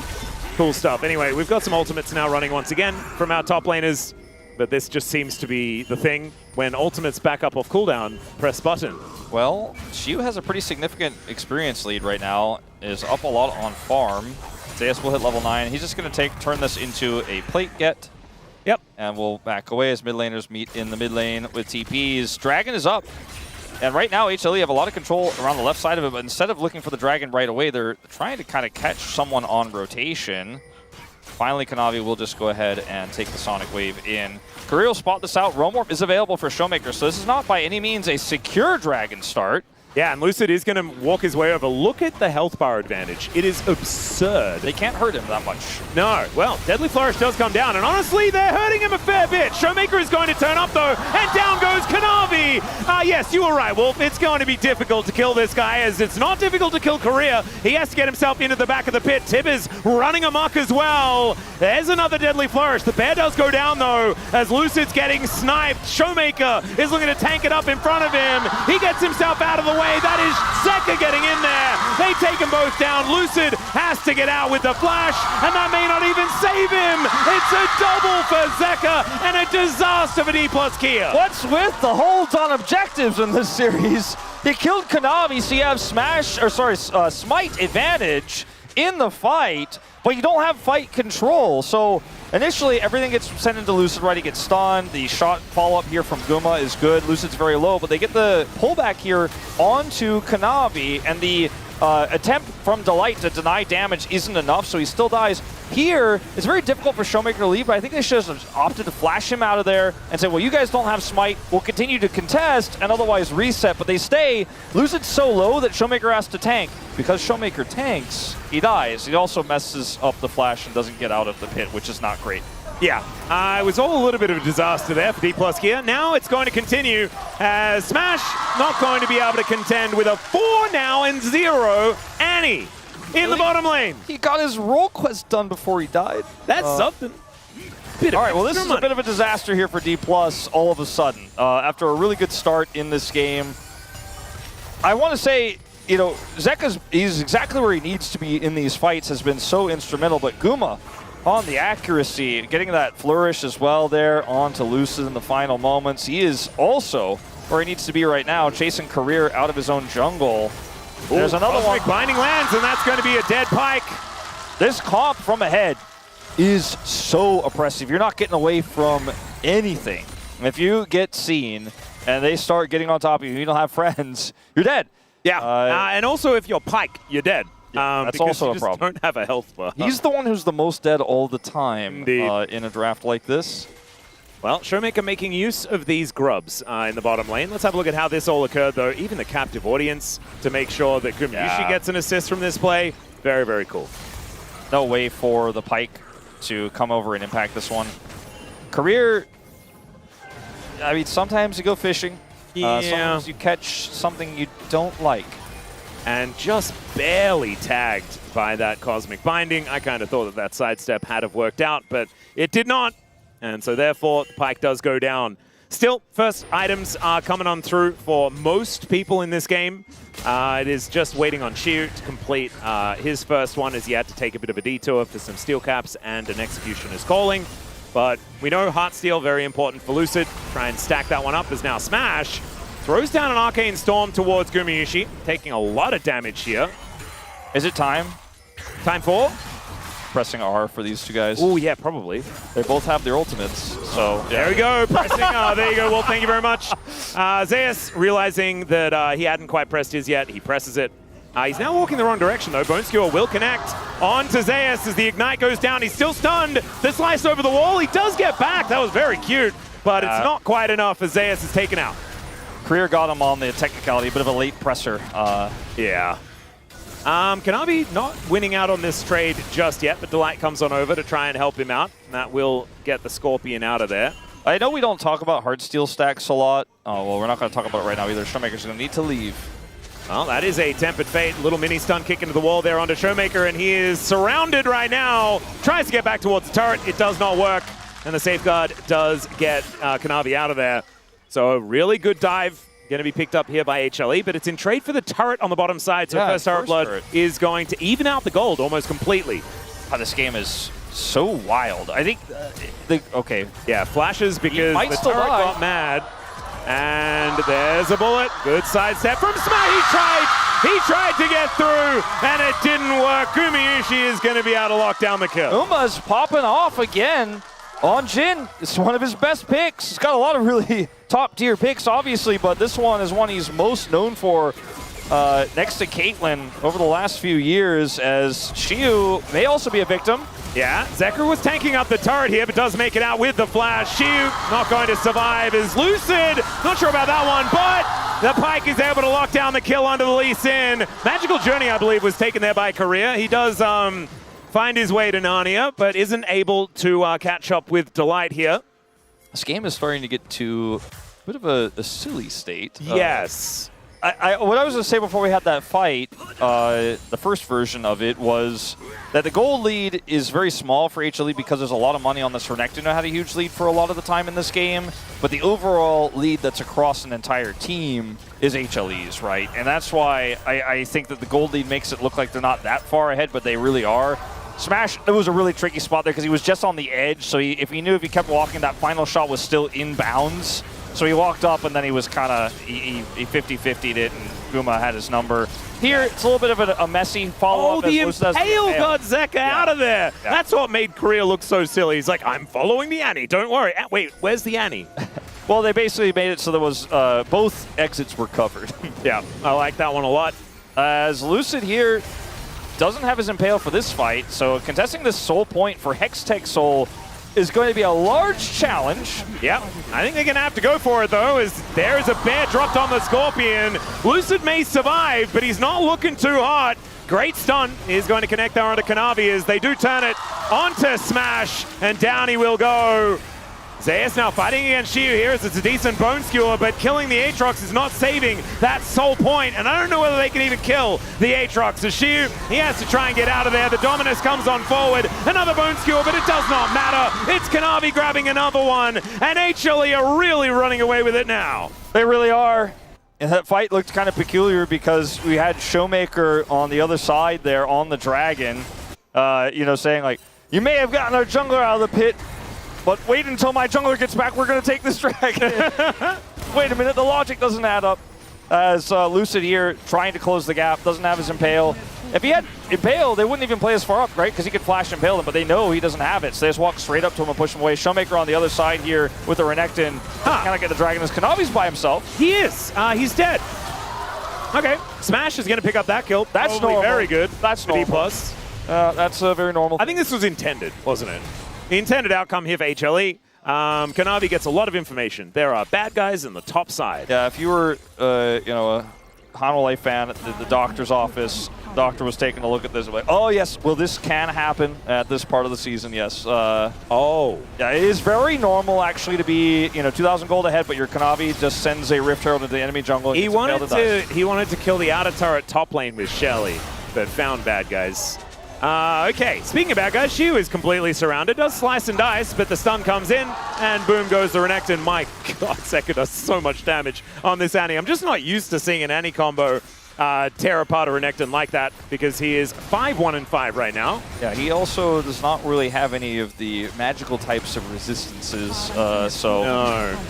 He is the biggest lead for D+, though, turned into a handbag in that moment, as D+ will get a big push here onto this turret and get out just fine. I don't think Guma's going to be ulting to chase a Pike on this one. I'll even get the Scuttle on the way out. I think D+ are playing the map really well, despite the deficit.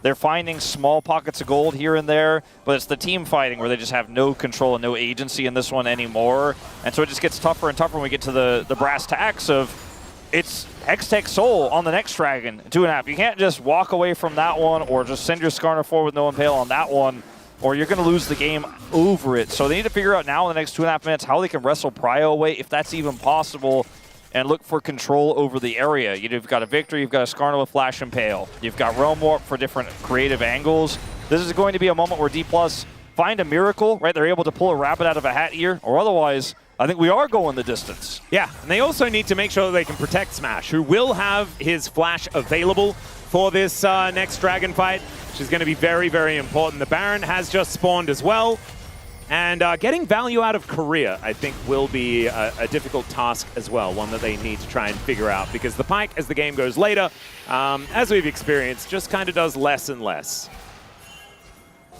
A lot of aggression here from HLE to get control of that Dragon Pit. It's a bit early, but setting up to push the Renekton away, letting this wave get pushed by Zeus on the bottom side. No one's answering Showmaker currently, though, and this kind of has been the trend of mid laners behind. Yeah. They just go all the way as close as they get to the enemy base, while the rest of the group is trying to collapse on their other side, and then their other side laner, usually the top laner, ends up getting a defensive posture, and then it's rinse and repeat. So like HLE wanted to get something there, and it's kind of a net negative, in fact, what they get overall, because they were in control of the Dragon too early. Got some vision, but there's plenty of time for D+ to recontest and clear it. Zeka was looking for a bit of an angle towards Korea there. He knew he could one-shot him if he got anywhere near, but wasn't actually able to. Nice little dash away there. So Korea will live for the minute. Smash just trying to safely lock down these minions. This is tricky. Yeah. Showmaker moving on over. They do not manage to get the wallbang on to Zeus, but he gets slowed down as the rocks come in. The flash and the ulti now invested. I mean, and 50 seconds until Drake. Are they gonna, if they had vision control over Baron, there was an angle there to at least try to turn this into a force of some answer from HLE, because Zeus was the one with TP on the top side of the map. He wouldn't have been able to TP to stop the Baron. Zeka didn't have it, but they don't have enough control. They don't have really the damage just yet either on that top side play there to look for something like that. No Gambit. They don't end up with Dragon control at all whatsoever. They're going to be the ones who have to walk in. They do have those tools though, right? The Flash Impale. They have the Smash Flash back available, like you mentioned. Yep. There are some ways here. Oh, but they may not have their Scorpion. Never mind, he's incredibly tanky. It's kind of absurd. There's the kick, though, into the Tempered Fate, and they line them up. Gumayushi's now set up to get the damage in, and Showmaker is just dead. The answering kill is going to be there, though, as the damage from Smash is pretty massive. Korea tanking up so many of these bullets and goes down to the Aatrox. They catch you mid-slice as well, which was gorgeous. And a 2-for-1 is going to ensue. That should guarantee this soul. I don't know what D+ are going to do here. Renekton has TP to come back in at full health. Some poke coming through from Smash here, but it's on to Delight. I think they're just otherwise largely going to ignore them and take this Dragon. Well, Realm Warp is up. I just don't know whether Showmaker is going to be up in time. No way. They get this Dragon for sure. The D+ can't get anywhere near it. Guma and Delight are holding the line. Yeah, Control Wards are going down, and D+, they realize they are not taking this one away. So Harmalife Esports, 4 Drakes in a row, 6 minutes until an incredibly early Elder. The gold lead is still not massive, but yeah, Hextech Soul, yeah, gold need not apply. Yeah. It's an issue about the breakpoints of the items here for D+ as well, as they need that actualizer for Showmaker before he can really do damage. The idea here is good for D+. You can see they want to look for the Flash Impale, but it's the Tempered Fate that ruins everything they're trying to do here. Shiu gets in the back line. Imagine with an Impale here what he would have been able to do, but the Impale is just really useless at the end of the day in the grand scheme of things because of that ultimate there from Delight, and they just kind of have to walk away. Beautifully done. And now 15-7 is going to be the kill lead here for Harmonife Esports. They've kept this one at about a kill a minute, a much more bloody game than the last one, and it does feel like it suits HLE absolutely perfectly. As Korea, not sure about that one, as he is going to be able to bone skewer Zeka, gets him back over that wall, but it's looking somewhat dangerous. Did at least have a blue man down there to try and help him out. Showmaker's got to be about halfway to that third item. And I don't know, surviving a Baron push is realistic. I mean, they have a Rise, they have a Victor, but okay, Kanavi, be careful. Yeah, Lucid. We're going to try and take this fight because Smash was moving up. Shiu was waiting over the side. I do think that HLE have a bit of a problem with Baron damage themselves, even from a lead here. So they're finding it difficult to look for Baron in turn. And after game one, I think you can expect there's probably a little bit of extra weight on their minds in that regard. But they aren't getting the Baron just yet, and D+ are just kind of farming it up at this moment in time. But Hextech Soul, very scary prospect, and the idea of fighting around a Baron will be a tough one. Tempered Fate is going to lock down the jungler. D+, can they get into position? That is the question. So much damage going down onto Lucid, trying to escape. They try and turn it. The Impale is gigantic, and he even flashes away. They take out the Pike. Shiu's so close to dead, and now it's Zeus' turn to kind of go ballistic. He's looking to get on top of Smash, but misses a bunch of buttons. Now Showmaker flashes away from Delight, who tries to flash in. Everyone is using their summoner spells now. The whole time that fight was happening, and I think probably every Harmonife Esports fan in the world was like, that's a Skarner in a choke point! You're going deep! I thought he might have gotten more. He was sitting on Flash Impale. There was like almost a 5-man Impale angle there, but he gets the two that matter when they go way too far forward here after Delight's ultimate. As you can see, the Impale comes through, or sorry, the ultimate from Delight comes through there, and then Zeka walks forward here, and then Guma getting caught here's the worst of it. That's crazy. That's so much of your damage gone in a comp that's already so low damage outside of combos, which is why they played it that way. And then Smash and Showmaker here are able to kite it out. Showmaker is able to flash. If he gets caught there, could have been way worse. They might have been able to turn it into a Baron play. Harmonife Esports still have Hextech Soul. They're still in a pretty strong commanding position in this game, but I don't feel like chasing the Scorp into the choke in the enemy jungle was necessarily the most optimal play there. Wow, 2 damage between Zeka and Shiu. 2 damage. That's ridiculous. That's the closest I've seen a damage grab. Zeka's clearly in the lead, though. Clearly, by 2. Yeah. You're absolutely right.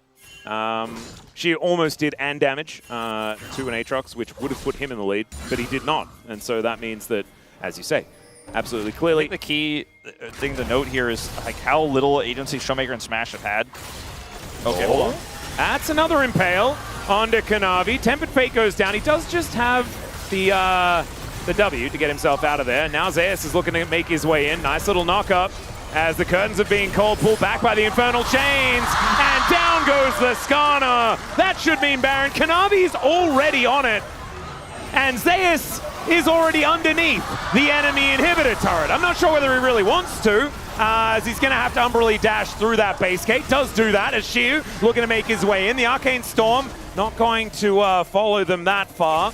And still, I mean, 30 seconds to wait on Lucid. This should mean that the Baron goes to HLE. If you weren't convinced Kanavi is a changed man, look no further than him being like, guys, Baron is up. I think we can just back away here. He's the one who starts this off. Now, this time going into this Skarner solo and then running away means, hey, wait a minute, there's no more Impale in this choke point. So it's actually fine to chase here if they all go. But Kanavi is going to the Baron. This Jhin ultimate is very high value, and I think this is the moment where you turn around. But Delight is going forward, Zeus is on the chase on the Showmaker, and it's all a bit silly in the end, as they all try to come over here to try to help him, which means they're also not on Baron, which means Kanavi gets off Baron, Shiu shows up, and they've all taken so much damage from this Victor that it's very awkward. They're all very low health. The respawns are coming, and they can't actually do Baron. So Baron does not happen. In live, Elder in 30. Lucid, no flash. Oh, no. Wolf, is this just are we just burger flipping? Oh, no, we're not. Showmaker going to have to walk the wrong direction to avoid the Tempered Fate. He is lasting a long time, but he gets kicked back to the open arms of Zeka. Another great Impale is going to come down, but it's only on to Kanavi. Shiu trying to keep them at bay, but the Pike just cannot even stand in this game anymore. And the curtains have been called by Gumayushi. Lucid able to avoid a couple of them, and he's very tanky. So he's not going to be dying at this point, but with 2 dead, I think this should be a free Elder for HLE. Well, Elder should go straight to Baron. It's going to be very difficult to contest Baron. And then we have Elder and Baron. The push is and Soul, I mean, it's Exodia, man. There's literally no way, right? There's no way D+ could come back from this. Absolutely not. It's impossible. 0 chance. Shiu is just going to be free food as well. Yep, they're going to test out their brand new dragon here, as it does just consume the crocodile. On the other side of the map, you know, D+ can get some vision on Baron, but trying to control it is just, it's a bridge too far. It's actually like 3 bridges too far. Yeah. Maybe even like 3.5. Wow, that's so many bridges. D+, they come over here, they put 1 ward in the pit. It's not going to last very long. At least it's got 4 health points. And this Baron is going to go over, and now you're trying to pre-push waves. So they have the mid-wave pushed up to the midway point. That's as far as Shiu can send. His career is just trying to buy further time. They're really just doing this to buy Elder time, as he has Edge of Night. Yeah, so he's able to avoid the Tempered Fate. This is just time buy, right? The Elder is ticking down a little bit here. Yep. Look at Showmaker's wave. He pushed out bottom lane. They pushed out the top wave with Smash. Like, D+ are just prepping for the defense right now, and they're doing a pretty good job of it. Showmaker's going to push this whole wave through. We'll even get a little bit of plate gold for his troubles. He will eventually need to come back because they need his wave clear for the defense, but he's done a really good job of keeping at least this bottom wave far from home. Yeah, could be some bounty gold over to DK as well, which is kind of crazy. Smash does have decent wave clear, but against Baron, it's going to be a tough one. Okay, that's a cute little dash over the wall there from Zeus to deny the Bone Skewer. And there is that bounty gold we were talking about. Spending bounty gold when your Nexus is about to explode, it's not exactly the greatest of things, but look at these turrets, man. They are melting to the hands of HLE, who have every neutral everything except for the Grubs at this point in the game. Shiu on the flank, just 1 more Hail Mary is all D+ have got. They've still got 45 seconds on Elder, though. They cannot be starting a fight right now. It's just too dangerous.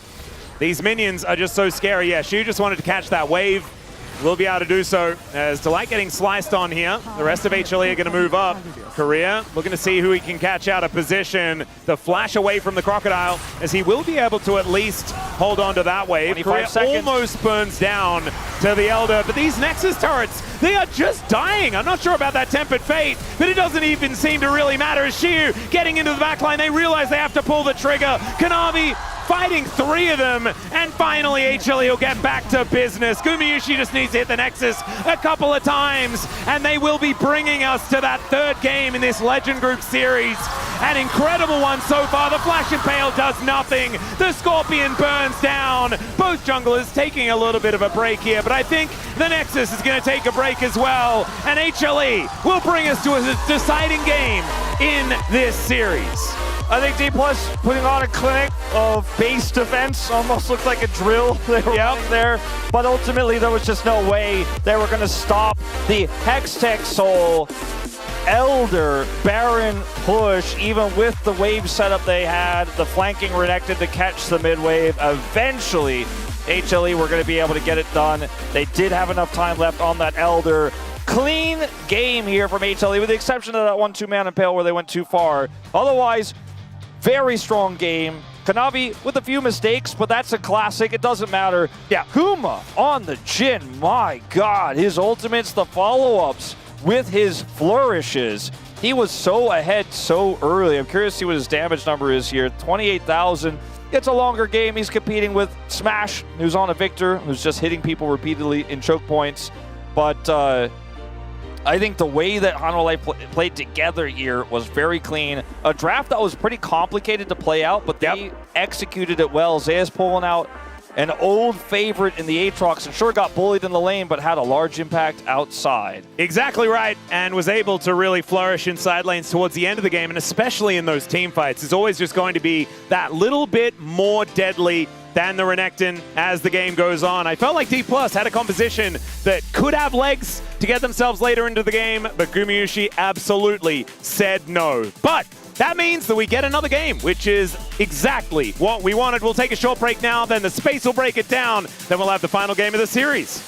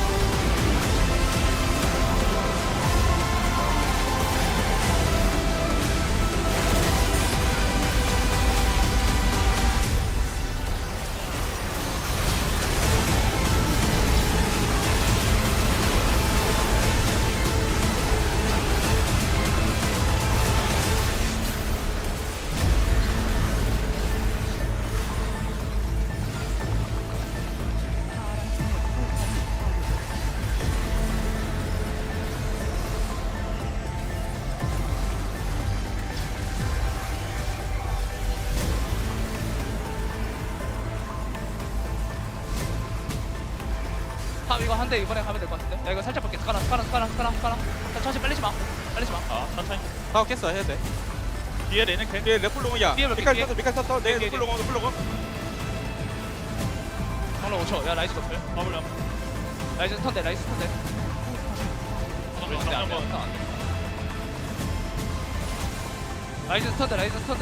봐. 라이스 턴. 언제 되는데? 스카라 턴대. 아, 꽤 잘 익혔어. 라이스 턴대. 언제 되는데? 라이스 턴 안 돼. After years of intense occult training, Locke became an expert at tracking down monsters and purging their evil without hesitation. Fearless in the face of danger, with no tolerance for the guilty, Locke is on a mission to make the world a more honest place, one exorcism at a time. In-game, Locke is an AP assassin who turns early skirmishes into major advantages, snowballing into a devastating weapon against squishy enemy targets.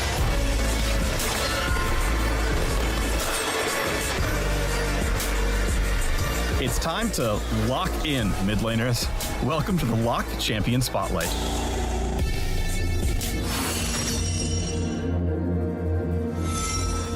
Let's start with Locke's passive Silver Stake, which empowers his auto attacks with bonus damage on hit.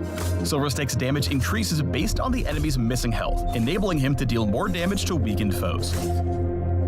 Locke's Q is Ritual Nails. He throws a nail forward, damaging, marking, and slowing all enemies hit. He can recast this ability twice more before going on cooldown, with the slow improving on enemies with more marks. Attacking a marked enemy consumes the Ritual Nails, dealing significant damage per stack. Ritual Nails pierce, allowing you to get stacks on multiple enemies simultaneously. Be sure to aim them properly to maximize your damage.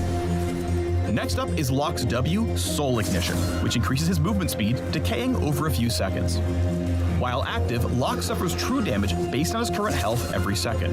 When the ability ends or is recast, Locke heals based on the champion damage taken, including self-damage, his missing health, and how long the ability was active. Soul Ignition can be recast while crowd control, so even if you're out of other options, make sure to heal back up before your opponent sends you to an early grave. Every assassin needs a way to stick to their target. Locke's E, Ashen Pursuit, lets him blink, dealing damage around him upon arrival. After casting, Locke's next attack will trigger a dash toward his target, damaging all enemies in his path.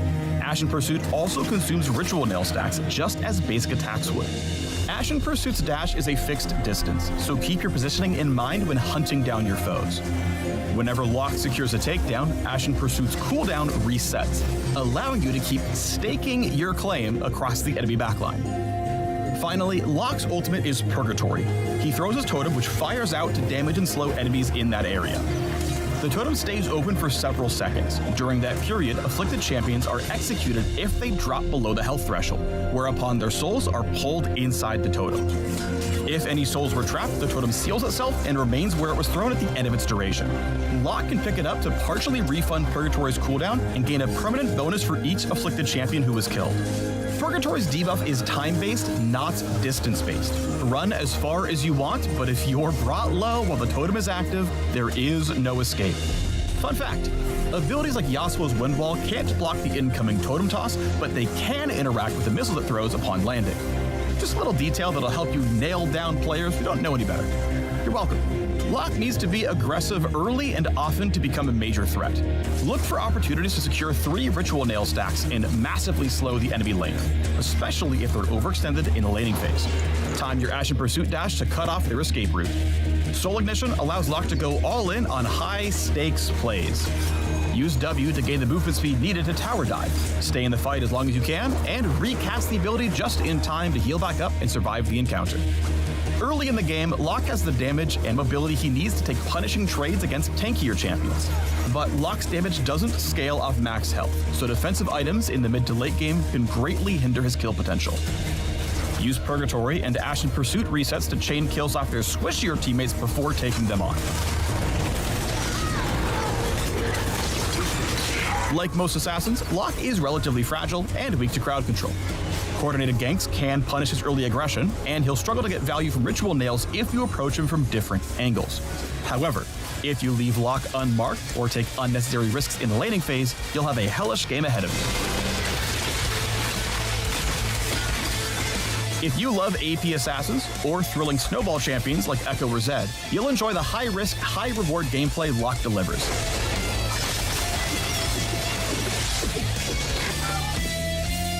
Exercise your inner and outer demons in style with Locke the Ashen Exorcist.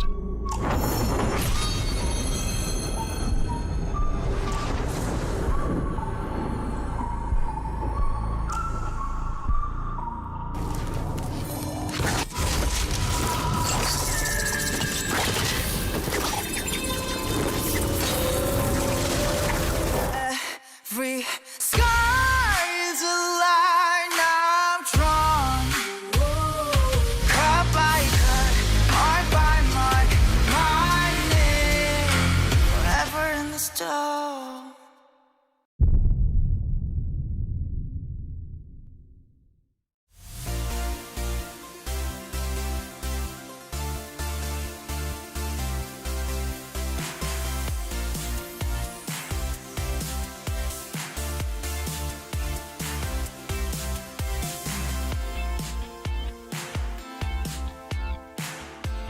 Wolf hit the nail on the head during the cast. What is up with these teams and their objective setup? We are going all the way, all 3 games for the first time here in round number 3, as it is 1-1 Hanwha Life Esports and D plus Kia in the Legend group. Dagon alongside Ox and Wadid.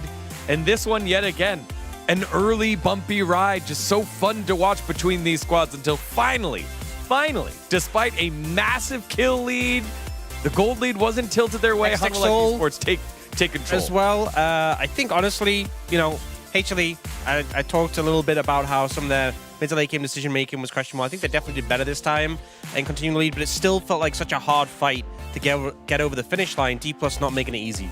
Yeah, I want to talk about the draft here because I'm kind of like concerning about this Victor bot lane is because the reason why I thought the Victor bot lane is valuable on the bot lane is because you bring the mid lane matchup onto the bot lane. So when you play against Ziggs or Syndra, I think you easily like win those matchups, so win the trade.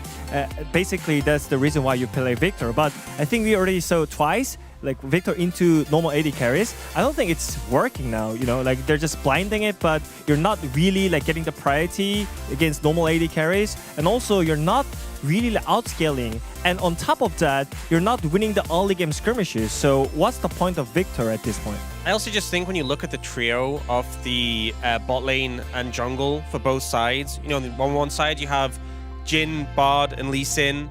A lot of setup, a lot of potential to pick people off. On the other side, it's Victor, Skarner, Pyke, and there's CC there, but I just feel like, how are you getting them low enough for the execute threshold from the Pyke I just think there was a lot more opportunity for HLE to set up plays and pick off key targets. And I felt like the Pyke was just a bit out of place. We have seen the Pyke paired with like Mel, which has been a good combo. Yeah. But I feel like with the Victor, your gravity field is not instantaneous CC. You kind of need him to do his full combo, then you set it up.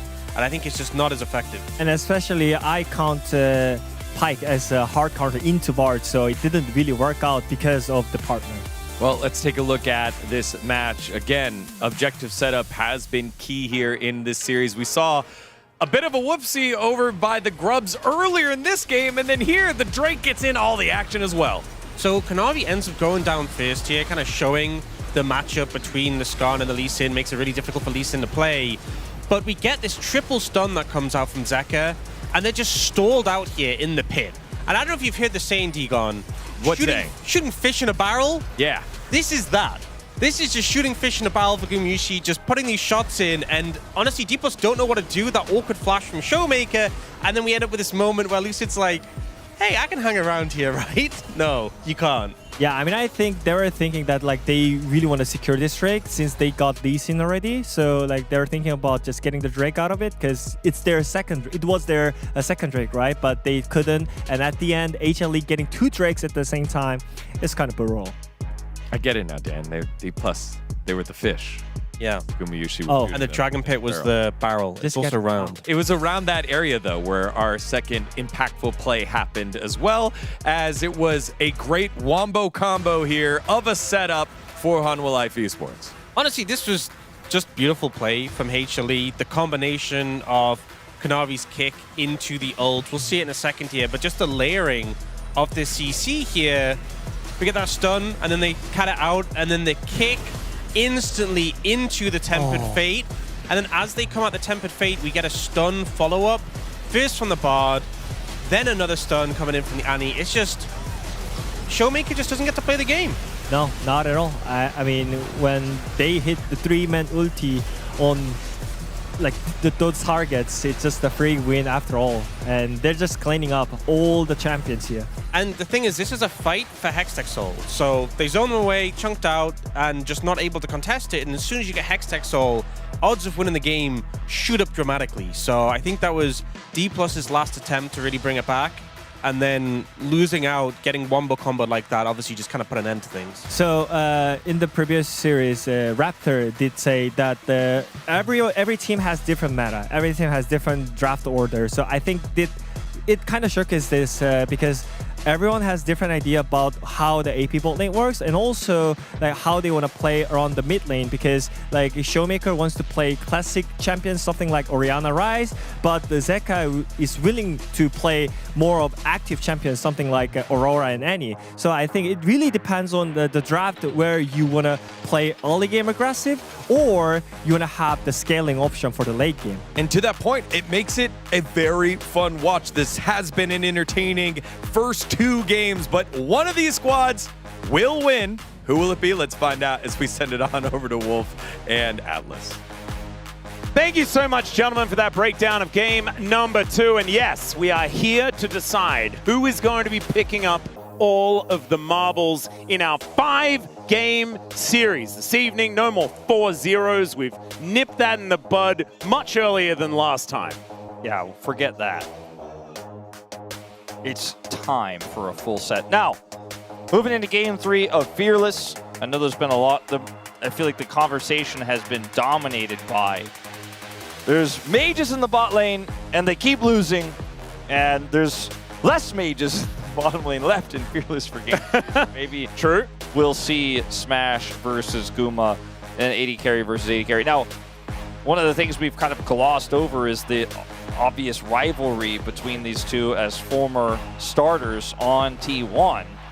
And the, obviously controversy that all ensued with that. Smash has moved into D+, Guma has gone to HLE, so they're on completely different rosters than their original starting point, but I feel like there's a lot to prove still, and there always will be between these two. And so far, Smash smashed it in game 1 on the Ezreal. In game 2, though, Guma definitely got the better of him. Oh, yeah.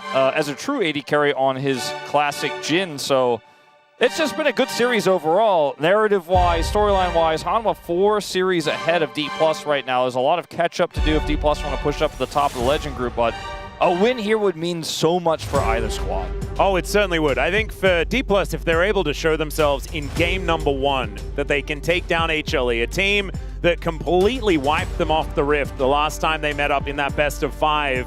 It looked like a walk in the park for Hanwha Life Esports that time. This time around, they are making them work for it, as the Nocturne going to be banned away once again. The Poppy also. There is the lock ban that we were expecting. So we get into the draft for this one. It's first pick over to D+ Kia.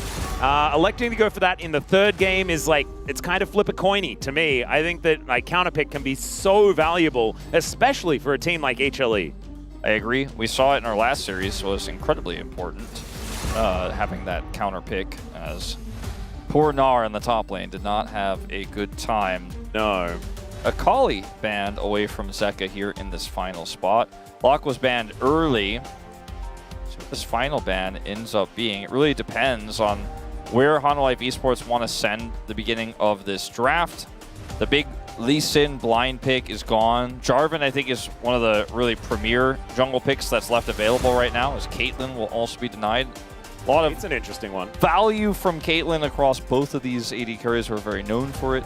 Yep. Also denying Korea the Lux as well that he has shown such mastery on Looks in like the past as well. Is what D+ Kia wanted first pick for, was to get the Jarvan, but HLE are just going to slam Lucian Milio in response to have a dominant bottom lane. I don't really think we're seeing a mage here for Smash, but maybe some type of Lulu lane could be the answer here in response. We don't really see enchanters very much at all, but trying to fight fire with what's left available here, especially with Caitlyn banned. No Bard. Pretty tricky. Not sure I like the Xayah angle, personally. Yes, Lucian is lower range, but it means that you then have to fight him in range, and that just feels pretty yucky. The Yanara Lulu lane. Yeah, the Yanari Lulu is going to come through instead, and I'm not sure whether I'm a huge fan of this one either. We've seen Yanara really struggle more recently as the blind Gnar comes in with a couple of bans to protect it on HLE's side. Zeus back to his debut champion here, something that he's very comfortable on. They banned the Vayne. Ambessa is gone. They should be able to ban the Tristana, but that also leaves Shiu's Varus. Now, Shiu's Varus has been, if you're a D+ fan, it makes you grab your seat a little bit more tightly to hear those words. What about the Aurelia counter pick? I don't advise it. Olaf. I mean, there's a... Oh, no, Olaf's gone from He already game did that one. Yep. Twisted Fate ban is pretty interesting. Just helping Zeus out there a little bit. The AD Twisted Fate not going to be countering the Gnar this time around. Could be something that they could use to try to help protect the Gnar and look for further single target picks with this Lucian. What does this mean for what Showmaker wants to play with a Twisted Fate ban? That's kind of interesting. Yeah, I don't know yet, as they will ban the Tristana, but the Varus is still available. And what Hanwha Life need right now is a jungler. I think trying to thin out Zeka's pool further is probably not the play here. But, you know, Trundle, I think, is probably not something Hanwha Life Esports are looking to play in this draft anymore. So, is also kind of challenging. Maybe banning Wukong could be an option here. Yeah, that's what they're going to do. Because that pick works well with the Lucian Milio. And even though you don't have great early game, you've got two lanes already that look pretty solid with the Gnar and the Lucian. I would actually like them to save counter pick for Kanavi. I actually think the Trundle is a really big deal because with the Yanara composition, you would kind of like to be able to run a tank, right? Front to back could be something that you could do here. Instead, looks like HLE are going to save counter pick for Zeka, and Kiana going to be locked in for Kanavi. Or the other. I'm nervous. Plus the new D+ Solid, the jungler who played Jarvan into Kanavi's Kiana did not have a fun time, but Lucid is a bit of a different beast. As we'll see what they decide to do here. Will it just be the Varus? Instead, looking for the blind Ahri. Ahri Jarvan is a pretty strong setup and works well for picks, but doesn't necessarily work well with Yanara Lulu in the same sense. All right, Syndra instead. Okay, so Syndra Not a whole lot left to counter that either. It basically just is Showmaker saying, I'm so good at this pick that I'm going to get prio into whatever Zeka shows. Give me the Aurelia. Do it. Don't be scared. Now, this is a matchup that Keen once wisely said that most people consider the Gnar to be the counter, but he considers the Jax to be the counter. And I think that is in the eye of the wielder, right? And if she was confident that he can pull this off, it is a heavy risk, but it works so well with Lulu Jarvan. And follows up to Syndra really well. You can see a 75% win rate. I think it's only been played 4 times this entire season. It's the year long. So very niche pick right now that Shiu is just going to slam down. This is what Shiu's done so much this year, is just saying, I'm not going to do conventional. I'm going to do me. Yeah. We'll see. I'm really interested in how the Jax is going to go. Because Shiu has found himself in difficult positions with some of his picks, but has also really popped off on a few of them as well. Zeka was thinking about whether it was a Sylas angle. He's decided it's not, as the Galio does come in. This will be able to help Kanavi stay alive in some of these fights, and also with the Gnar bouncing in, you can get in on top of him with that Gargoyle and provide a bit of a frontline, because there is not a lot of frontline for HLE right now. And so the Galio, being a very tanky boy, will be able to help out there. I'm actually a big fan of the Galio here. I think it's really going to prevent a lot of the setup that D+ Kia are looking for, can weather the storm against the Syndra pretty well. The question is, can they get to Smash with this draft? Because I don't think they have an issue with damage with the Galio pick to come through here. I think they've got plenty of that with the upfront burst of the Lucian and the Kiana, as well as the Gnar. I think this, to me, of the 3 drafts, is the most difficult to say clearly one side has an edge. It's going to be all about execution.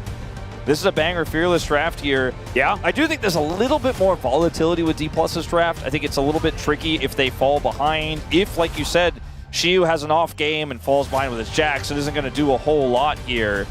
But this one is shaping up to be fantastic here, especially with all the comfort across the board. Kanavi, Kiana, the Zeus, Gnar, and Guma. I mean, Lucian has basically been a Guma exclusive this season. Yeah, and it was banned away in the last game, right?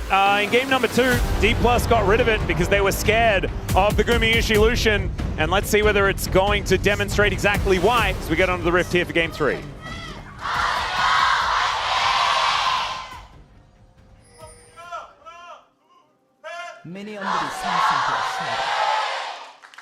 All right, here we are, ladies and gentlemen, onto the Rift for the final game of this series. Who will it be? The EWC title holders or the MSI champions to win this one? As Zeka's gonna face check! Oh, God! He gets a big old taunt, and he does flash away, but Career is flashing after him. The only one to do so, Glitterland slows him down. Another couple of autos, picks, help him out. As Lucid gonna need to drop a flag. They are hard committing for this. The flash forward, the heal. Zeka's still alive as finally he goes down and Smash gets first blood. That's the problem with the escape attempt here from Zeka, is it turned into a 3v3 situation where, you know, he's just not going to be able to escape. Really, like, he wasn't going to be able to escape no matter what, but he gave the opportunity for someone other than a Lulu to get the kill. If he had just let the kill go over to Career there, I'm not sure if Career would have been able to drop the kill and just sit there. Either way, you know, a lot of summoners expended here for the side of D+. Career down his flash. Smash also committed his barrier in the play, which will hurt the 2v2, as you can see here. Yeah. Smash looking a bit worse for wear, as we can see. That Glitterland's helping out, but HLE still in a phenomenal position. It looks like Smash is going to have to go back, and very happy that he gets... Oh, the flash forward from Shiu, but Zeus, he's got Mega Gnar coming up, and now Shiu without that flash. Oh, man, still going to be able to create enough distance, but he's going to have to go home and expend that teleport. Oh, that was a crazy moment there. I thought we were maybe about to witness the beginning of a Shiu collapse, but he does recover well. Now Smash gets the kill, buys a call. Oh dear. Career very dead. Yeah. So HLE going to deny so much experience from the bottom lane. And I don't think there's really anything that Lucid can do to punish this by crossing the river or anything like that. I was just going to say that, yes, Smash gets the kill, but he had to use so much to do it. In retrospect, is it really helping him out that much? Because that money doesn't instantly convert into a 2v2 win. He has to get pushed out of the lane, or he is pushed out of the lane in the follow-up. And then Kanavi gets over here and gets the freebie set up for Guma. So now Guma has the kill and the advantage in CS. So it is a give and take, a little bit of push and pull here. Yep. no summoners committed by Guma or Kanavi on that play either, so... The biggest winner is Showmaker. You can see it's 24-9 in CS in that mid lane. Not the greatest of moments because Zeka did get chased down and die. And I think that chase down is actually even more horrible. Exactly, he spent so much time. Yeah, exactly right. It's now Smash trying to fight against Gumayusi, but I don't think he really wants to. He's already going to have to go back home once again. Fire Kick is going to connect here. Slurkle goes wide. Career taken out, and Gumayusi on 2-0. And suddenly, Smash getting first blood might have been the first domino for HLE to get a huge bottom lane lead because he's pushed out. They get the dive onto Career, and for some reason, Smash, I guess, didn't press tab. Thought he had the edge there in this one. Campfire is rolling, and there's 2 longswords in Guma's inventory versus a Cull, and that sickle is not going to reap anything here for Smash in that 2v2. Yeah, another Fire Kick is going to push Smash away from the minion wave, and this is slowly but surely going from bad to worse. As, We're going to need help here, and Lucid is coming down. Yeah, he's skirting the vision as well quite nicely. That control wall doing nothing right now as they did have information that it was there. Delight going to throw that Fire Kick over. They do get wind of this Jarvan's position. Let's see whether they can outplay this. He's got Flash and Barrier both up and available, like you were saying. Relentless Pursuit now going to be used. The Smash is almost dead. He gets the shield from the Barrier. And yeah, Lucid's just going to have to escort him out of there. Kanavi still has Flash as well. I think he should be able to escape, but again, he's out of the lane. And Guma played that so well. He's like, I have barrier advantage for a few more seconds, and there might actually even be able to turn this into further advantages now, as yes, Smash is going to be able to back, but there's 2 members here who don't have a whole lot of help. And this Yunara is not getting any minions anymore.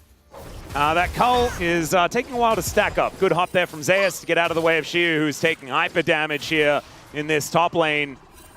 And, you know, Keen's school of Jax versus Nah is maybe a class that Shiu skipped, perhaps, because this lane is not going the way that they really want it to. It is early days, so it shouldn't be the end of the world. But let's have a look at this one from Gumayushi's perspective. Yeah, Smash just taking so much damage here because he has 2 longswords. And he's got a Lulu here that's just not going to offer that much damage or utility when you're that far behind. And Lucian's passive is just procking and popping. I actually prefer I wish we saw the first-person view of what happened when Lucid came down and Guma was able to react and realize he had actual kill pressure there as well. Well, you can see Smash standing his ground. I don't know whether he really wants to, as he's taking so much damage. Delight shows up. Slurkle is going to be there to do a bit of damage to Gumayusi, but Kanavi, he's back in this bottom lane, and there is no vision here for D+. Finally, control wall goes down, gets the bad news that he's once again going to have to go home. Yeah, and Lucid's farming the minions, but Kanavi is farming this bottom lane. Even though he's behind a camp right now, he is doing so much to get Guma accelerated in this one. We talked about weak side Guma. This is the antithesis of that, where Kanavi lives in the bottom lane and Guma is set up to succeed. 700 gold ahead, playing this bottom lane brilliantly, following up incredibly well, and now Smash, you know, he picked up that coal, but he's not even farming that because he can't get any of these minions. Yeah, he's only managed to get 30 on that one. Went back and bought the coal with 6 CS, which is just a pretty sad one.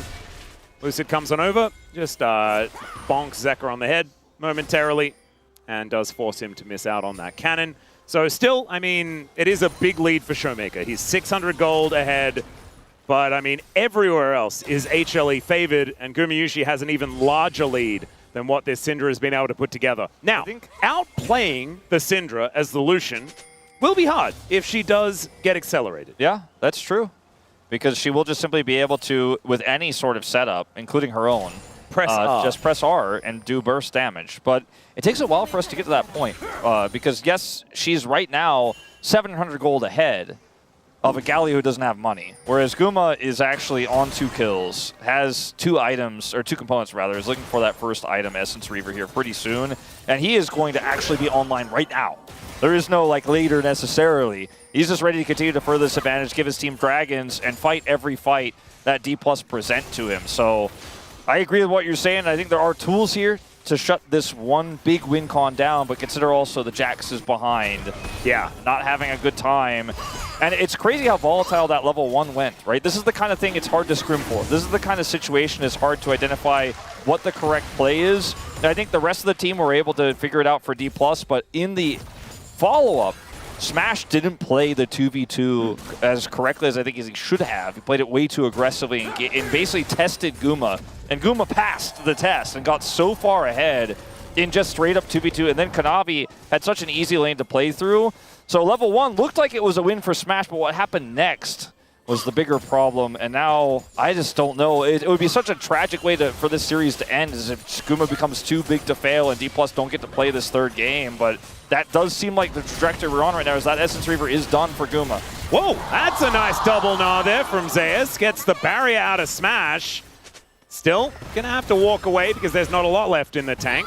There's a decent little taunt to move on in, but it looks like HLE are focused on the grubs. They'll take all 3 of them without anyone really here to try and contest. So Lucid just going to be clearing out what camps he can find right now. And the gold advantage for Guma is only extending. Boomerang's flying around. At least now Smash and Korea will have some time away from the very dangerous Lucian, and it's Shiu that has to now deal with it. Yeah. Guma just has to play safely here as they're just trying to funnel money into Smash and Korea on the other side of the map while also putting the pressure onto this Gnar. I mean, Guma, Essence Reaver, I guess he doesn't really need to play safely in this matchup. He's got Relentless Pursuit to avoid any sort of engagement from Shiu. Shiu has flashback, so that's somewhat scary, but now Delight's here, and he is just going to be living in the lane swap meta. Yep. And we all know how that goes. Just not a whole lot of fun, I would say, for the Jax. Meanwhile, the Gnar is doing the same, but already had a lead, so it's kind of just chilling because Gnar is also a ranged champion. It's very difficult to punish here by a Yunara Lulu lane, even with level 6 now here for Korea. If he had level 6 a moment before, might have been able to make a play there, but now just kind of has a 6 next to his name that he won't be pressing the ultimate button for anytime soon. All right. Jax was a decent champion in the lane swap meta, but Lucid gonna be still coming on over to try and defend. Counter-Strike can just make things awkward and annoying, and so let's see whether he can actually use that effectively. As you can see there, uses it to go in and take down the majority of those ranged minions. Look at these early spikes. You got the Essence Reaver, you got Profane Hydra, you got Zeus, who's flashing as Smash gets the Arc of Ruin, but not going to be able to do enough. Still, the hop into the flash going to be enough to get Zeus out of there, but now will not have flash. All right, now they have Galio ult here to try to chase Shiu down. He has to flash to get out of the way of that culling. Kanavi was already on his way over. Looks like it's going to be an early first brick here for HLE as they just push him out. And that's even more money. He's lost his flash. That's a huge tool for him to try to do anything in this lane swap. He needs that. Okay, we'll get the first brick on this next wave. But he needs that flash if Lucid's going to come over and bail him out, right? But now he doesn't have it. Lucid wasn't there in time. And it's just a big disaster here for D+. And HLE, they're making all the right choices. Kanavi knows where his pressure point is, and he and Guma are running away with this game. They really are. And so now it feels like Showmaker versus Gumayushi. That is kind of this game. And I don't know whether this Syndra is going to be enough to be able to take him down, because Guma can really take over team fights on this champion. We'll have so much more in the tank after that initial round of spells. As now without flash, Zeus might be susceptible as the counter-strike comes down, holds the leap strike nicely to Shiu, so he stays in range. Still, Zeus going to push them away. He didn't have ulti. Yeah. They still just back off. I mean, Career could have looked for the wild growth there. They just didn't have information in the river, so they were like, I don't like the way this looks. I know Kanavi's very likely nearby. He was, but I think there was a small window where they could have tried the wild growth. They just didn't have the information, so Zeus walks away scot-free, and now it's HLE the aggressors. Yeah, Gumayushi's also walking up. Supreme Display of Talent is completely avoided, but there's a heroic entrance. Wild growth onto Lucid to make him a bit tankier. Big old taunt comes down as even Seka getting involved. Zeus gets put into the Cataclysm, tanks up the turret. Lucid almost manages to make it work. They go 1-for-1 on the junglers, and it's way closer than I expected in that moment.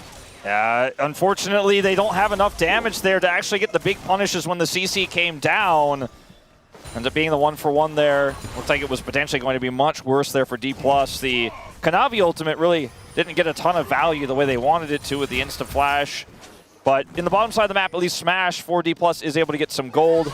So watching this here, see the flash comes through instantly. They try to turn this onto Kanavi with a wild growth stun combo, but there's no damage, and he's not undeterred anymore. So they turn on to Zeus, he's got Mega. In the mid lane, looks like Showmaker trying to make a play, unsuccessful. And this ends up being a 1-for-1 here. Zeus walks away again scot-free. Well, they try and get that information as to where Gumayusi is. Showmaker still just hunting for some Scat of the Weeks, and he will be able to find it. Getting a dragon here is pretty big for D+, considering the game state. Yeah, it might help even things out a little bit. It is a 2,000 gold advantage for HLE, but feels like that could have been worse. Still, giving up an Ocean Drake, not exactly the end of the world, as Smash will be able to crash another wave towards this bottom side. Has cashed in the Cull as well. It's helped try and claw back that gold advantage. It's a Hextech all this game as well, which is kind of ridiculous. Again, it feels like it's Hextech all the time these days. Smash getting a lot of money here, and Zeka is also being denied gold, so that's still good for D+. And the fact that the Jax got the kill topside means that all it takes is just one moment where the map gets opened up, and Shiu is a strong side laning champion in this game, even though he's holding none of the grubs. So like, there are ways back into this game for D+. I wouldn't predict it yet that they could actually make that comeback happen, but Zeka's not getting money. There isn't a punish here, and Kanavi's not getting the cross map either. It's a race. Grumpy Timo, as it is going to be Zeus that locks down that first turret. It's immediately answered here on this bottom side. I think HLE are the team under pressure, though, to make something happen, because all of this spare time that Smash has is working out for him as, the buffer on the flag and drag. It looked almost by accident there for Lucid, as Scat of the Week is going to connect onto Kanavi. Lucid's face there makes it feel like it definitely might have been. You see it on the player cam if you roll it back. But either way, he gets out there as fast as he can and is able to buffer that stun. The turret trade isn't first break for HLE because they already got that one on the bottom side, but they get a second one. But the fact that D+ are trading turrets, again, at this game state, with the Lucian, Guma being this far ahead, is pretty crazy. As Guma's, I don't want to say he's going to struggle to get a bigger lead here, but it's not going to be as easy now as it was in the bottom lane. And they turned this lane swap, even though it was a big sacrifice for Shiu, into kind of a big success. Well, Scatter is going to connect onto the Melio. Force of Will, the ulti, and Showmaker just pops Delight like a balloon. Kanavi trying to take down this Rift Herald. He will be successful. And let's see whether he can get it out. The answer is no. Down goes the Kiana. Now Ash is flashing in. I'm not sure about it, but the rest of his teammates are there to back him up. And down goes Zeus. The Yanara is now officially online. The eye is on the ground. Atlas. Oh, no. You got the gold from the Herald, but you lost your lead. Smash only a kill behind now. As we watch this again, first scatter, boom, Delight's chunked. Ult comes through, he's burst. And they still hold the Herald here, even though they're outnumbered. Look at where Zeus is right now, or sorry, where Zeka is right now. He's so far away. It's really easy to follow here over the wall for Smash. And Zeus just not that tanky. They have CC to back this up. They've got no jungler. Guma survives. Guma flashed at the end there too. Yeah, he survives, but he has to flash. There's no peel for him to do the damage necessary. It's too split up. They spent everything to try to get that Herald. They do not get the eye. And in the blink of the Herald's eye, we're at an even game state here. D+ back on the board. And now Gumayusi has to play into this Jax, which now has almost a gold advantage. It's like 88, so it's not real, right? It's very, very slight. But suddenly side lane threat as well as exactly. You just get one team fight like that, and bam! Now Jax starting to take turrets off the map is going to require resources to deal with this. Kiana is not that tanky. Two items here, 700 gold. He's, got the first one very cost efficiently, right? But is going to go splat if the team fights don't go well. And this suddenly a Smash that's very, very threatening. Not in this 2v2 here, but exactly. Guma is still definitely to be feared on the Rift right now. As Fire Kick connects onto Korea. Smash looking a little worse for wear, but they still want to start something. Kanavi in such a cute position will just move his way in. Looks for Korea himself, who does have the wild growth, so that's why he's playing with a little bit more courage. As Shiu gets on top of Zeus, but Zeus kind of looks okay with it. Throws his crown over towards him. There are a lot of T1 skins in the game right now, by the way. This particular game. Zeka rocking Faker's one. I believe Smash has Gumayushi's one, which is very funny. Zeus has his own one. So yeah, there's just a lot of representation. All right, Lucid here. Oh, Lucid's got Cyanide's one, not a T1 player. Not going to have his Gromp either. He's obviously going to take that away from him. 40 seconds till his first Hextech Dragon. I mean, look, I'm so relieved that we actually get a game here in this third one, because for so much of that early game, it just looked like, even though Showmaker was pulling ahead, I didn't think they were going to have the agency, but Hanwha make a little bit of a mistake. Showmaker makes a proactive play, gets the first catch there. They've got the CC on the Herald fight. And Hanwha Life, something about that Baron pit today. It's given D+, big opportunities. They get the big punish, and now the game is really anyone's to take, right? It's a small lead for Shiyu, right? Zeka's not in this game in terms of gold relevance, but is still so much utility for this comp that's still very online right now as Lucid's going to find out. Yeah, there is the scat of the week. Lucid still has to get out of there, though, because the heroic entrance is so scary. Smash also gets a big old shield, but the culling is going to come down. And just typewriter DK. Cataclysm comes in. Guma able to escape at the Arc of Ruin. So much damage onto Kanavi. Shiyu and Zeus are just fighting off to the side in their own sort of little battle here. And everyone else, I mean, there's a lot of damage that's been taken, but Honey Fruit advantage is here for HLE. They're on the Dragon. They have full prio control. They do not... Oh, teleport in. Have a Gnar, and there's that TP from Showmaker. If he shows up, those health bars are pretty low. Kanavi is on a timer here. Yeah, look at these health bars from HLE. They're going down so low, but Zeka makes his way in. Kanavi just explodes. Showmaker takes him out. The Drake is over there, and now Lucid trying to escape. Gumayushi is protected, and he gets the double kill. Now Showmaker is going to get taunted, and Guma dashes forward. We'll get some revenge. Scat of the week is fantastic, but the Justice Punch will come down. And Showmaker's on the floor. HLE, great team fight, and they get themselves the Drake. And it's a big pendulum swing back into their favor after what was, I think, a great showcasing of the importance of priority on objectives. Even though Showmaker gets the wraparound, even though the poke was there and the health bars were low for Hanwha Life Esports, Showmaker can only find the kill on Kanavi, and it's a second too late to stop the Dragon. But look at the positional advantage that Hanwha find themselves in the larger fight here. Career is forced to flash away. Zeka's exactly where he needs to be to deny any follow-up damage. Shiyu gets pushed out by Guma's damage. And even though Showmaker's here, there's a lot of low health bars. He can't get access to the ones he needs, and he used his ultimate on Kanavi. Sure, he got that kill, but the objective's still went over. He can't get out. It's 3 on the floor, and Hanwha Life Esports take the Dragon lead. Man. All right, it's only 2 dragons, though. This is the crazy part, right? With 1 dragon apiece at the beginning of the game does mean that DK has still a couple of Drakes to worry about before that soul is going to be coming on through. I don't know whether that is enough of a silver lining, though, to make them feel better. It's a 4-0-1 Gumayushi Lucian in this game. And there's now also a big lead for Kanavi. Which is kind of crazy. 1-3-1. It's still 1,000 gold ahead with just how much Lucid's been bullied this game. Yeah, it's... Okay, hold up. Zeus. He just steals it away! Oh, highway robbery. Lucid didn't have a smite. And now the outer turret in the mid lane is going to go down. This snowball definitely a rolling. Smash, it always seems like he's on half health this game. Well, it's because Guma keeps walking up to him, proccing his passive. And just putting hurt on him. It's not a great meta for Yunara right now. Ooh. Cute little scatter comes in. Zeus wants to steal more of Lucid's stuff. Lucid didn't have flash. If he has flash there, I think they probably try to make something of it, but can't really close the gap. Doesn't want to risk it with Kanavi right there. And Guma can really just walk up with impunity because he has Emilio with ult standing right next to him, as well as Kanavi on the cross.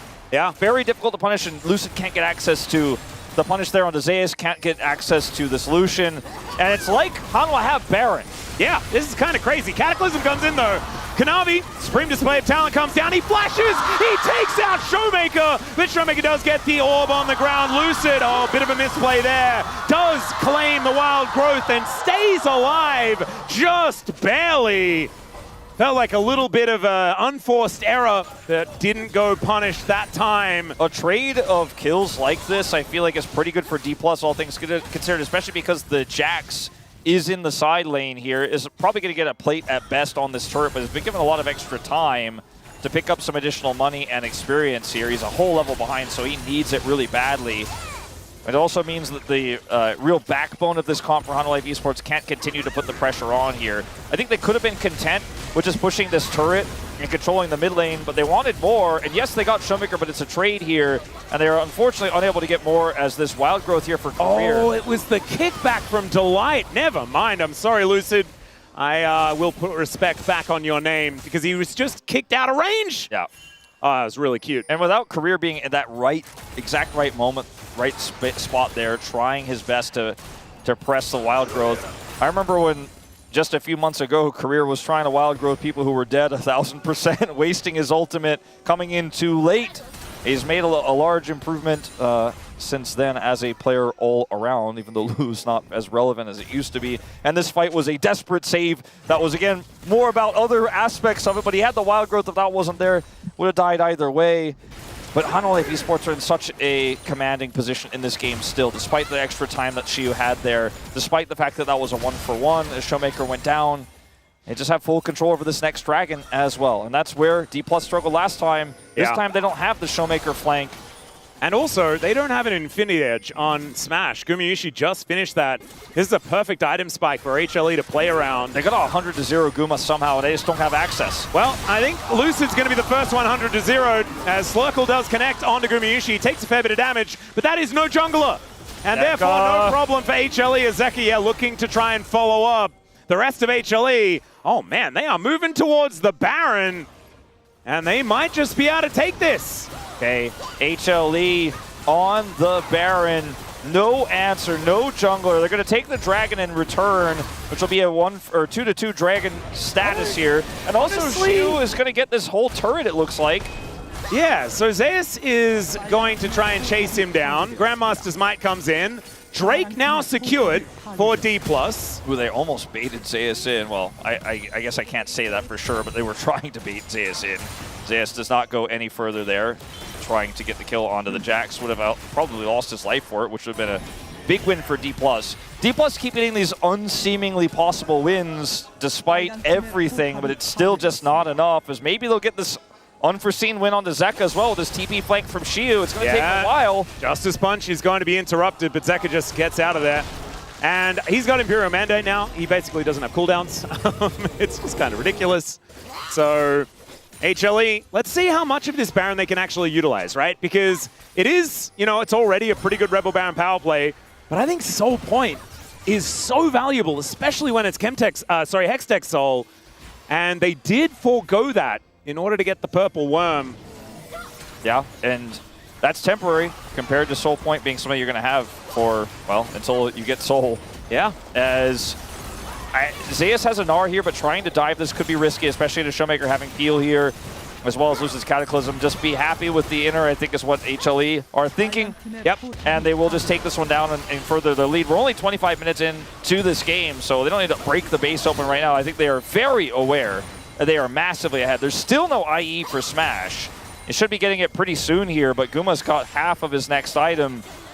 TP committed from Zeka. They are going to try to siege this base open now. If D+ make a mistake, it could be even more they get.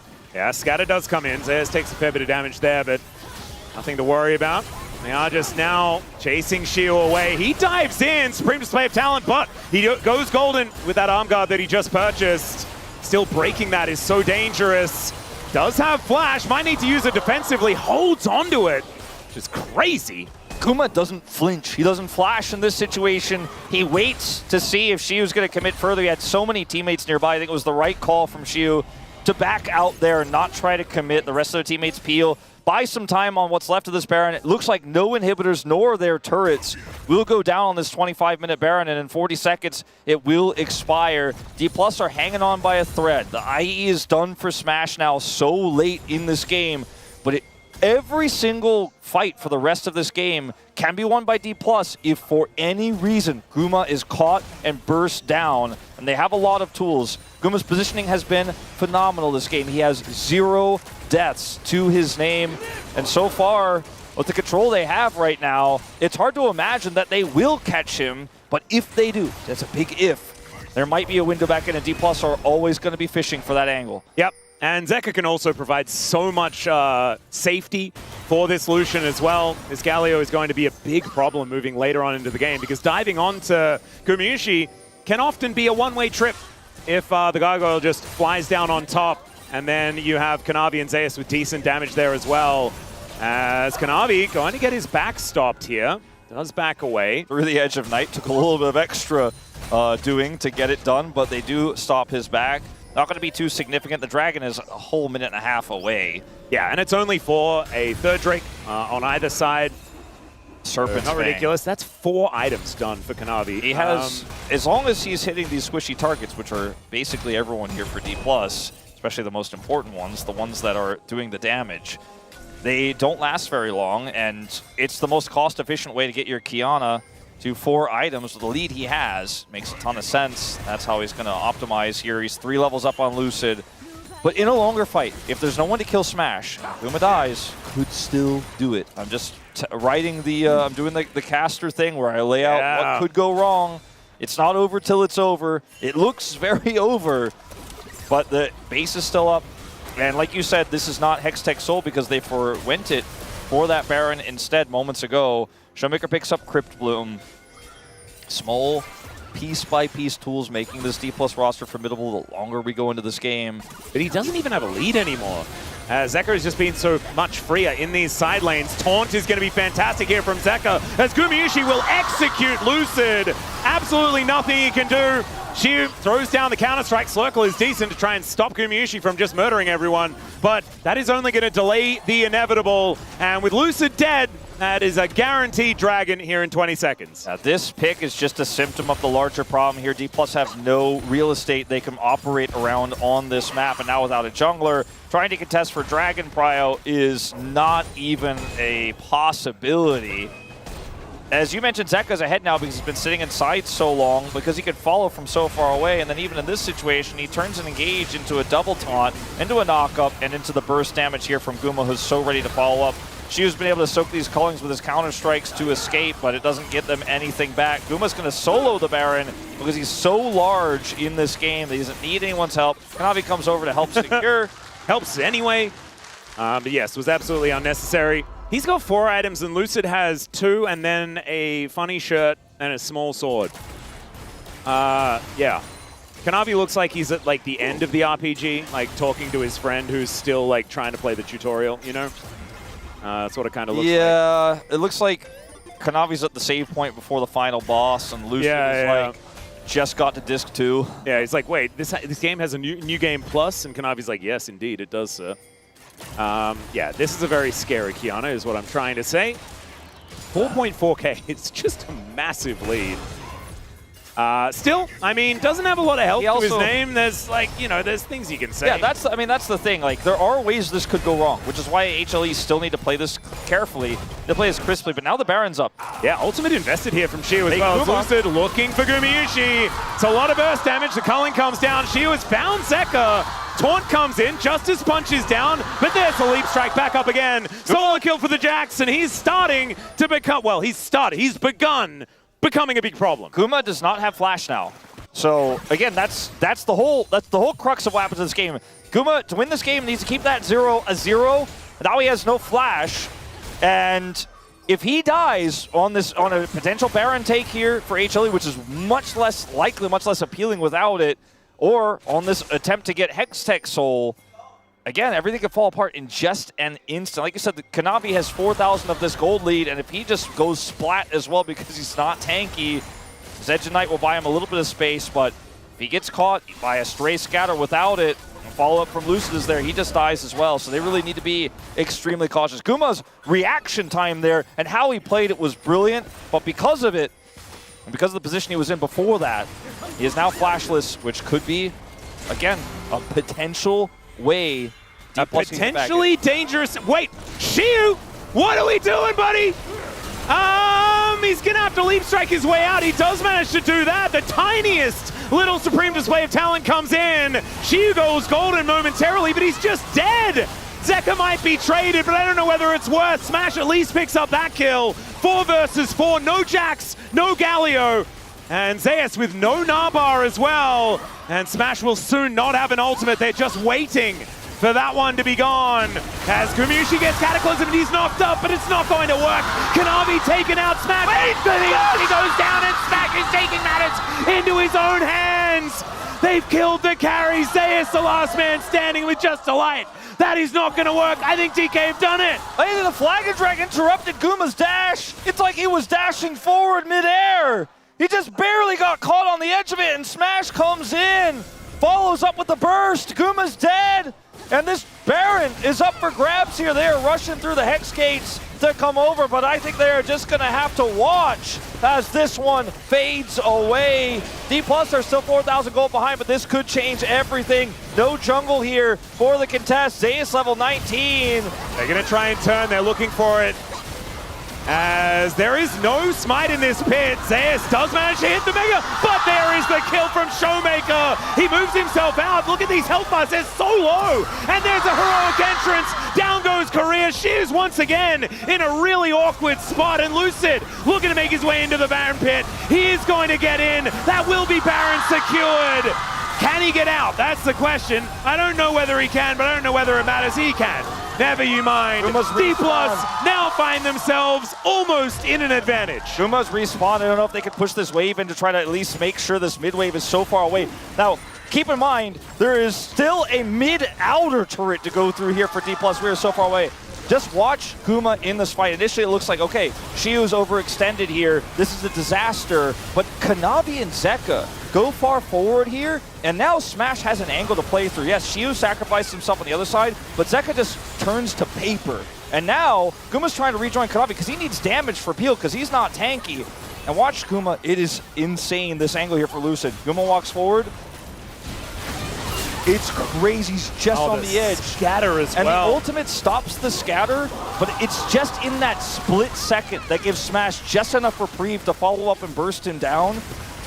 And then here in this moment, Zeus is definitely alone, not going to be able to get this done, but they have Hexgate. This is a really calculated play from HLE to come over here to try to deny. So the Baron doing so much work. He gets Mega, and Delight stays, which looks crazy because he's Emilio 1v3, but it's because he wants to give the taxi to the Galio. Gets the kill onto the Lulu, but they cannot finish off Smash, and this buys enough time for Lucid to come in here and secure the smite. Crazy game we were watching. It looked like it was going to be a one-sided affair, but like we said so many times, all it takes is that one hit. Oh my God, Shiu, stop it! He is just playing right on the edge here in this incredibly pivotal deciding game between DK and HLE. He's now diving in towards Zeka. The inhibitor turret in the bottom lane almost died, by the way. As Gumayushi, he's got so much burst damage every time Smash moves forward like that. Splash is so back. Scary. Culling, not really doing too much here. As the taunt is set up by Zeka, but the scatter hits onto 2 Kanavi, taking a lot of damage. Supreme Display of Talent comes down, Lucid finds the Cataclysm, but he dies. There is Zeka going down so incredibly low, and it's Smash that gets into the front line and looks to obliterate Gumayushi too far away from the battlefield, and it's Smash that dashes in, picks up the triple, and you best believe that third one felt the best. D+ cut HLE in half. Guma couldn't rejoin the fight. The haphazard plays from Shiu finally pay off. Look at Lucid's face. Yeah, Showmaker popping off as well, man. They are riding the momentum from Paris, and this squad says maybe the second international title was greater than the first, and they'll take HLE out in the first matchup of the Legend Group between these two. Unbelievable turnaround from D+ Kia. This game was the most ridiculous demonstration of mental fortitude. And look at CV Max, the most proud dad vibes I have seen out of that guy in a very long time. I don't know. They went to Paris and they came back a completely changed team. I know, this is game 1, series 1, right? For both of these teams in the Legend Group. But still, this is back-to-back upsets, back-to-back Legend Group days. This group might be just the closest thing we've seen in such a long time. It's epic. There is just so much to take in. And on top of it all, everything that D+ is going through right now, it just seems like they are getting stronger. Smash! Oh, man. It's got to be him on POM. It's got to be him. is Ezreal game into so far behind, playing on the edge, finding those kills, but you can make an argument for so many Showmaker scatters. His lead over the Galio that he was able to compound, the catch on the Guma by Lucid on the last pixel. And also, Lucid being so far behind in that game, right? But making a larger impact when it mattered more. And this is the thing. That is not the Lucid that we got used to. We got used to a Lucid that was desperately trying to find angles back in and failing to do so, going off alone when things weren't working out. This was measured play, understanding what the team needed from him in those pivotal moments, and then making it work. Like, this Cinderella story just won't end. Yeah, well, it hasn't been going for very long. I feel like we haven't even reached the full arc of it, you know? It's still so early here in the second half of LCK, but the story of anyone can beat anyone in the Legend group is I hope it continues.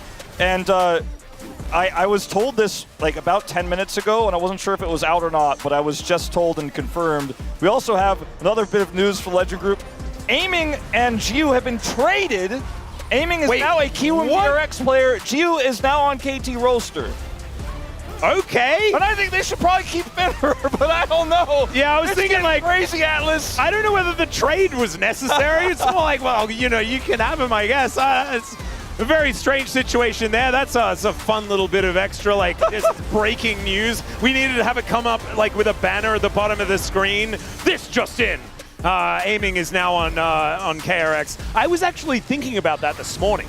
I was like, man, wouldn't it be funny if we just saw this happen again? Well, based on the drama. Someone told me after the announcement yesterday, I guess Diablo was the first, and I was like, what did he mean by that? There was a lot of similarities in terms of the announcer for KT and what happened with Diablo, but we are only speculating. But the trade I didn't see coming. I didn't see that one coming. But anyways, this game. Crazy. All right, these are the final moments in comms. This double scatter was absurd. And like, watch Guma in the fight. He can't get access to the damage he needs to. He has to flash away. And like, it's Gnar. Zeus is where he needs to be. But Guma can't get in. He has to just dash away and hope to survive. And he does not. The Smash gets his dash back and takes the triple to end this fight and end this game. What an unbelievable series from D+ Kia. The second game, maybe not the one that you really want to be focusing on, but game number one was a slaughter. But look at these faces, man. Showmaker initially saying, like, calm down, keep it calm. Shio as well, like, we got to end the game. Yeah. Lucid's dead.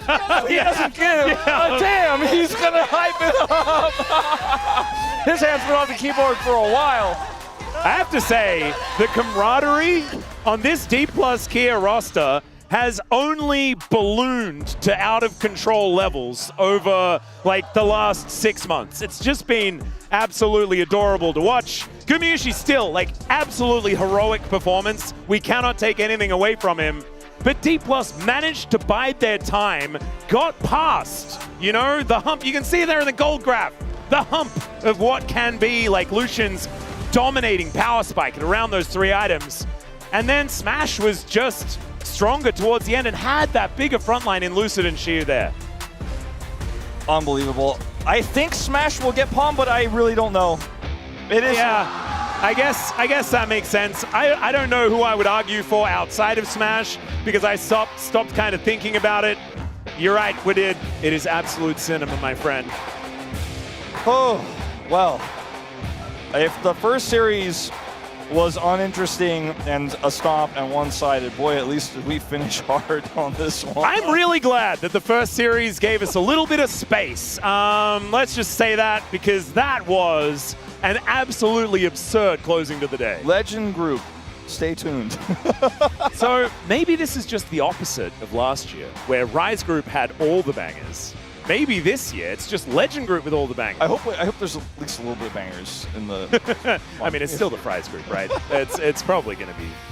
It's gonna be awesome. I'm right? The color commentator, but my voice is dying because of all the yelling that needed to happen in that. Yeah, no, mine as well. I'm gonna need to go home and like have like one of the what is it, throat coat, you know, with all the like the yummy stuff in it that helps your throat feel better, and steam my voice and all that sort of stuff. It's this was not the first day back that I was expecting. It's normally we just get to slowly develop into the season. No, not this time. I'm here for it, all right? Let's ramp up fast. We had a long break. We can get right into it.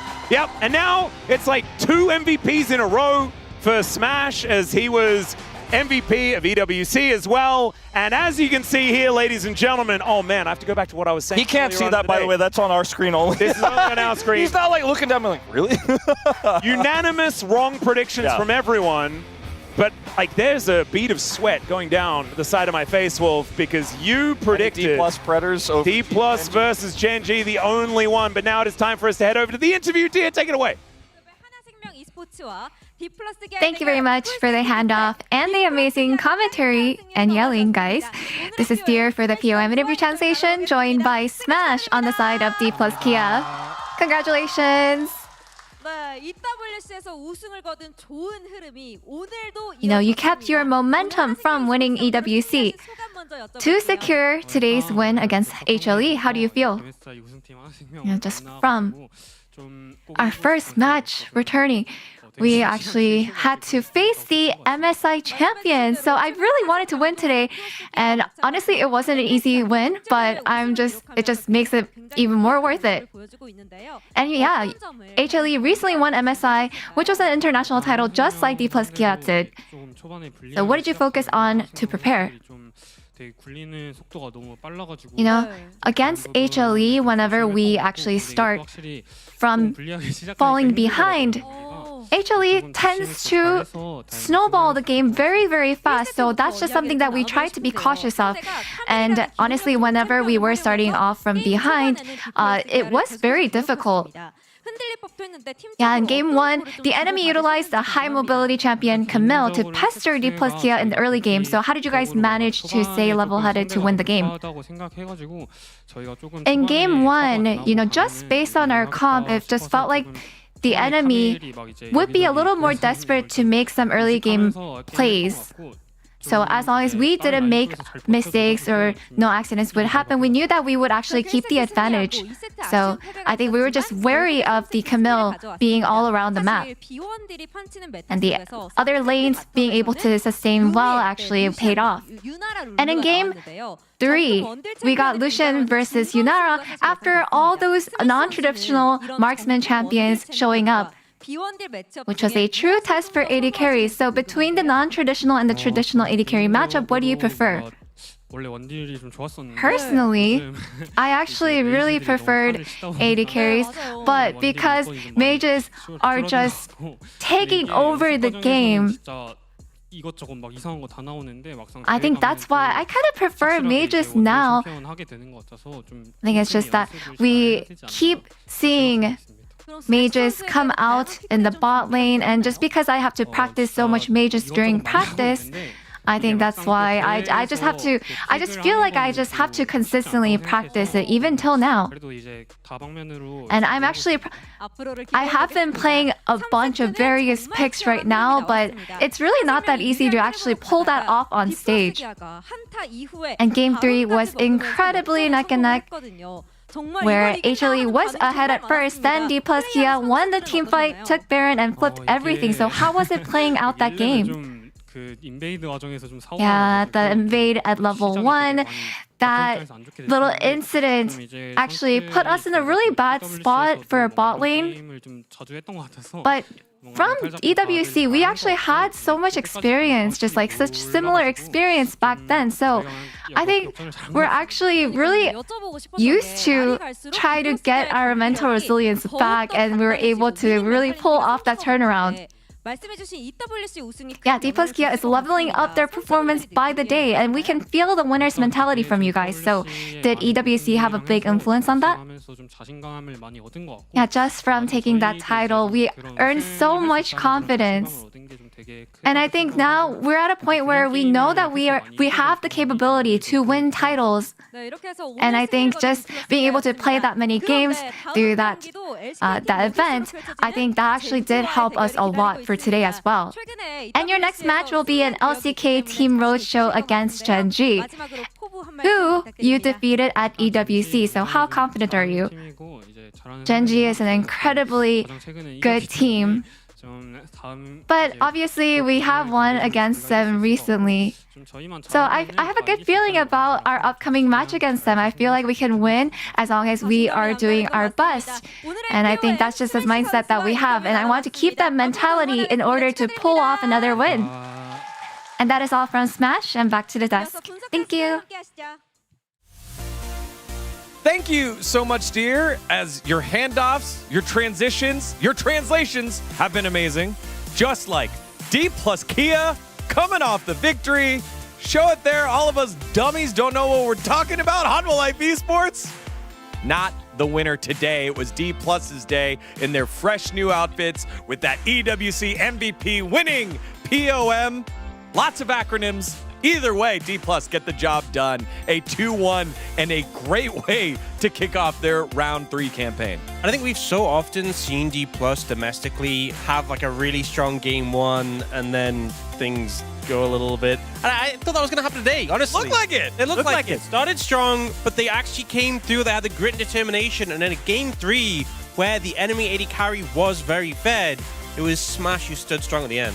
Yeah, the momentum continues, and also experience, the confidence, as Smash mentioned. I think that was the missing part for D plus Kia starting off like this year, right? I think Smash filling up that roster, and now it looks like they're building up another history here. It is exciting because I think if they played again tomorrow, would I still predict Hanwha over D plus? I don't know. Is it time to believe? Where's Chronicler? Is Chronicler here? Actually, don't jinx it. He won't be hiding because he's really tall, so I see. It's too early. Okay, it's too early. It's too early. You know, I think we are waiting for Worlds, right? So I think we can just hold it until that point. Not back there. Okay. No. Let's take a look at the Palm vote. As it was Smash picking that one up. Could have gone many different ways. Very, very close here. We decided with Joda. Wow. All right. Showmaker getting a lot of the love there by Soup and Media. Can you guys do one more time? That one wasn't so good. Boom. Oh, we missed it again. You do it one more time. Boom. There we go. Boom. All right. He covered up the sound of the slap with the boom, but it was a better one. Yeah, Showmaker getting a lot of shouts here. But Smash getting the shouts, and then the KR analysts, that's how the tiebreaker was broken by the analysts and the observers. They went with Lucid, who had himself a great game as well. Ultimately, Smash picking this one up with 5 out of 13. Let's dive into the Palm comments. It was literally the POM battle between Smash and Guma, and winner takes my vote. Literally, I think Guma and Smash both played really well, especially the game 3. Neither of them played the AP bot lane well, but I think the true AD carry finally takes the win at the end. It makes it so much easier because when you're on the caster desk, you get a little piece of paper with all the roles on. You can just tick AD carry, you can just put that down, you're sorted, no matter what. Exactly. Did you do that too? Is that what your comment is here, Ox? Yeah, I mean, enough mages, a showdown of top 80 carries. It's absolute cinema. Indeed. And I just, I mean, obviously, I like the mix-up in the meta we've had, having the mages in, the variety, that's all cool. I love Ziggs, right? But just seeing 280 carries, the Fed Lucian, the Fed Yunara going head-to-head, that was hype. And they both had their moments, right? I mean, we did hear the one that called out on the top side of the map, Gumyushi, auto, dash, auto, dead. It was like that fast because of how fed he was and the great positioning. But then once those team fights got later, Yunara getting online, Smash able to have some of those Palm moments as well to take the win away. MVP from Paris to Seoul, says Wolf, giving the shout out to how this team has come together after this tournament. That's a good one. I like that one. It's a really good one, yeah. I agree. Also, they had international experience last year. I guess Smash didn't. Never mind. As D Plus did. Stop talking, Degon. Get to the next comment. Yeah. I was buying time for the next comment. Helio says, it was amazing, Jarvan the 22nd. It's time for Jarvan the 34th to show. Because Helios is 34 years old. Wait, he's 34? Yeah, he's 34. I thought I was getting old. So that's why there are so many numbers after Jarvan, right? He looks so young. He also has got the. We're gonna have some he's new. got the good gene. We're gonna have some new letters soon. What's like 50? 50? It's isn't it L? Giving him the L. Helios L. You know what? I'm not up to speed on my Roman numerals. That's my bad. I think it's L. Oh. Those are our Jarvans. He doesn't look old. Does he look old? I love that Umpty facial expression. So. Umpty looked like 19. Umpty looks like he's sleepy. Maybe Umpty's the old one, you know? Maybe. Maybe. Wow. A story for another day. Let's see what Umpty had to say. Best jungler on Earth. And I've been told to clarify this because this might get clipped. It's because at EWC, D+1, yes. at MSI, Hanwha Life Esports won. So therefore, these are the two best teams on Earth. And so they did battle. Yeah, and also to won. mention, we haven't factored any junglers not on Earth. Yes. So for example, if there's a jungler on Mars right now, could be better. That's true. We haven't talked about junglers under Earth. I'm not Correct. sure if they've been... So, you know, this isn't all-inclusive. Yeah. But yeah, maybe if someone's, you know, stuck on that planet where time goes really slowly in Interstellar, yeah, they could be a really good jungler. In Spider-Man, there are other dimensions. Yeah, right? so we wouldn't even identify which Earth this is. Can we go specifically on Earth, though? Yes, yes. Best jungler. God, we can... Thank you, Umpty, and everyone here that understands what everyone's going to be mad at later on when it gets screenshot. Showmaker completes the current version of D+ Kia. Go give him the shout out to the man in the mid lane for a dominant performance and finding those Syndra stuns. Don't ever say it's over if DK's breathing, says Prince. You gonna sing that, Degon? No, I'm good. Is it because it's the bro song? Yeah, it's the wrong team, Prince. No. No. The slow zoom in. Don't do it. It's not gonna happen. I think it's too high. It's still bro. Don't ever say it's over. DK's breathing. I want to know, did they sing it on the Korean desk? No. I don't think so. I don't. Maybe he does. I think he was casting. He was casting. No, but I'm saying, did they sing it? I will say, did Helios Umpty and Umpty are quite the showmen. Yes, that does despite what their age looks like. You know, their age plus their, you know. This old man could still kick it. Yeah, there you go. the old-fashioned way. Those are your comments. Let's take a look at the standings after this one. Legend Group has been the group of upsets as D+ Kia. They are inching their way closer, but KT are trying to leave them in the dust. Wait, DK had the momentum already. Yes. Yeah. In round 2. Oh, that's right. So the winning streak is keep going. I'll say for D+, they have such a big gap, even though it doesn't look like much. It's only 2 series, but with how strong a lot of these teams are, this was a huge win and it was so needed, but they just need to keep getting wins, keep building up that win streak, especially because KT got that win pulling away from them at only 12 series wins. It still feels like a long way for D+ to close that gap and then keep climbing up. It's going to be very competitive in Legend Group. Oh yeah, and that means Genji, if they win 2-0, then they can take over the first place here in Legend Group as well, so it's quite tough. You know, Rise Group got the nickname Fries because of the craziness that happened last year. The craziness has been Legend. I feel like there should be a nickname for Legend Group as we take a look at the full standings here. That is what I leave you all with to ponder. What is the nickname for Legend Group now that it's getting crazy? It's decided it's crazy in the first 2 days. Yeah, it's been a good start. Gotta see it. Yeah, Rise Group, things looking pretty close, pretty competitive. And then DNS, unfortunately, trailing a little bit right now, so tough for them. And they definitely need some wins on the board. You know what I'm going to say, Degon? Everyone would like some wins on the board. Oh, G-Sun has reminded me ever so clearly. It's called the Fries Group because the Fries Group bet between the Bro fan and the DRX fan that I interviewed at the space last. Yeah, but also Fries just sounds good, you know? Fries, Rise. We need someone with Legend, but I just don't think... Is there anything that rolls off the tongue so easily? Legend is like trying to rhyme orange here, as we have Genji versus V1 at the first step and door hinge of the LCK Roadshow. It is the Genji homestand. They bring in T1 and the Circus to town. 4-game winning streak for Gen G. If they win, they will tie D plus Gear for the longest winning streak. And then it's the return of the bros. They're up against Kiwoom DRX, where, as we said, we broke the news here, the trade happened during Game 3. Aiming has moved to Kiwoom DRX. Yes. And Jiwoo has gone from Kiwoom DRX's bench, because they were playing Lazy Fuel, to KT. It's wait. So Jiwoo has gone to KT. Yeah. And Aiming's gone to Kiwoom DRX. Yeah. Legend Rise trade. What team is Woodid on? Oh wait, he's not on a team. Oh, gee. What is that? What does that mean? It's good. Why am I getting blamed for no reason? These boomers.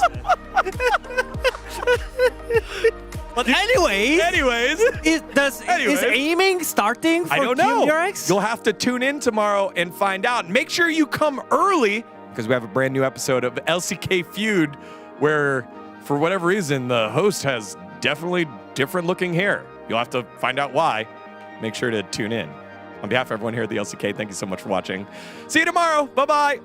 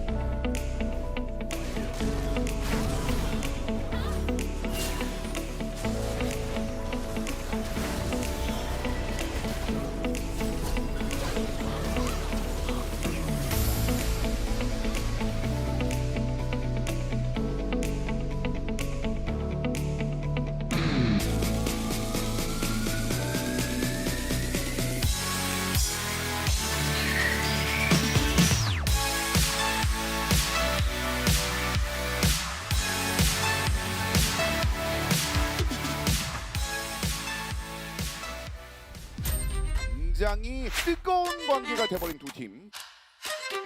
안 되겠다 이거. 유니폼 보는데 못 참겠다. 이겨야겠다. 야! 아니 타운평은 좋아요. 상대가 상대인지라 너네가 누굴 버린지 알려줄게 라는 마인드라고.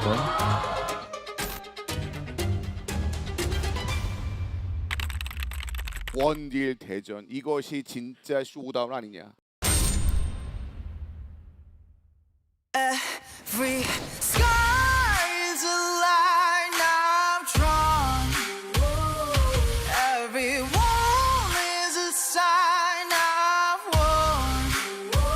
I don't just win, I carve my name into the stone against a